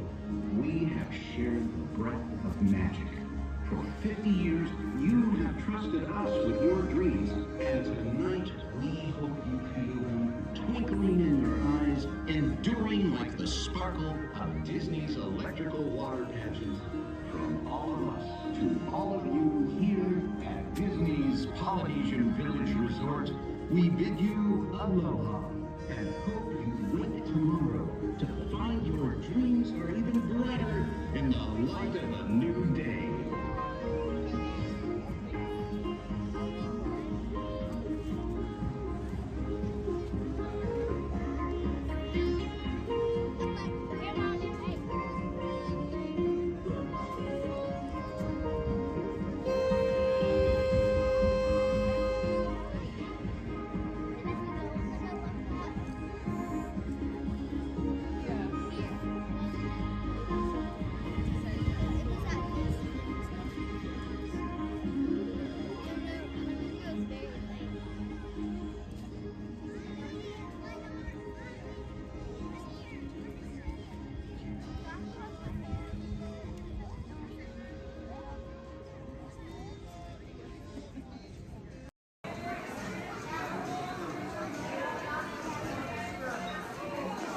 I'm supervising you. Now everyone pick up your favorite hand and wave goodbye to those people on that dock. Bye. Goodbye. Yeah, you're never going to see them again. But you don't know them, so why would you see them again, right? Unless that was your family up there, then you know what? You're welcome. I just got you a 10-minute break from them. You probably need it. You've been at Disney World all day with them. But now let's see. Is this anyone's first time on the Jungle Cruise? Can I see a raise of hands? Perfect. Me too. Is this anyone returning to the Jungle Cruise? Can I see a raise of hands? Perfect. I can't wait to be a sore disappointment for all of you and exchange a lot of awkward eye contact has already started. How beautiful. But hello everybody, welcome in. My name is Skipper Kevin. First name Skipper, last name Kevin. I'm going to be your best friend, guidance counselor, dance instructor, tour guide, dragon slayer. And if you don't laugh at my jokes, I'm going to be your swimming instructor. I said that just for you. I said that just for you because I knew you were going to interrupt me. Yeah, thank you so much. I really do appreciate it. Wow. But now here we are in the Amazon rainforest. If you look over to your left-hand side, you're going to see what I like to call an inspiration ball. I call it that because the longer you stare into it, the more it's going to inspire you to go. Oh, deeper into the jungle, of course. Yeah, I don't know about you guys, but that certainly does look like inspiration to me. So much that I now feel inspired to take you guys into the Congo River. So why don't we see how far this boat can go? Okay, I'm glad of you if you did not like that. Don't worry, my jokes, they don't get any better yet. So buckle up, we're going to have an amazing time together. And if any of you have not seen the Jungle Book before, you'd like to see it again, don't worry, it's right over there. In 3D and the box set edition. Yeah, it really was the bare necessities here in the jungle. Oh wow, this is awkward. I'm sorry guys, I was trying to throw you a surprise party, but it looks like no one's here. I can't see anyone. Canoe? Yeah, I cannot. It really is an either-or situation, if you get what I'm trying to say. I even brought out that giant python snake. I just would not recommend getting too close to him. He will develop quite a crush on you. It's what I like to call a constricting relationship. It never ends well. What in the jungle? Oh, sorry. I hope that did not alarm anyone. Those are just my roommates. Yeah, looks like they got into the explosives, but I'm sure they were just trying to find the bananas. They do find them very appealing. Yeah, they kind of go ape over them actually, but you know, I think we should make like a banana and split. So we're now going to head down the Nile River, which is the largest river in all of the jungle. It goes on for Niles. And Niles. And And if you don't believe me, you are in Denial. disbelief. I bet you believed you had that one. No. Yeah, you did. I heard you say it. But if you look right there, everybody pay attention. This is super cool, super rare. It's honestly an African bull elephant. You could even say it is a once-in-a-lifetime opportunity. You will never see one of those again in your entire life. A twice-in-a-lifetime opportunity. You will never see one of those again. And how majestic that is, the common African elephant. Okay, but now here we are on our African belt, which has some of my favorite animals on it. If you look up behind those boulders, you're going to see those tall-neck cheetahs. Right here in the front, those are the ones that killed Mufasa. Over there, we have the scary-looking chickens. Look at all those chickens. And then we have that beautiful pride of lions protecting that sleeping zebra. Yeah, who am I kidding? I can't lie to you guys. That zebra's dead. Those lions are chowing down on some lunch right now. But kids, don't worry. I like to call that zebra plastic. There's lots of trust issues here in the jungle, I know. Wow. Okay, this is not something you see every day. Wow, all right. So, are you all looking like that's what you normally see on a Saturday afternoon? That's concerning, you guys. I'm a little nervous now. I don't know about you guys. I don't think I have ever seen that many rocks on the beach before. Yeah, there's like, what, 200 rocks up there? Maybe 300 rocks, but then again, I'm not a geologist, so what do I know? Yeah, but what I do know is we're not going to look above the rocks. That just sounds like a lot of paperwork, and I hate paperwork, so instead we'll ignore it and hope it goes away. Yeah. Oh my goodness, there they are. Those are my friends who are going to go to that surprise party. We have Old, Smiley, and Ginger. Just be careful, Ginger snaps. Yeah, she is one tough cookie. And I'm not sure why, but my jokes, they kind of get crummier from here. I guess it's just the way the cookie crumbles. I don't really understand. It's unfortunate. But hold straight ahead, we do have Schweitzer Falls, named after a famous and beloved founder of the Jungle Navigation Company, Dr. Albert. Yeah, don't worry if you didn't get that. We're going over it later. Yeah. So I really hope you know how to swim, and if you don't know how to swim, stop being dramatic. Stand up. The water's only 3 feet deep. Yeah, kind of like it's not that difficult. But if you guys are starting to wonder, Skipper Kevin, how on earth did you land your job here? I'd like to say it's plain to see. Yeah, I took a crash course, which was half off, and you know, I've been winging it ever since, but that's kind of the tail end of that story. There's not much to it. And now it does look like we are entering a hippo pool, and I need everyone to be very careful. These do look like some dangerous animals. In fact, you could even say they are some hungry hippos. So if you guys could do me a favor and hold on to your marble. I lost mine a long time ago, that's why that boat's halfway underwater. Oh no, I'm just kidding. The legal team tonight can't keep saying that. That's gonna get me fired. Yeah, the last time I took a boat out, I went to a volcano and everybody came back without eyebrows. But lucky for you guys, I took a wrong turn this time. But this is normally the point in the cruise where people start thinking my job is so easy, I'd let a monkey do it. But I promise you, that's not true. Those are chimpanzees. Yeah, there's a very clear difference between the two. Just don't ask me what it is. I have no idea, and I didn't think we'd actually see any, so that's kind of crazy. But lucky for you, I do have a very fun fact about monkeys. So apparently, humans eat more bananas than monkeys. But I don't know if I believe that, because I don't know the last time I ate a monkey, do you? Yeah, that's bananas. And don't worry, if you don't get that joke, I'll give you about 10 seconds. I get it. You're a late bloomer, you just need a moment to digest that one. You're welcome. Yeah, so please take your time.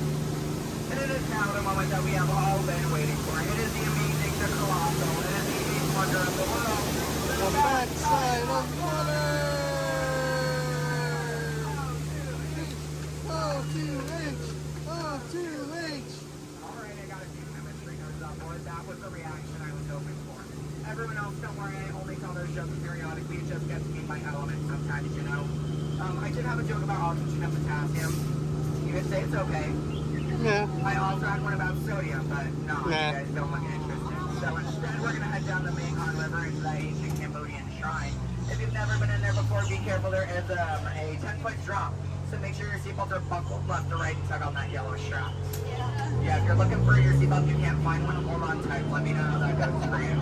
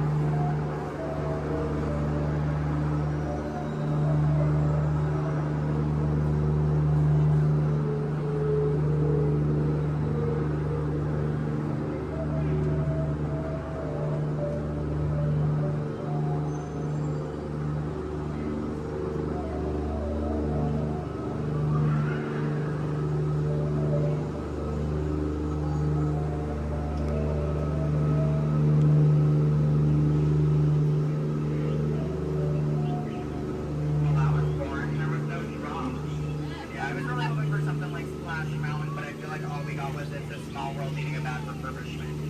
Yeah, but on the bright side, here we are in an Indian elephant bathing pool, and I bet you guys even think that's water coming out of their trunks. But don't worry, it's not. Yeah, and as a double feature, if you look up ahead to your right, you're going to see those two baby elephants playing under a full moon. Yeah, I bet you don't see that very often, do you? No, I'm just kidding. Don't answer that. If you do see that often, I don't want to know why that's weird. Please keep that to yourself, okay? But you know, since we are here in the jungle and there are plants everywhere, I'd really like to take a moment and show you guys some of my favorites. So, that one.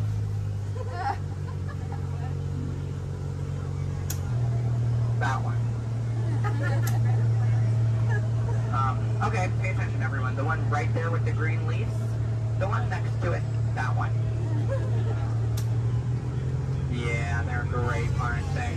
Yeah, sorry if you wanted their names. I don't know any of them. I barely know how to do this thing forwards. Yeah, so I can only give you so much. But what I can tell you is I'm sorry to let you know. We're coming up to the end of our cruise. And you know that's happening because look to your left. That's a gift shop. Everything at Disney ends with a gift shop. It's how we steal your money. Yeah. And it's our Lost and Found gift shop, which is sponsored by everything you've left behind over the last 5 or so years. So thank you so much for keeping us in business. I really do appreciate it. And if you're curious about who's in charge of this gift shop, I know it can be kind of confusing because there's a sign that says back in 15 minutes by Sam. That sign's been there for a few years. I have not seen Sam. I don't think he's coming back. It's also not those monkeys, because you know that'd be a monkey business, and we don't monkey around here in the jungle. That's completely unacceptable. It's actually that elephant, because did you guys know that elephants have the best memories in all of the jungle? I wish I had a memory like that. It really helped me with my job. Oh, fun fact about elephants. Did you guys know that elephants can grow up to 4 feet?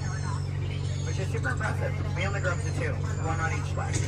And if you don't get that, look at your legs, look at theirs, you're going to see an extra pair. If you see any more than 2 legs on yourself, go to a doctor immediately.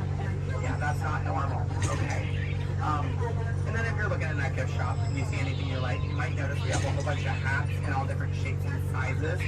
Once you get off the ride, just ask one of us skippers about it because, you know, we're really great at capsizing. It's something I think we've honestly perfected. But what I can tell you is that if you did enjoy your time here today, my name is Skipper Kevin. I'm trying to give you my full name. And I do spell it a little weird, so I'm going to go ahead and spell it out for you. It is spelled H-E-L-P space M-E. Do it that way, you will, okay? If you did not enjoy your time here today, then you know what? That's unfortunate for you. You willingly got in my boat and wasted 10 minutes of your own time. My name is still Skipper Kevin. Thank you for leaving. And I think I would go one step farther to say that out of all of my cruises today, you've been the most recent. No, I'm just kidding. I'm just kidding. You've actually been outstanding. Especially those of you who just awkwardly stared at me for 10 minutes. It's been mutually awkward. Yeah, I'm not a robot plot twist. I'm not an animatronic. I can move my feet off the floor, and I can hear and see everything you haven't done since you sat down. And you know what? That makes us like a family. As I say to my own family after 10 minutes of quality time together, look at that. She's even giving me a heart. This is why I have attachment issues. You're going to get out of my boat in about 2 minutes, and it's going to make me cry. You need to leave is what I'm going to say. So in just a moment, you're going to be outstanding on that dock. Yeah, it really is great. Oh, and while we're looking over at the dock, let's do a little bit of a dock orientation. Everybody on this side, this is where we're going to be getting out. So if any of your rebels are hanging out of the boat right now, leave them there, stay comfortable.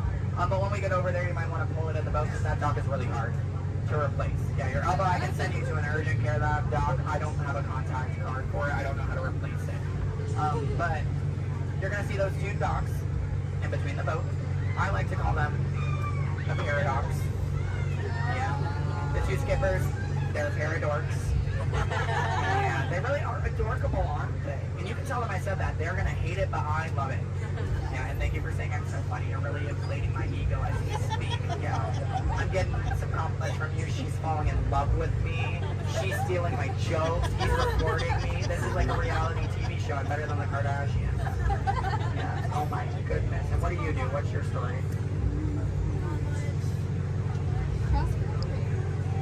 You walk across the country? Yeah. You do? That's I have metal spreads. Do you? Yeah. What kind of metal? Golden ones, silver. Do you sell them?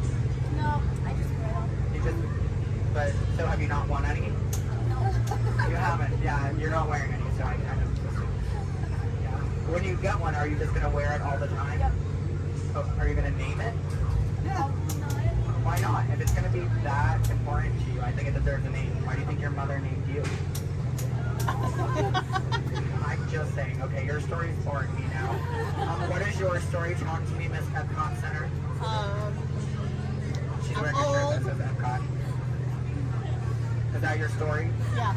That's it? Yeah, and that I'm sticking to it. That was a pretty short story. Yeah. It's been a long life. Short story for a long life. Something about that doesn't make sense. Oh, goodness gracious. My friend in the middle with the Leia shirt. Hello. Are you a Star Wars fan? Good to know. What's your story?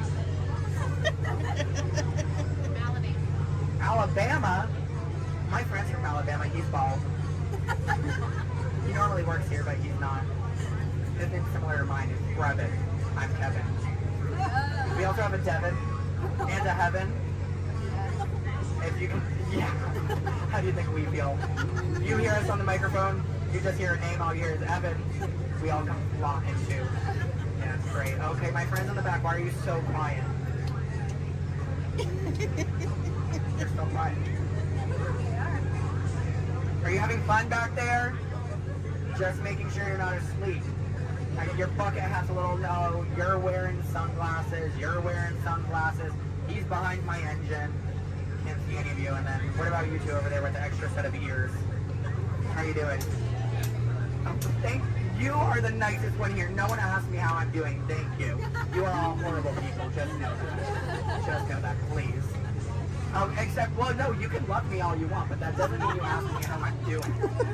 You know what? I think I'm ready to cut our time a little short together. So, now this is a word for legal. Make sure your hands, arms, legs, and feet are inside the boat. Parents, supervise your children. I don't have any, I don't want yours. Children, supervise your parents. I don't trust them, neither should you. And that number 2 they're holding, that means that we have to do this 2 more times because you guys just didn't make me feel good enough about myself. So hello everybody, welcome aboard the Walt famous Jungle Cruise. My name is Skipper Kevin and I would never do that again. That's treacherous. The only thing I'm going to do is make you 2 times farther from the exit for your inconvenience. You're welcome. And I really would like to tell you what my parents told me on my 18th birthday. They looked at me and they didn't say, Skipper Kevin, happy birthday. Are you staring at me? That's all they said. Okay, well now that you guys are just doing weird things, get out. Goodbye. Yeah. Yay. Stop. Don't stop. I need it. Yeah, guys, give me a standing ovation. I am a middle child. I love validation. Yeah, thank you.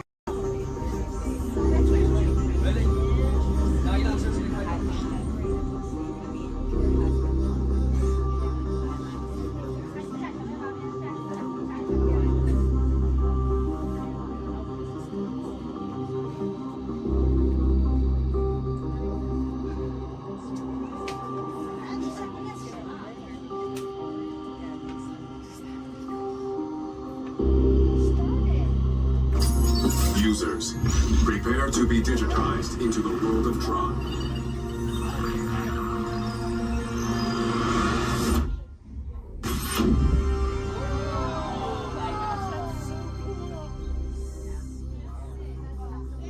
Team Blue, welcome to the grid.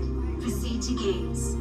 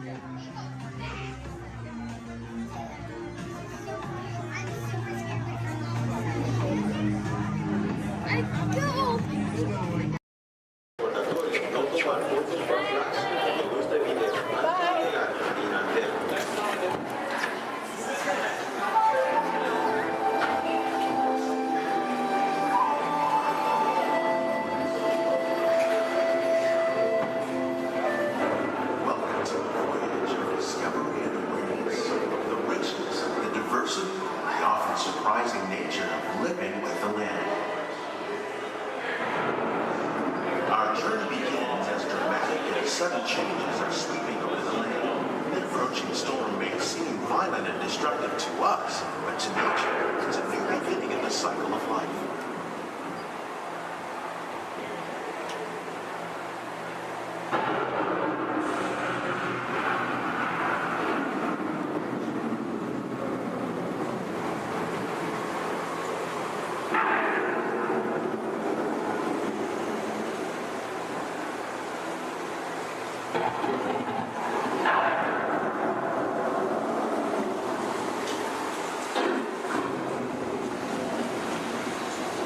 Beneath the surface of the land, roots trap water from the flowing mud, extracting precious nutrients and minerals. These elements, when combined with sunlight, create the diverse living systems of our planet.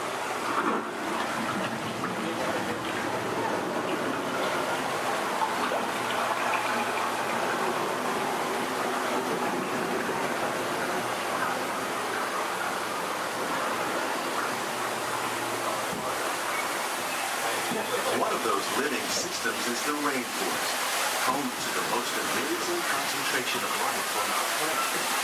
These dense and beautiful forests cover only a tiny portion of the Earth's surface, but they contain more than half of its climate and land. Rainforests are also extremely rich in adaptive living systems, providing us with oxygen, food, medicine, and other elements essential to our lives.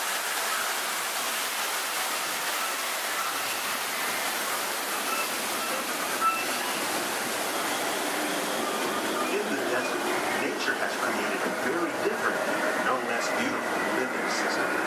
And while this arid landscape may seem lifeless, it is very much alive. The plants and animals that have learned to survive in these harsh conditions make use of what little water they can find and avoid the scorching. The American prairie once appeared as desolate as the desert, but over time, rainwater and nutrients gradually penetrated the hard surface of this land. Even the hooves of a mighty buffalo helped create the rich soil, one day become home to the American farm.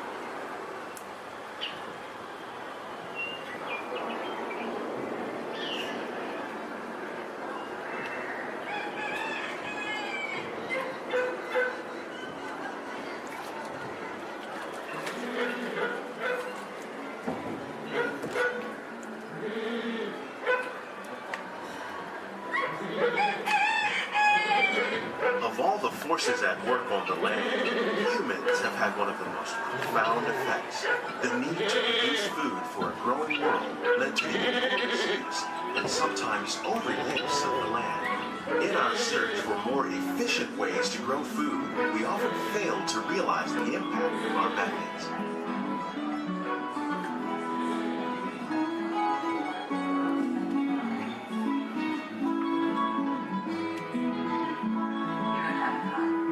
Today, we're learning to live with the land, discovering better ways to grow food that will assure both human and environmental well-being. In Japan, we're learning that by adding composted leaves and other plant material to our soil, we can reduce the need for fertilizers. In farmlands across America, we're learning that by plowing under vegetation containing natural fertilizers, we can enrich the soil without the use of chemicals. In Saudi Arabia and Mexico, we're learning to produce food on desert seacoasts by developing and planting crops that thrive on saltwater. Here at Epcot, we're learning to reduce the need for pesticides by using natural predators like ladybugs and wasps to control pests. How will we meet tomorrow's growing needs for food production, yet still respect the needs of the land? Some of the answers are being discovered just ahead. To help us maintain these carefully controlled ecosystems, and for your safety, please remain seated in your boat at all times.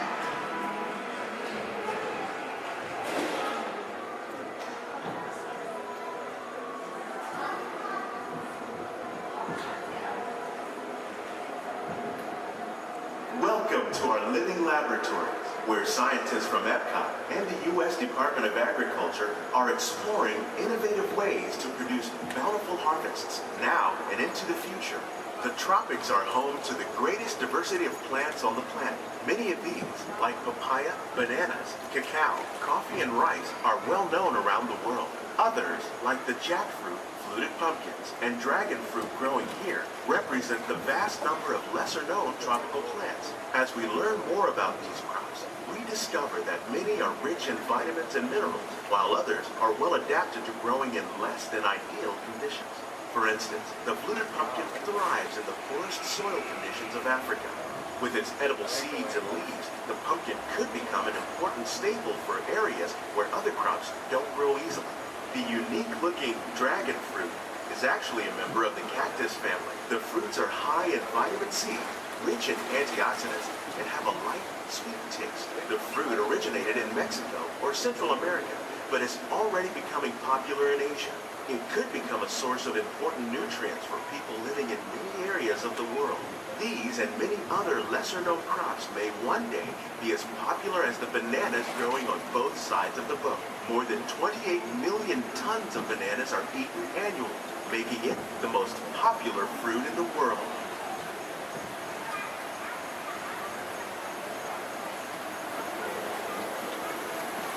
When we mention farming, you probably don't think of fish, but fish farming, or aquaculture, is an innovative way to increase harvests, protect wild fish populations, and produce a healthy crop, like these sturgeons that grow to over 300 pounds.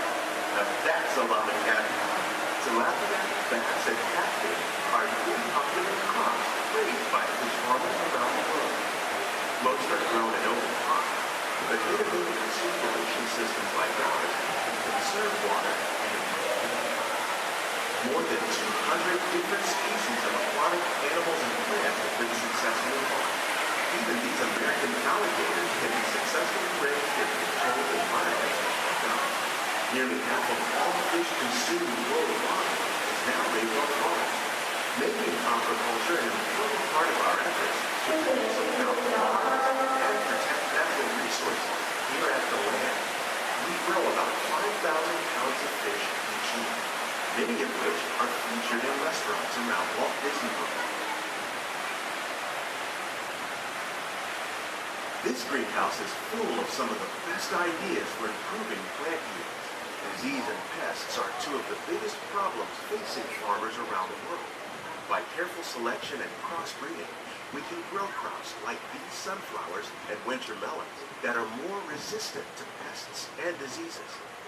Scientists have even been able to breed plants that can flourish in marginal areas where water and nutrients are in short supply. The result of these efforts is higher yields with less impact on the environment.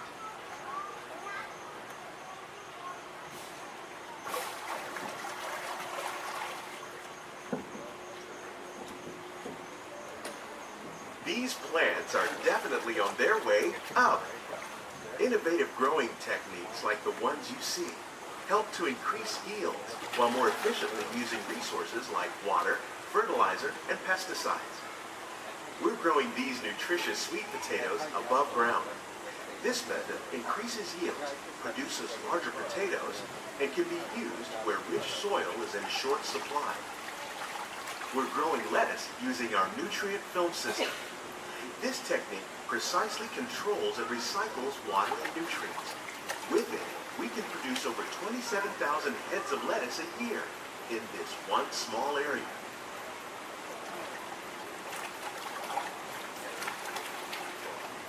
Here's something you don't see every day. Tomatoes growing on trees. These plants were originally developed by Chinese scientists. Tomato trees live longer and produce many more tomatoes. One of ours lived 16 months and produced over 32,000 fruits. Much of the produce you see growing in our greenhouses is served in the restaurants here at the land.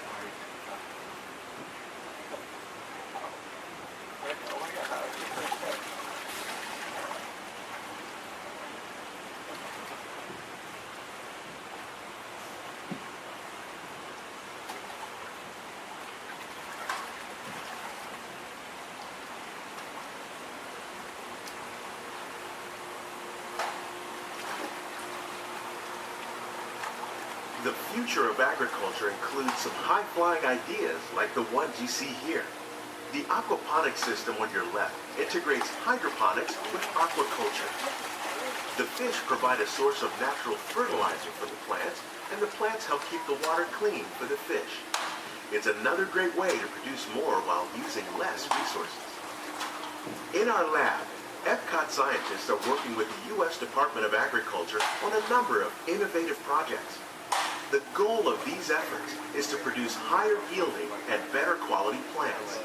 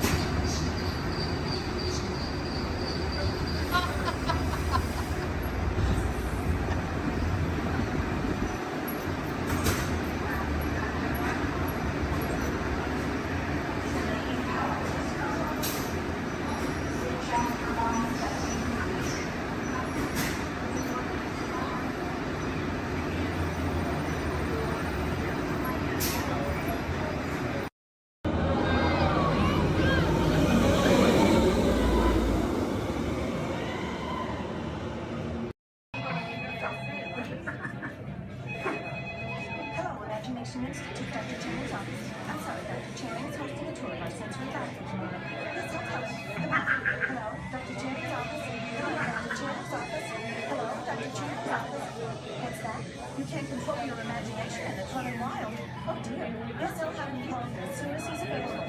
Hello, Dr. Chen.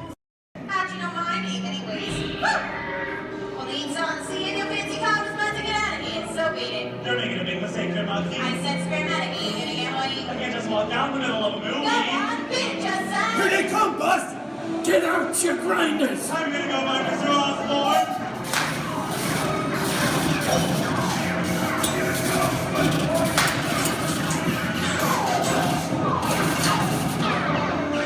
I'm hit! Hey, I'm hit! Foxy! They got spin! Foxy! Foxy! Please hit the bed! Reel again!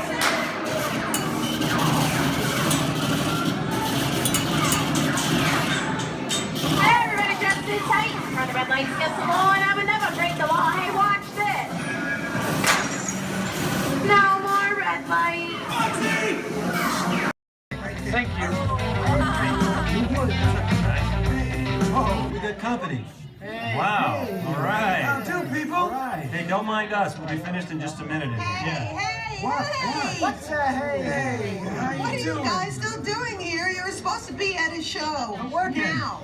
I'd like to introduce our lovely manager. She's usually not like this. Yeah, she's usually worse. I heard that.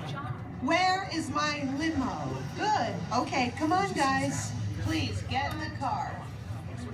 Sorry, folks. We gotta go. Make sure. Come on. Chris, can you grab my black list, Paul? Hey, wait a minute. We can't leave these people here like this. We can't? No! Come on, you know how we feel about our fans. Yeah, that's right. Well, guys, what do you expect me to do? Send them all with you? Wait a minute. I love that idea. How about some backstage passes? Yeah. Come on. Make it happen. Give me some. Okay, I'll make it happen. Now get out of here. I hate all of you. See ya. Have a nice ride. Hi, Sal, it's me. Listen, I'm gonna need a bigger car. Make it a stretch. In fact, make it a super stretch. Great. Excuse me. Okay, folks. Look, the show is all the way across town, but I got you a really fast car.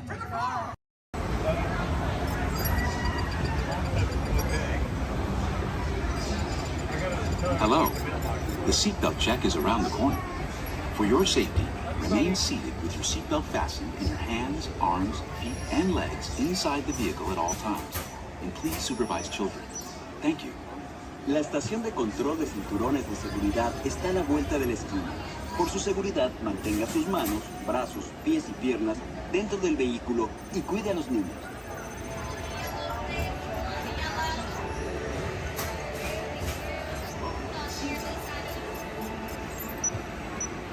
Automated driving technology activated. Welcome to the Sim Track.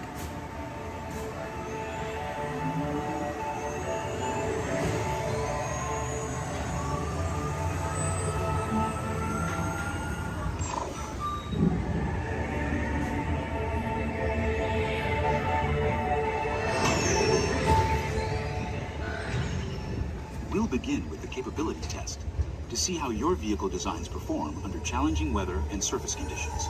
Monitoring road surface. Connecting to OnStar. SIM-car performance data acquired.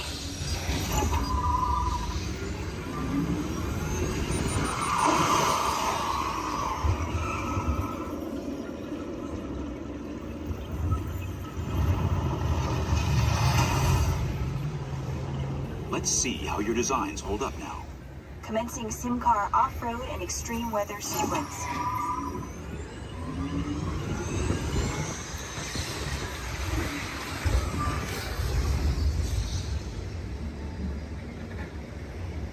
Capability test results displayed and verified. Now let's see how your vehicles compare when it comes to their efficiency. Scanning SIM-car for optimal eco-efficiency.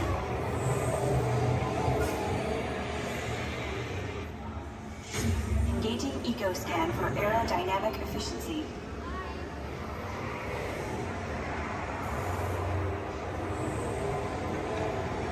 drive systems analysis. Hyperspectral imaging in progress. Calculating total enviro impact.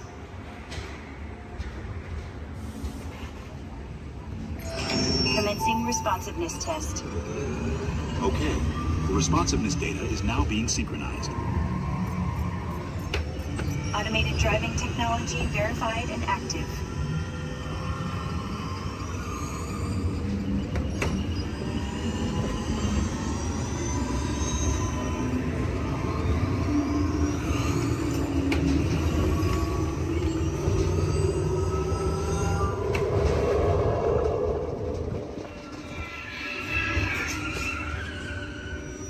Automated crash avoidance technology disengaged. Displaying responsiveness data. Here comes the final test. Energizing for power test.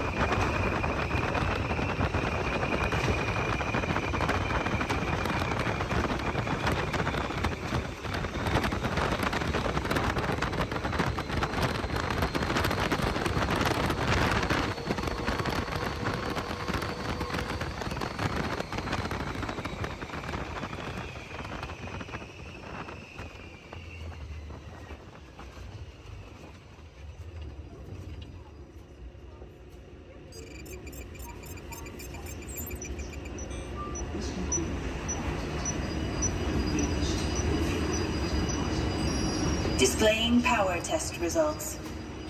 SimTrack performance testing complete. This concludes your performance testing. You'll be able to see how your Chevrolet custom concept vehicle designs compared with the sim car after you disembark.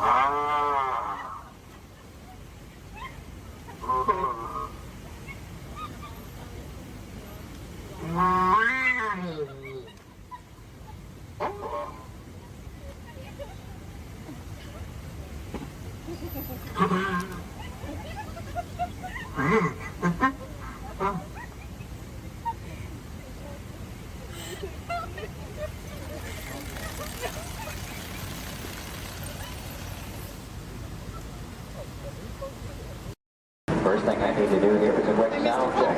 You can hear me up and down the shuttle waves. Give me a wave if you can hear me. All right. Thank you.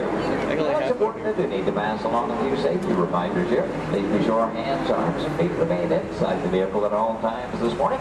Most importantly, that you remain fully seated throughout the entirety of our tour. And for the courtesy of those around you, we do ask that please be no smoking at any point. Now we also have just a little word of caution as well. For those of you on the right side of the shuttle, and that's the side I'm on this morning, now be aware we could be getting a little bit wet on the tour today, okay? However, for those of you on the left side of the shuttle who are smiling about that situation, now realize on the left side, you could get soaked.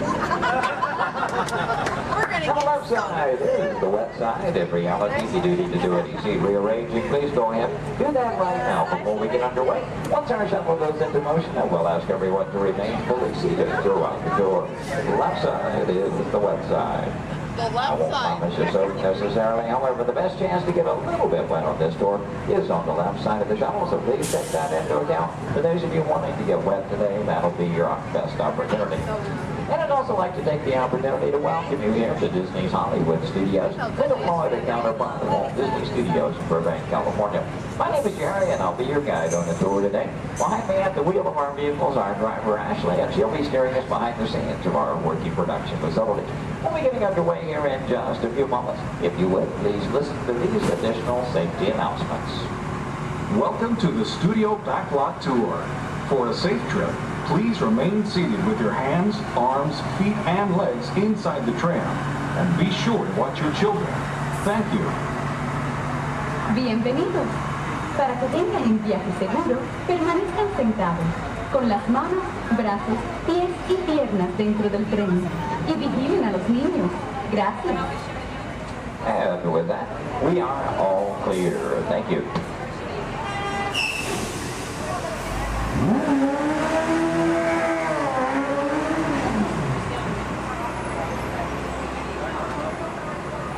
Once again, a very good morning, ladies and gentlemen. Welcome to the second portion of the Studio's Backlot Tour. Might also mention there are no photo restrictions of any type on the tour, so please feel free to shoot as much film and video as you like. Go ahead and get those cameras out and ready. Matter of fact, that first photo opportunity is coming high in the sky. Take a look up toward the front of the shuttle. As you round the corner toward the front to your left, you'll see the symbol and the landmark of our studios, our award-winning year-old tower. Now that tower takes its inspiration from the design of a water tank that Walt Disney had constructed for our Burbank Studios in 1939. The Yearful Tower stands in at 13 stories tall, topped off by a set of Mickey Mouse ears weighing 5,000 pounds apiece. And for anyone who might be curious, that's also a hat size of 342 3/8. Also off to your left, you see some automobiles, ramps, and so on. This is the rehearsal and staging area for our Lights, Motors, Action Extreme Stunt Show. We'll talk more about that show as we pass by its arena further along in the tour. Now here at the studios, we do feature sound stages, outdoor sets, state-of-the-art editing facilities, recording studios, just about anything else needed for the production of radio programs, television shows, and motion pictures. And over the years, we've had quite a lot of activity taking place. Now, for example, Anthony Hopkins and Cuba Gooding Jr. made use of our sound stages filming Instinct. And Tom Hanks was here, producing, directing, and starring in the 13 episodes of the HBO Emmy Award-winning miniseries From the Earth to the Moon. Our backlot has been used for exterior shots for such shows as The Golden Girls and Empty Nest, and for 5 years, from 1989 to 94, our sound stages were home to the new Mickey Mouse Club. Now that show, by the way, served as the launching pad of several of today's young stars, including Justin Timberlake, Christina Aguilera, Britney Spears, Ryan Gosling, and Felicity's Kerry Russell. They all got their start right here on our sound stages. Now, as you make your way around this turn off to the right, you'll see 2 surviving P-40 aircraft from Touchstone Pictures Pearl Harbor, starring Ben Affleck and Josh Hartnett. Taken from the mold of a real P-40 Warhawk, these full-scale replicas are produced in fiberglass over a steel frame. You might be interested to know there were actually only 16 of those full-scale replicas produced for the filming of Pearl Harbor. You've seen that movie and know there were a lot more P-40s than that on the screen. The remainder were all computer-generated. We're now entering one of our most glamorous departments. This is the world of creative costuming, and notice the window display is on the left. Now here in costuming, the process begins with artist designs. From there, our seamstresses and tailors take over. They may use as much as 1 1/2 million yards of fabric each year to produce more than 25,000 garments. In the display cases, you see original costumes from such films as National Treasure, Book of Secrets, Disney Channel's High School Musical 2. Costumes from Step Up to the Street, Dan in Real Life, and from Enchanted with Amy Adams and Patrick Dempsey. Also coming up ahead on the left, a special display of both costumes and props from Walt Disney Pictures, Pirates of the Caribbean at World's End. We have more than 250 artists involved in the design and manufacture of costumes for motion picture, television, and live entertainment needs. And I'm proud to say that here in Florida, we have the largest working wardrobe in the world. Now, when an art director needs to create a specific look for production, They may begin with the props department. Here, scenic designers buy and in some cases build everything they need to create the exotic world in which their stories take place. On either side of the shuttle, we're passing through a series of prop storage areas, but also to the left, the final large room we pass by is the scenic shop. Now that's where carpenters construct to maintain the sets to be used on the sound stages or out of location. Over the years, these talented artisans have created sets for such shows as the Rosie O'Donnell Show, Wheel of Fortune, Live with Regis and Kathy Lee, and more recently Live with Regis and Kelly, all when they were here at the studios filming on location. Also off to your left, we pass by two set pieces from Pirates of the Caribbean, Dead Man's Chest. You may recognize those as the bone cages from that film. As you make your way a bit deeper into the back lot, oddly enough, the next area we approach is known as the studio boneyard. Now, most studios have boneyards, simply areas where we can store oversized props such as vehicles, aircraft, anything we may need to reuse or refurbish for another production. The large steamroller, for example, appeared in the film Who Framed Roger Rabbit, starring Bob Hoskins and Christopher Lloyd. We also passed by a Venetian gondola here from the film Casanova with Heath Ledger and Sienna Miller. And that's followed by two model airplanes. Now the first of those two, the larger, used in the filming of exterior shots for Flight Plan, which starred Jodie Foster. The second one, you may notice the wording, the jailbird on the nose, from the 1997 film Con Air with Nicolas Cage and John Malkovich. The new period motorcycles on the end, used by director Steven Spielberg in Indiana Jones and The Last Crusade, starring Harrison Ford and Sean Connery.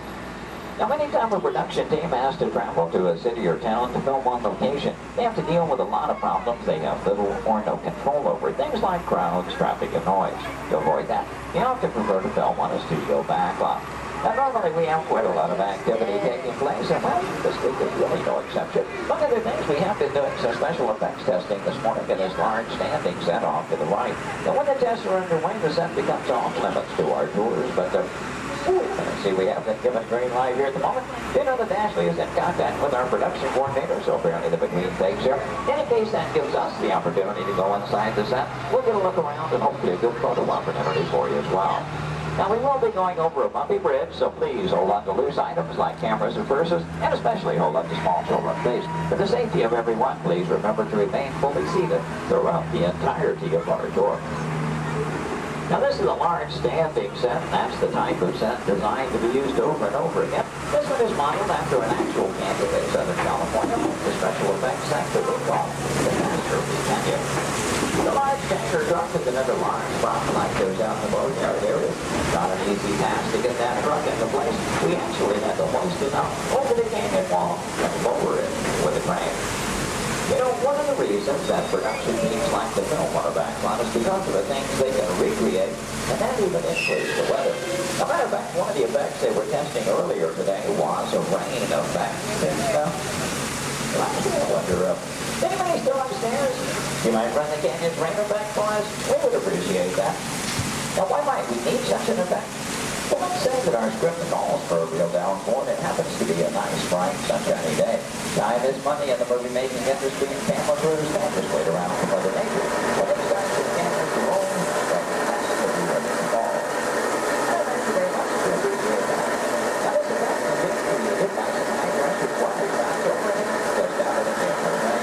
Then it can wander upward and upward in a circular motion, giving it a little downpour in the fall. Now, we wanted to create a comfort zone effect. We could add some strobe lighting at one end of the other.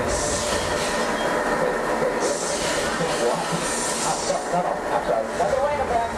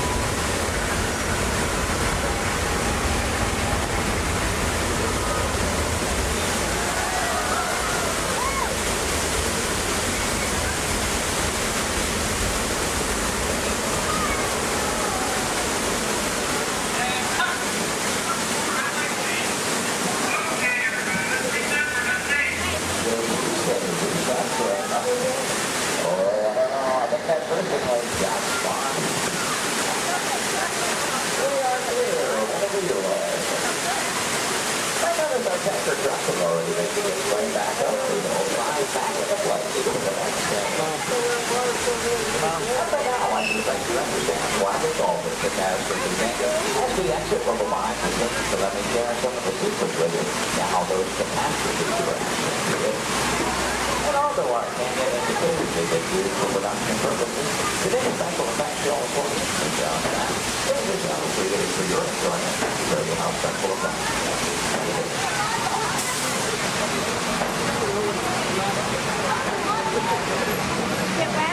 From behind, you'll see the canyon is really a steel structure covered in wire mesh, and adjoined by a layer of textured cement and tar creates a natural rock formations up in the canyon.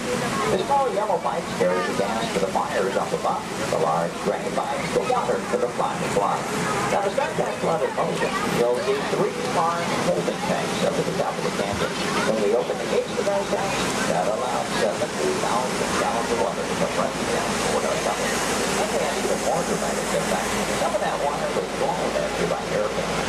The earthquake effect created by large hydraulic sugar cables under the bridge. The Astrophy Canyon was originally put together with the help of a Hollywood special effects team. So that what seemed to be an out-of-control disaster was really a very safe, computerized sequence of events. The entire sequence can reset in just 3.5 minutes. During that amount of time, the 70,000 gallons of water gets recycled to begin our show all over again. Now, as you make your way out from behind the canyon, take a look ahead and off to the right. You'll see a special aircraft to us here in a bit of Disney history as well. This one is not a prop, it was an actual aircraft, known in airports throughout the country simply as the 234 Mickey Mouse.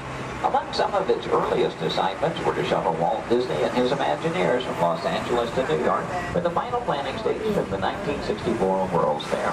That's where we premiered It's a Small World. Great moments with Mr. Lincoln and the Carousel of Progress. Then during the mid-60s, Walt made use of that aircraft on scouting missions over Central Florida, seeking the ideal location for our Walt Disney World resort. Now with a little movie magic here, we'll make our way from the canyons of California to the streets of New York City, just by crossing our backlot area. As we do so, we'll also be passing by our newest attraction here on the backlot. You saw some warm-ups going on earlier. Now up ahead, the Mediterranean Village set in the large grandstand is the site of Lights, Motors, Action Extreme Stunt Show. That show is based on one of our most popular attractions in Walt Disney Studios Park in Paris, France. Lights, Motors, Action takes you behind the scenes. We show you how we create vehicle action stunts for the movies. Now you feel like you're right here on our set as the film crew shoots a series of highly orchestrated stunts using custom-designed vehicles and carefully controlled pyrotechnics. The resulting footage has been edited, mixed with visual effects and audio effects, and we show you how we create a dramatic action sequence on film. To make that all possible, we worked with some of the world's top stunt directors and designed some high-performance vehicles capable of some pretty evasive maneuvers. Now this show involves automobiles, motorcycles, and jet skis, all in all a very exciting adventure here. Do check your showtime guides. There are 3 performances scheduled today. The first one is at 11:50 this morning, just a little over 30 minutes from now. One at 2:45 this afternoon, and the final show of the day at 5:30 this afternoon. So, if you've ever wondered how they create vehicular stunts for the movies, try to work one of those shows into your schedule today. Now, they will start loading that show again 30 minutes before those scheduled showtimes. Off to the left, we'll pass by another series of props. Miniature cattle cars, small jeep, both unique props from the filming of Mighty Joe Young. The Acme Waste Disposal Truck from the live-action version of 101 Dalmatians, and the large silver space pod from the 1986 Disney film, Flight of the Navigator. Star Wars fans may recognize the sand skip from Return of the Jedi. The bright yellow submersible and mini helicopter both appeared in the Life Aquatic with Steve Zissou, which starred Bill Murray. This version of the Love Bug is Demolition Derby Herbie, currently appearing in Herbie Fully Loaded. And at the end of the grouping of vehicles, the large red space pod made its appearance in The Hitchhiker's Guide to the Galaxy.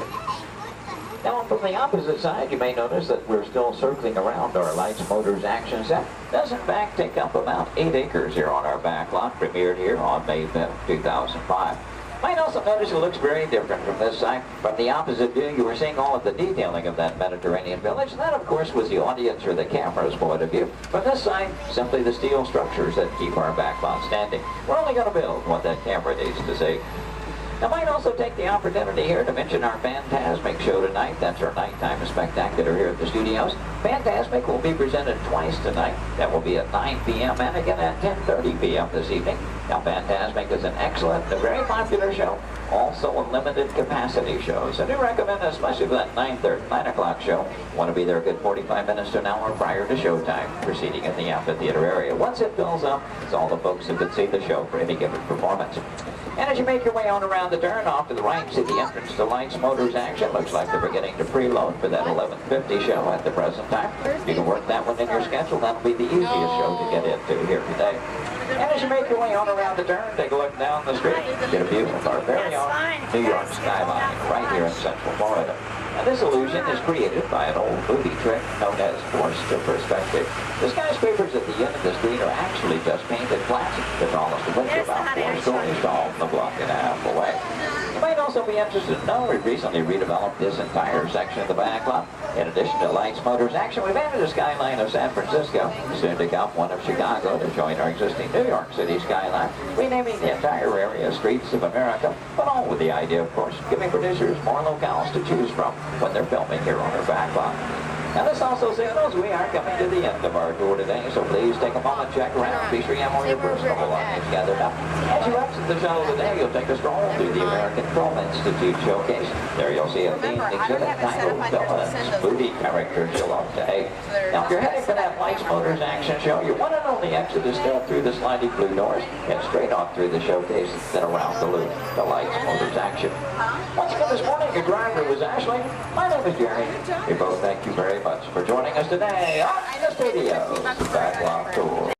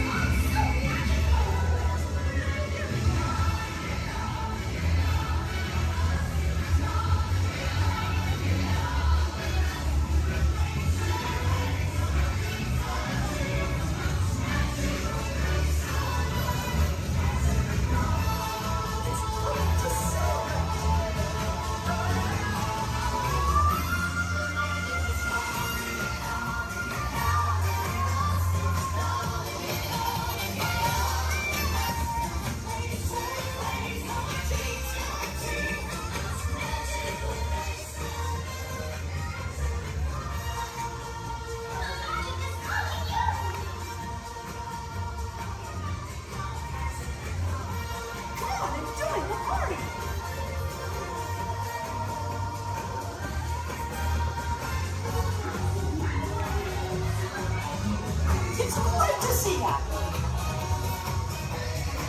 Welcome to the celebration, everybody!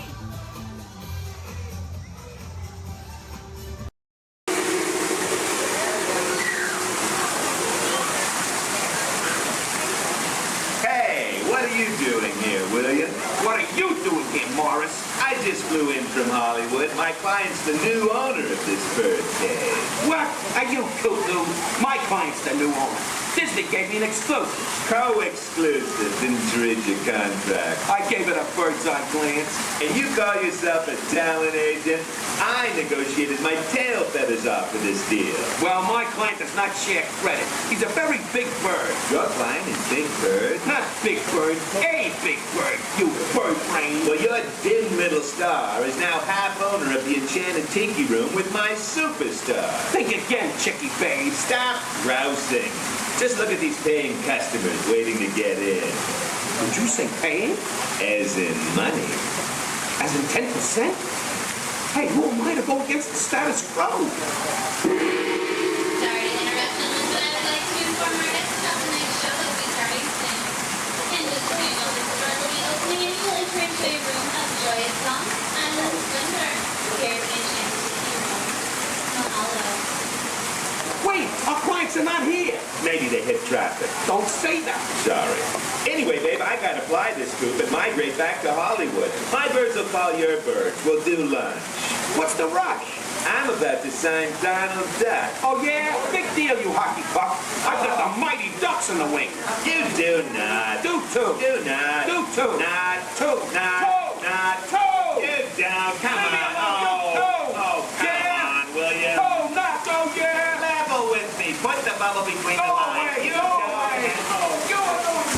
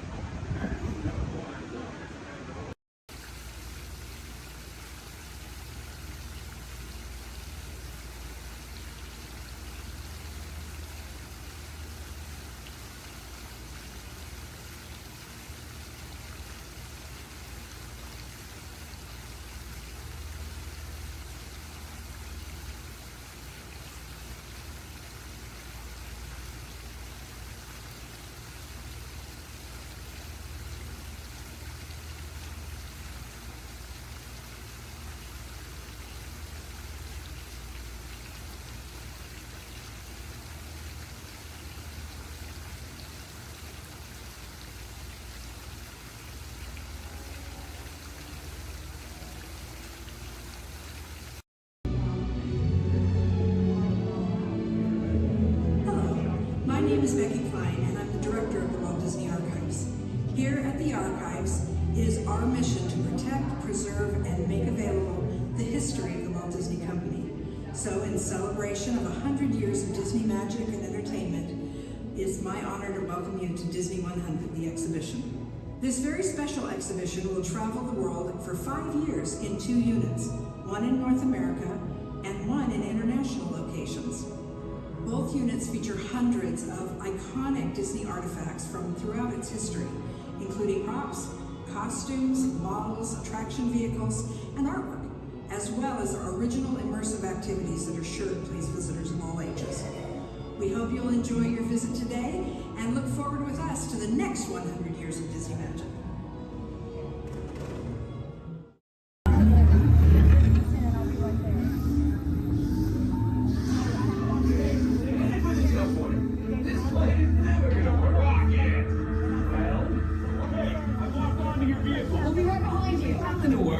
Unless we cannot stop this unusually large man, then you're likely doomed. You're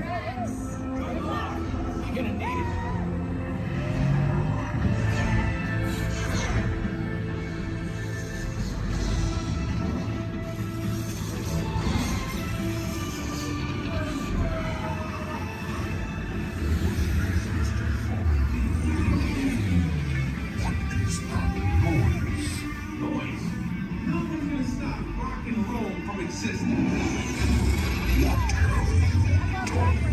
What have we done? I think we're jumping back.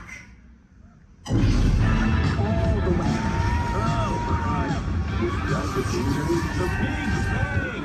Let's see here. You gotta get that generator. It's the only way back. We got the generator. We're ready. Oh, yeah? See about that. Watch it, get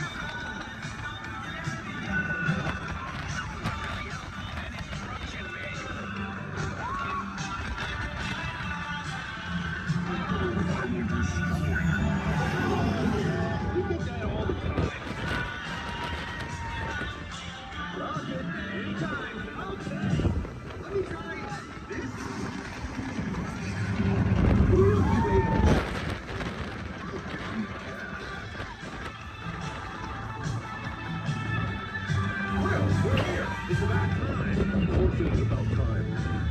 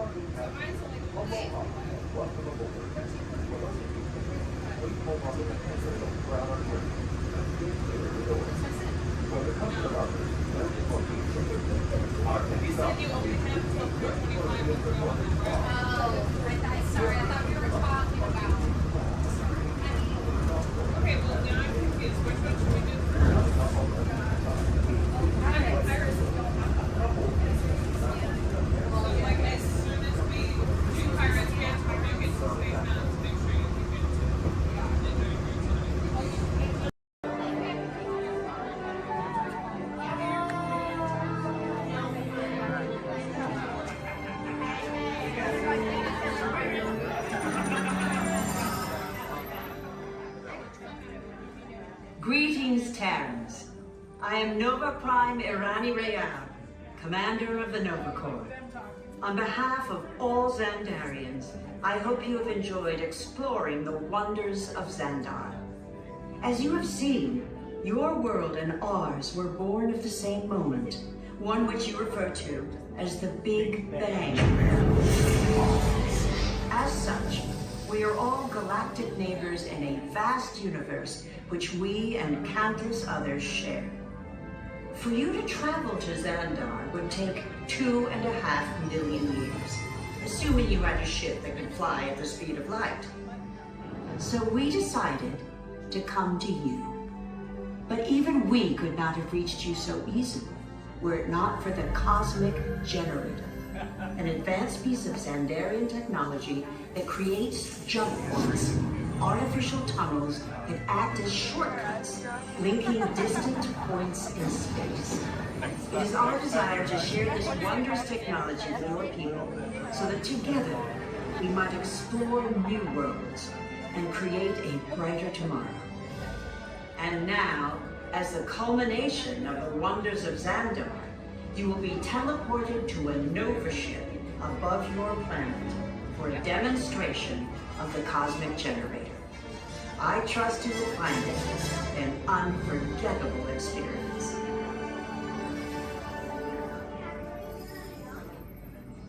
Welcome, people of Epcot, Epcoters, Epcotians, citizens of Epcot. Does anyone know what they call themselves?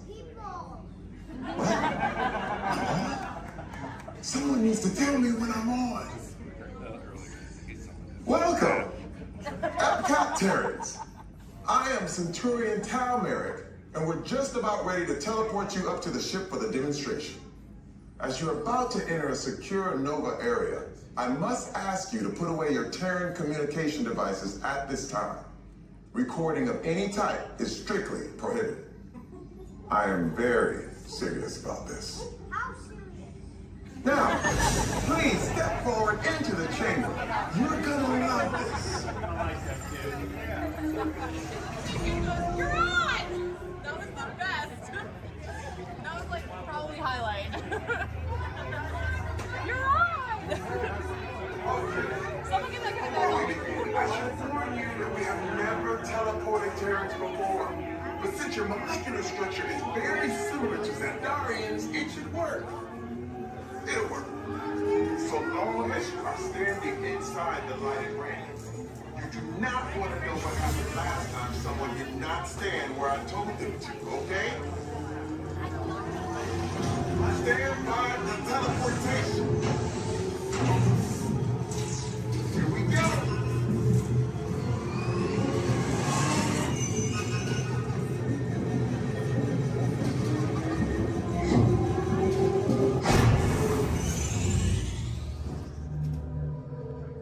You made it. I mean, of course you did. Nova Prime, they're ready. Excellent. What you see before you is the Cosmic Generator. And in just a few moments, we'll be activating it so you can experience for yourselves what's happening. I'm not sure. Our power's out. And the Cosmic Generator is gone. Interior Mod, go to Code Red. Prepare the fleet. And call the Guardians. Now. There is no cause for alarm. Turn off that alarm. I've got an important transmission coming in. Hey, what's up, Nova Corps? Our Cosmic Generator has been stolen. What? How? Why didn't we think of that? That thing's gotta be worth a fortune. I am Groot. Good question. Yeah, who do you think took it? Perhaps that really big man outside your ship. Oh, that is a big man. I need to alert Nova Prime. I'm watching Terrans for dogs. That's not creepy at all. This species has failed. Wait, whoa, we didn't even know there was a test. He's got the Cosmic Generator. He's creating a new jump point. Jump point to where? Not where. When? It's some kind of mutant jump point. He's going back to the dawn of time. Dawn of time, why? To erase the error. Well, that doesn't sound good. Your time is over. Wait, what do you mean? What do you mean that's so vague? The jump point is closing. Hey, Nova Dude, you Nova Corps need to follow that whatever it is until we get there. We can. Our power is down, and I've got to get these Terrans onto evacuation shuttles. I got it. I reprogrammed the shuttles to follow them through the jump point. Wait, What? Look, they're our only chance of keeping track of that whack job until we get the Cosmic Generator back. Piece of cake. Wait! There's King. Where's this King? The odds are impossible, Yep. but it's our only shot. Good luck. Are you sure you can control it? Come on, it's me. We got this. We're all toast. First there was cake, now there is toast. This plan is making me so hungry. Terrence, listen up. You need to make your way to the evacuation shelter now. We're following the plane to get our out.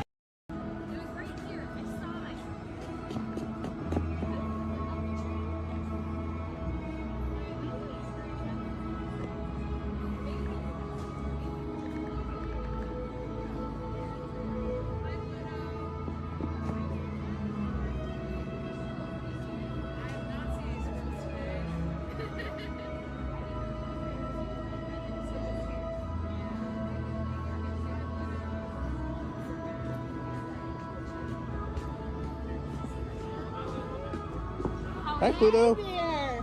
Now you don't chase those cats up those trees. Oh no, we don't chase any cats. No. We're big friends of Big Girl. We love him. He's the best. We're out looking for some treats, so have you guys found any? Or maybe you have some Pluto? Nope, haven't seen any treats yet. Yet? Okay. I'll keep an eye open though. It's a promise you'll let us know if you find I will certainly let you know. Perfect. Pinky swear. There you go. Thanks, Riz. You're welcome. Bye.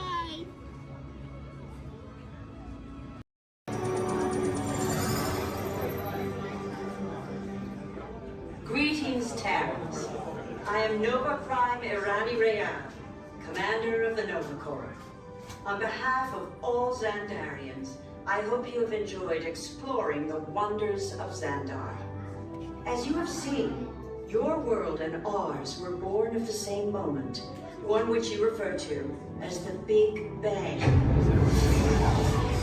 As such, we are all galactic neighbors in a vast universe which we and countless others share.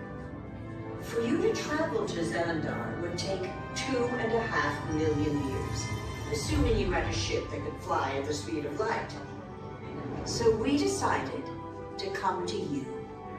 But even we could not have reached you so easily were it not for the Cosmic Generator, an advanced piece of Xandarian technology that creates jump points, artificial tunnels that act as shortcuts, linking distant points in space.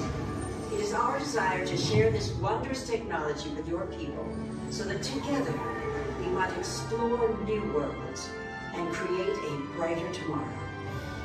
And now, as the culmination of the wonders of Xandar, you will be teleported to a Nova ship above your planet for a demonstration of the Cosmic Generator. I trust you will find it an unforgettable experience.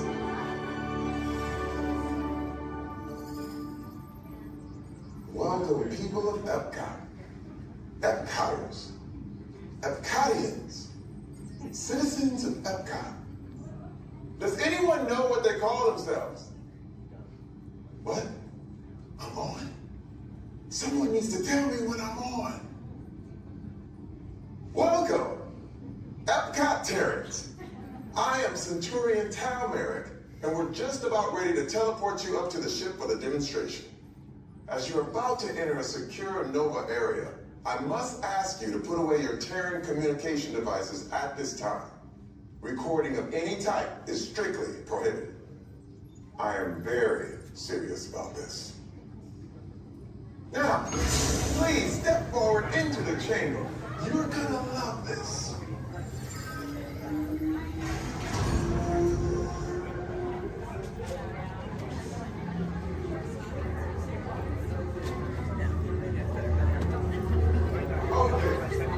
Before we begin, I should warn you that we have never teleported Terrans before. But since your molecular structure is very similar to Xandarians, it should work.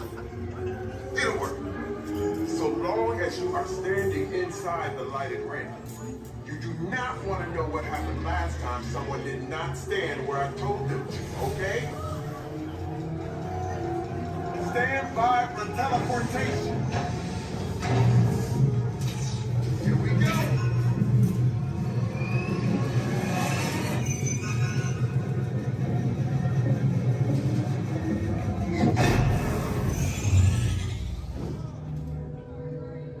You made it. I mean, of course you did. Nova Prime, Excellent. What you see before you is the cosmic generator. And in just a few moments, we'll be activating it so you can experience for yourself what's happening. I'm not sure. Our power's out. And the cosmic generator is gone. Cheerio, Monica. Go to Code Red. Prepare the fleet. And call the Guardians. Now. There is no cause for alarm. Turn off that alarm. I've got an important transmission coming in. Hey, what's up, Nova Corps? Our cosmic generator has been stolen. What? How? Why didn't we think of that? That thing's gotta be worth a fortune. I am Groot. Good question. Yeah, who do you think took it? Perhaps that really big man outside your ship. Well, that is a big man. I need to alert Nova Prime. I've been watching Terrans for dogs. That's not creepy at all. This species has failed. Wait, whoa. We didn't even know there was a test. He's got the cosmic generator. He's creating a new jump point. Jump point to where? Not where. It's some kind of mutant jump point. It's going back to the dawn of time. Dawn of time, why? To erase an error. Well, that doesn't sound good. Your time is over. Wait, what do you mean? What do you mean it's so vague? The jump point is closing. Hey, Nova Dude, you're Nova Corps need to follow that whatever it is until we get there. We can't. Our power is down, and I've got to get these Terrans onto evacuation shuttles. I got it. I reprogrammed the shuttles to follow them through the jump point. Wait, what? Look, they're our only chance of keeping track of that whack job until we get the cosmic generator back. Piece of cake. Wait! There's cake. Where's this cake? The odds are impossible, Yep. but it's our only shot. Good luck. Are you sure you can control it? Come on, it's me. I got this. We're all toast. First there was cake, now there is toast. This plan is making me so hungry. Terrans, listen up. You need to make your way to the evacuation shuttles now. We'll follow the fleet when we get our power back. I mean, when we get our power back.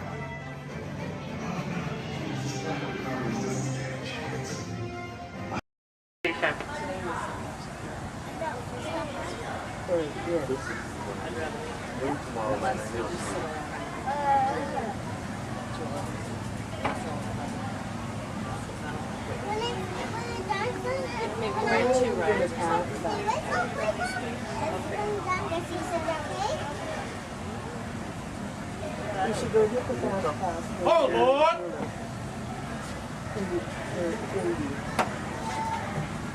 Because they're all right there.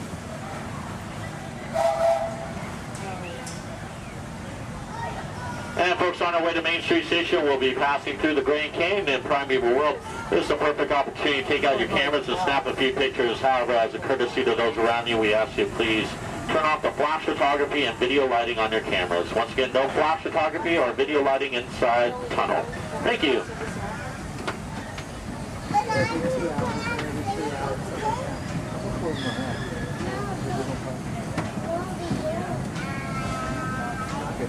To those joining us, welcome aboard. The next leg of our journey will take us along the rim of the Grand Canyon. It's a mighty long drop to the canyon floor. So for your safety, stay seated with your hands, arms, feet, and legs inside the train. Be sure to watch your kids and no flash pictures, please. Para su seguridad, permanezca sentado y mantenga las manos, brazos, pies y piernas dentro del tren y cuide a los pequeños. Por favor, no tome fotografías con flash.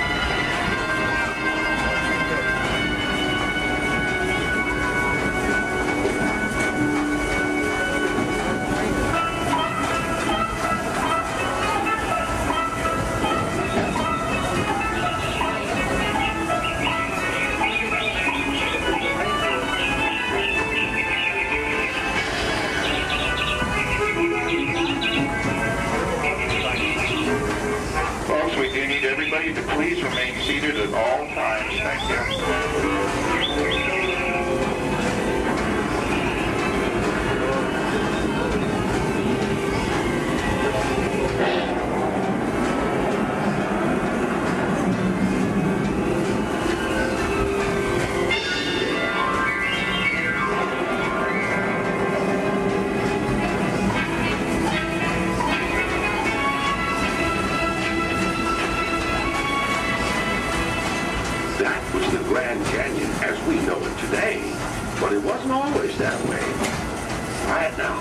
as we travel back in time. Back to the fantastic primeval world, land of the dinosaurs.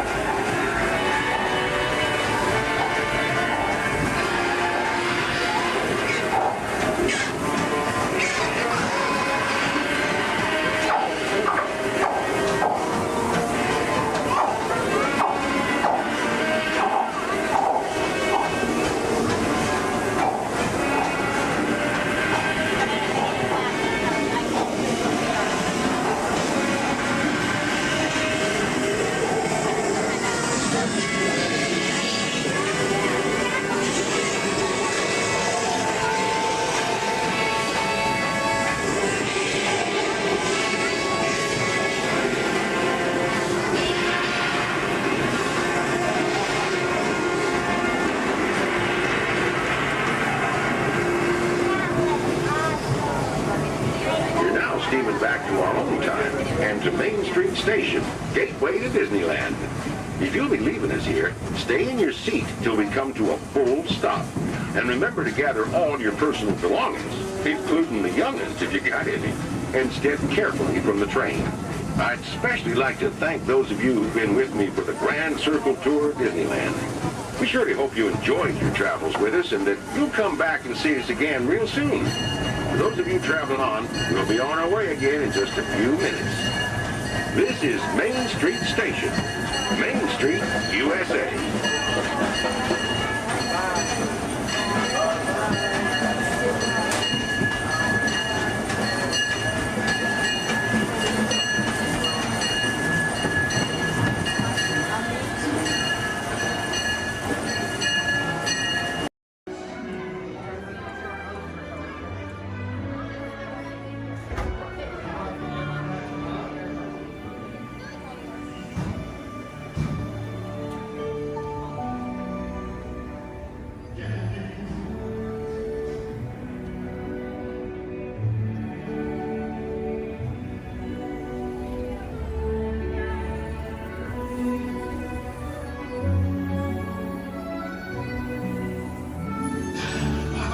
Voilà, venez, suivez-moi, je vous prie. Le chef Granny is waiting for you. This way.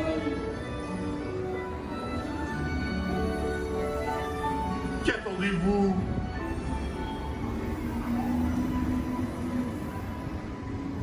Oh, bienvenue, les invités pour le dîner. Yes, but what to prepare? Hein? Pour le repas idéal, coq au vin? Non.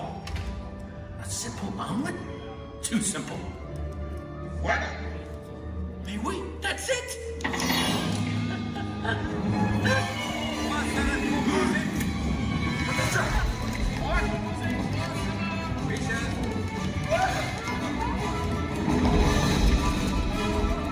Poussez-vous de là!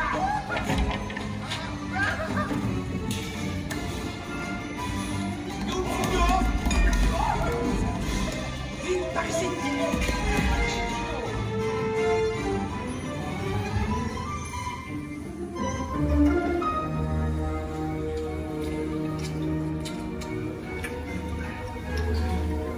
Cette nourriture est pour nos invités, pas pour vous. Hey guys, the food is for them, not you. Meal?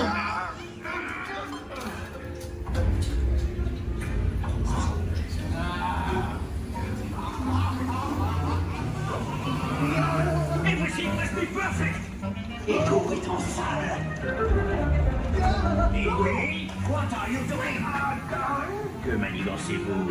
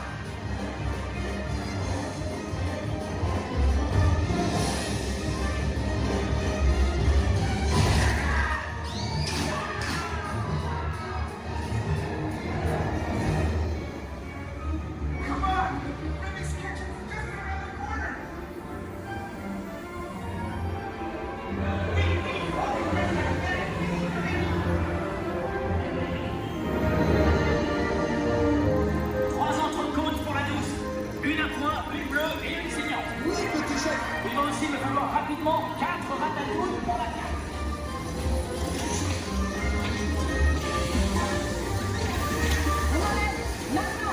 Oui, ma chérie.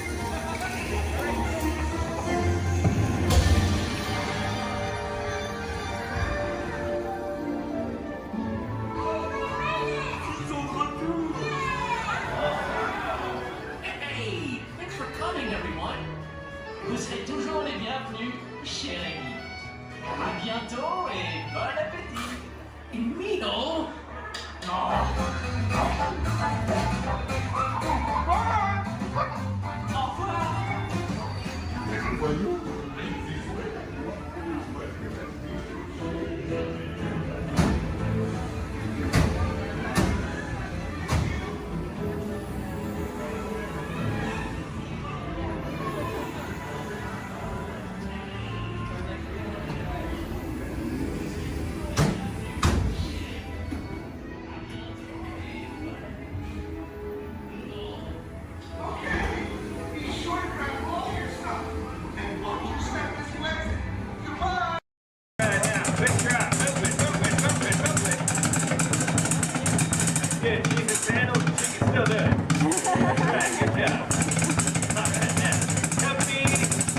Some of your legs are warmed up. Let's warm up those voices. Repeat after me. I don't know, but I've been told. I don't know, but I've been told. Company halt, that was sloppy and pathetic. You can do better than that. Give him a little progressive inspiration. All right, let's get it together now. I don't know, but I've been told. I don't know, but I've been told. Army green's worth more than gold. Army green's worth more than gold. Playtime's almost never done. Playtime's almost never done. Join our squad and have some fun. Join our squad and have some fun. Have fun. Well done, soldier. Give yourself. Speaking of which, it's time to check in with Andy's room. Men, make yourself look busy. Come in, Motherbird. This is Alpha Bravo. Come in, please. This is Sheriff Woody. This is Motherbird. Back here in Andy's room. I'll read you loud and clear. Can you hear me? Sure can, Woody. Sir, we have good news to report. We've located an entire platoon of potential plastic play toys. Whoa! Hold your horses there, soldier. Fun and play are serious business. So make sure they're trained before you send them to Andy's room. Sir? Yes, sir. Standing by to initiate Operation Playtime. Over. Now remember, whenever Andy comes into the room, they gotta be able to freeze. Like I bet your men are doing right now.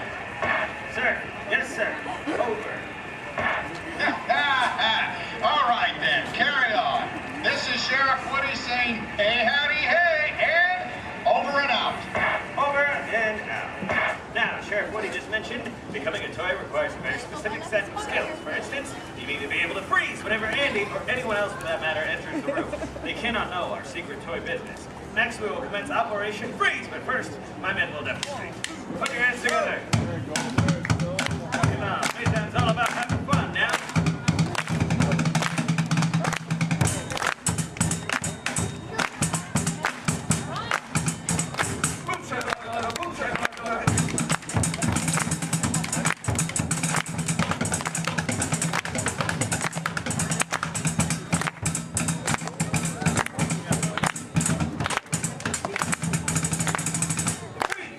Well done, give him a hand. This operation, I need a front line of volunteers right on up here. Come on up. Don't be shy. Move it. Come on up. Front line up. We will train these volunteers to be checked. Battery equipment. Can't beat it. All right, now go ahead and line up with these soldiers here, shoulder to shoulder. One big straight line. Very good. Now give me an about face. That means turn around. We're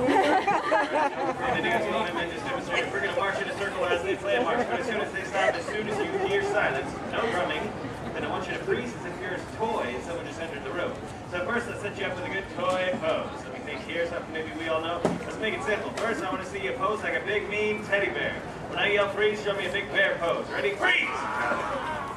Right, very good. Now, as I mentioned, while my men play, we will march in a circle, following me this way, and as soon as they stop, I want to see you frozen. Men, take it away.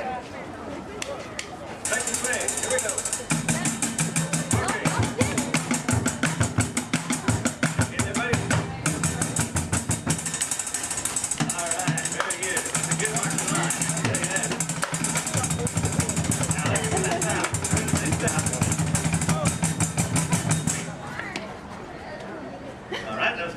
Try it again. This time, let me see you frozen like an action figure. Maybe your favorite action sports star. Think your favorite sport and then pose like you're playing it, right? Following me this way. Here we go.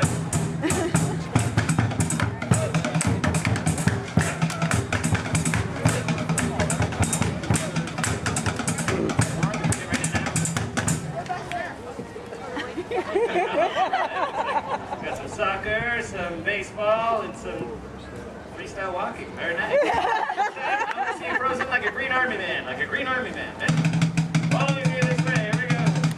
Up, up, up, up, up,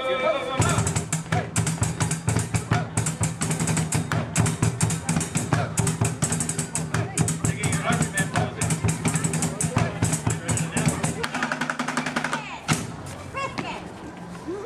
All right, pretty good. Give him a round of applause. Let's stay where you are for our next operation. We call Operation Butt Men Prepare. Now, what we're going to do is practice something that is very important to Green Army men and women everywhere, and that is target practice. You must have your aim home at all times. You never know when you're going to need it. So, for Operation Butt you will be presented with a target. This red barrel here is to filled with monkeys. They got out. It's a very sad day. So now we use ladybugs for our target practice. You'll each be armed with 1 round of ammunition, and in 3 rounds of firing, our goal will be to get 100% of the bugs back into the barrel.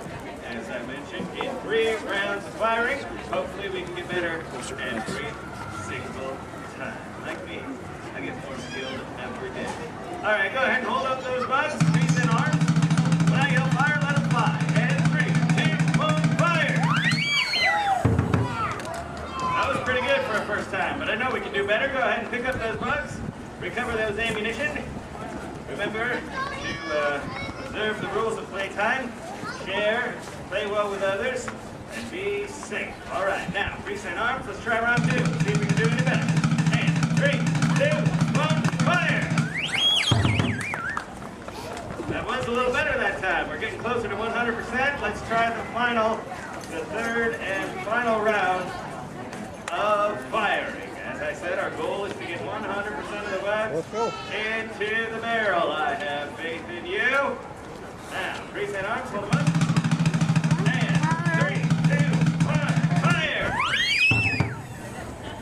Wow, would you look at that? All 100% of the bugs made it into the barrel. Give him a big round of applause. You're dismissed. Go ahead and fall into formation as you were. Great work. Y'all make my plastic heart pump pride. All right, we have one final operation, which we call Operation Play 12 with others. And for this operation, we will practice playing 12 with others. That's right. And I need 2 volunteers celebrating their birthday. I see one right over here with Debbie. Come on up. Come on forward, and you too. Come on up, Savannah. Debbie, go ahead and stand right here for me. Savannah, fall in next to Debbie. Right in line with my men. There you go. Give them a round of applause. They're going to be honoring members of my drum corps. That's right. You're going to be playing on these, which I recently acquired from the Rockstar Canvas play set. They're not mine. Go ahead and hold on to those. Now, what's going to happen is my men are going to play march, and any time they may stop and point at you like this. Go ahead and take a look at what they're doing. And when you see them do that, I want you to hit that tambourine 2 times like you mean it. Try to do it together right now. Good job. Yeah, you can hit a little harder than that. Perfect. Now, just take your cue from my man and 1, 2, 3, 4.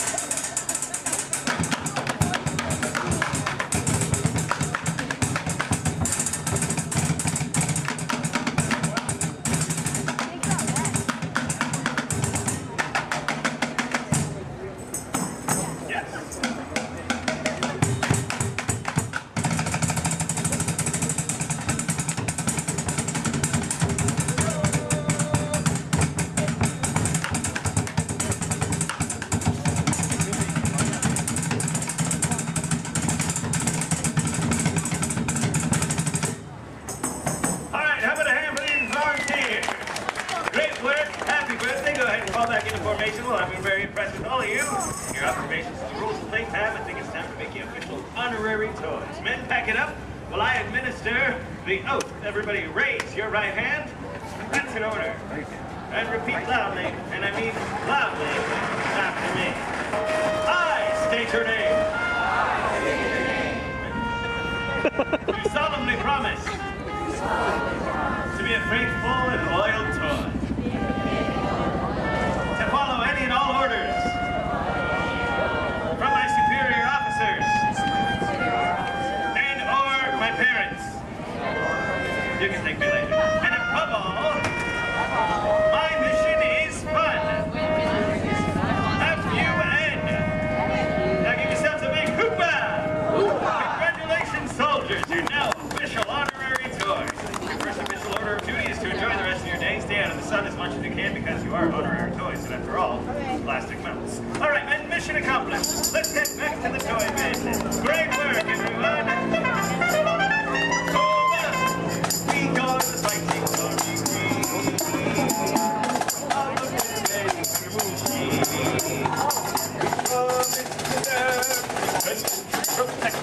Our room that's filled with toys, as you'd expect. No mission's ever been too much last night, so bear with me. Tej left me alone today, so yeah, that's pretty much it, you guys. In just a moment, these doors will be closing, and okay, so yeah, you guys want a tour of the wardrobe? Okay, so basically, got some monitors over here. My name is Jamie, by the way, you guys. Oh, and there is Tej. Jamie, the buses are here. Okay, what do you want me to do with them? They're just staring at me. Should I send them now? Dom's calling. I got this, Jamie. Okay, great. Dom, what up? Tej, just got a heads up from Hobbs. The FBI's about to raid your location. Crazy. Man, they always ruining our fun. For real. It gets worse. They're leading Owen Shaw right to your door. Shaw? That cockroach we beat down in Spain? What's he got to do with this? Everything, right? Nothing yet. And let's keep it that way. Get those people on those buses. You need to start plugging out right now. And get that turbo truck ready. I'm sending Letty there to pick it up. I'll call Letty. I'm on it. Never mind then. Hobbs needs our help. He needs our team. Spread the word. Spread the word, you guys. But keep it in our family. Never mind. Don't listen to me. And keep it quiet. Just keep it in the room. Oh, the other bald guy's calling. Hobbs, my man. What up? Sorry, Brother Tej, no time for chit-chat. I just sent you a brief on FBI agent Novak. Has Toretto filled you in? Yeah. He wants us to get everybody over to the party at Sullivan's. Sounds like a plan. That party is a ready-made diversion. Keep it going. We need to discuss how you're going to get all those civilians out of there without tipping off the FBI. Crazy. Okay, hold on. Let me get everybody squared away, and we'll talk offline. Copy that, Tej, and let everybody know. Shut off your cell phones. Don't listen We to don't him. want Shaw tracking your locations. He's overreacting. Just put it on silent. Okay, Jamie. Yeah. You heard the man. I heard him. It's about to go to a whole nother level. Crazy. Send everybody to the loading dock. All right, you guys. We heard him. Have fun. If anything happens, my name isn't Jamie. Okay? Peace.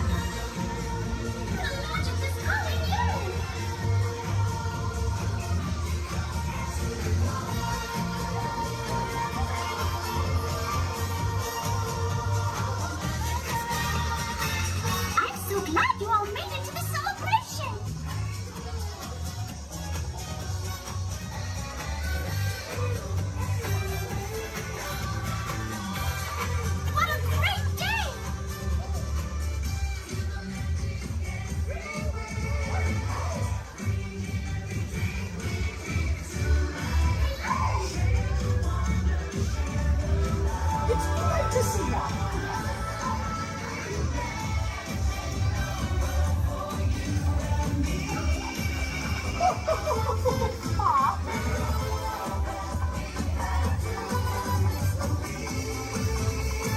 There's magic everywhere!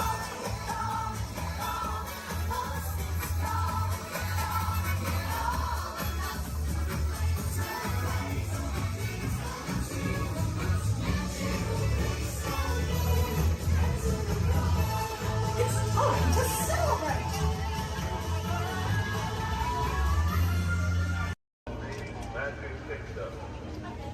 Passengers will stand by to board.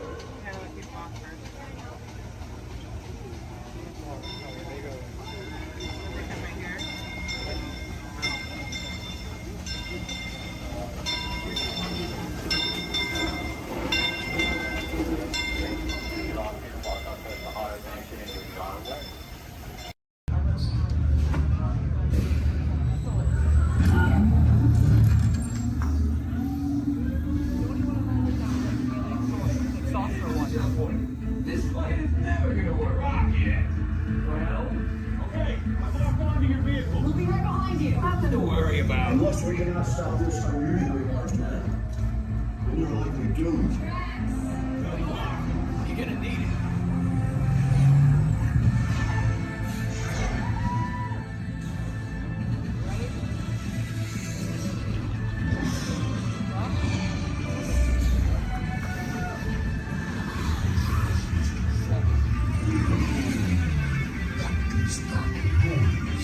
Noise? No one's gonna stop rock and roll from existing. What have we done? I think we're jumping back.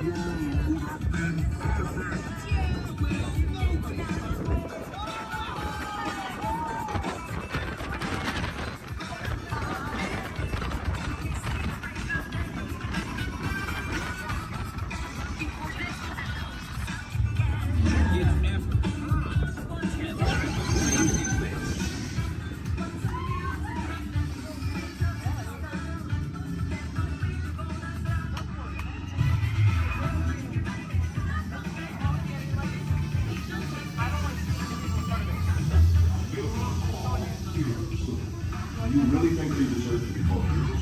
Did you see how they dress? It's just a figure of speech, Drax. You are lying to them. Now I understand. Welcome to the Guardians of the Galaxy.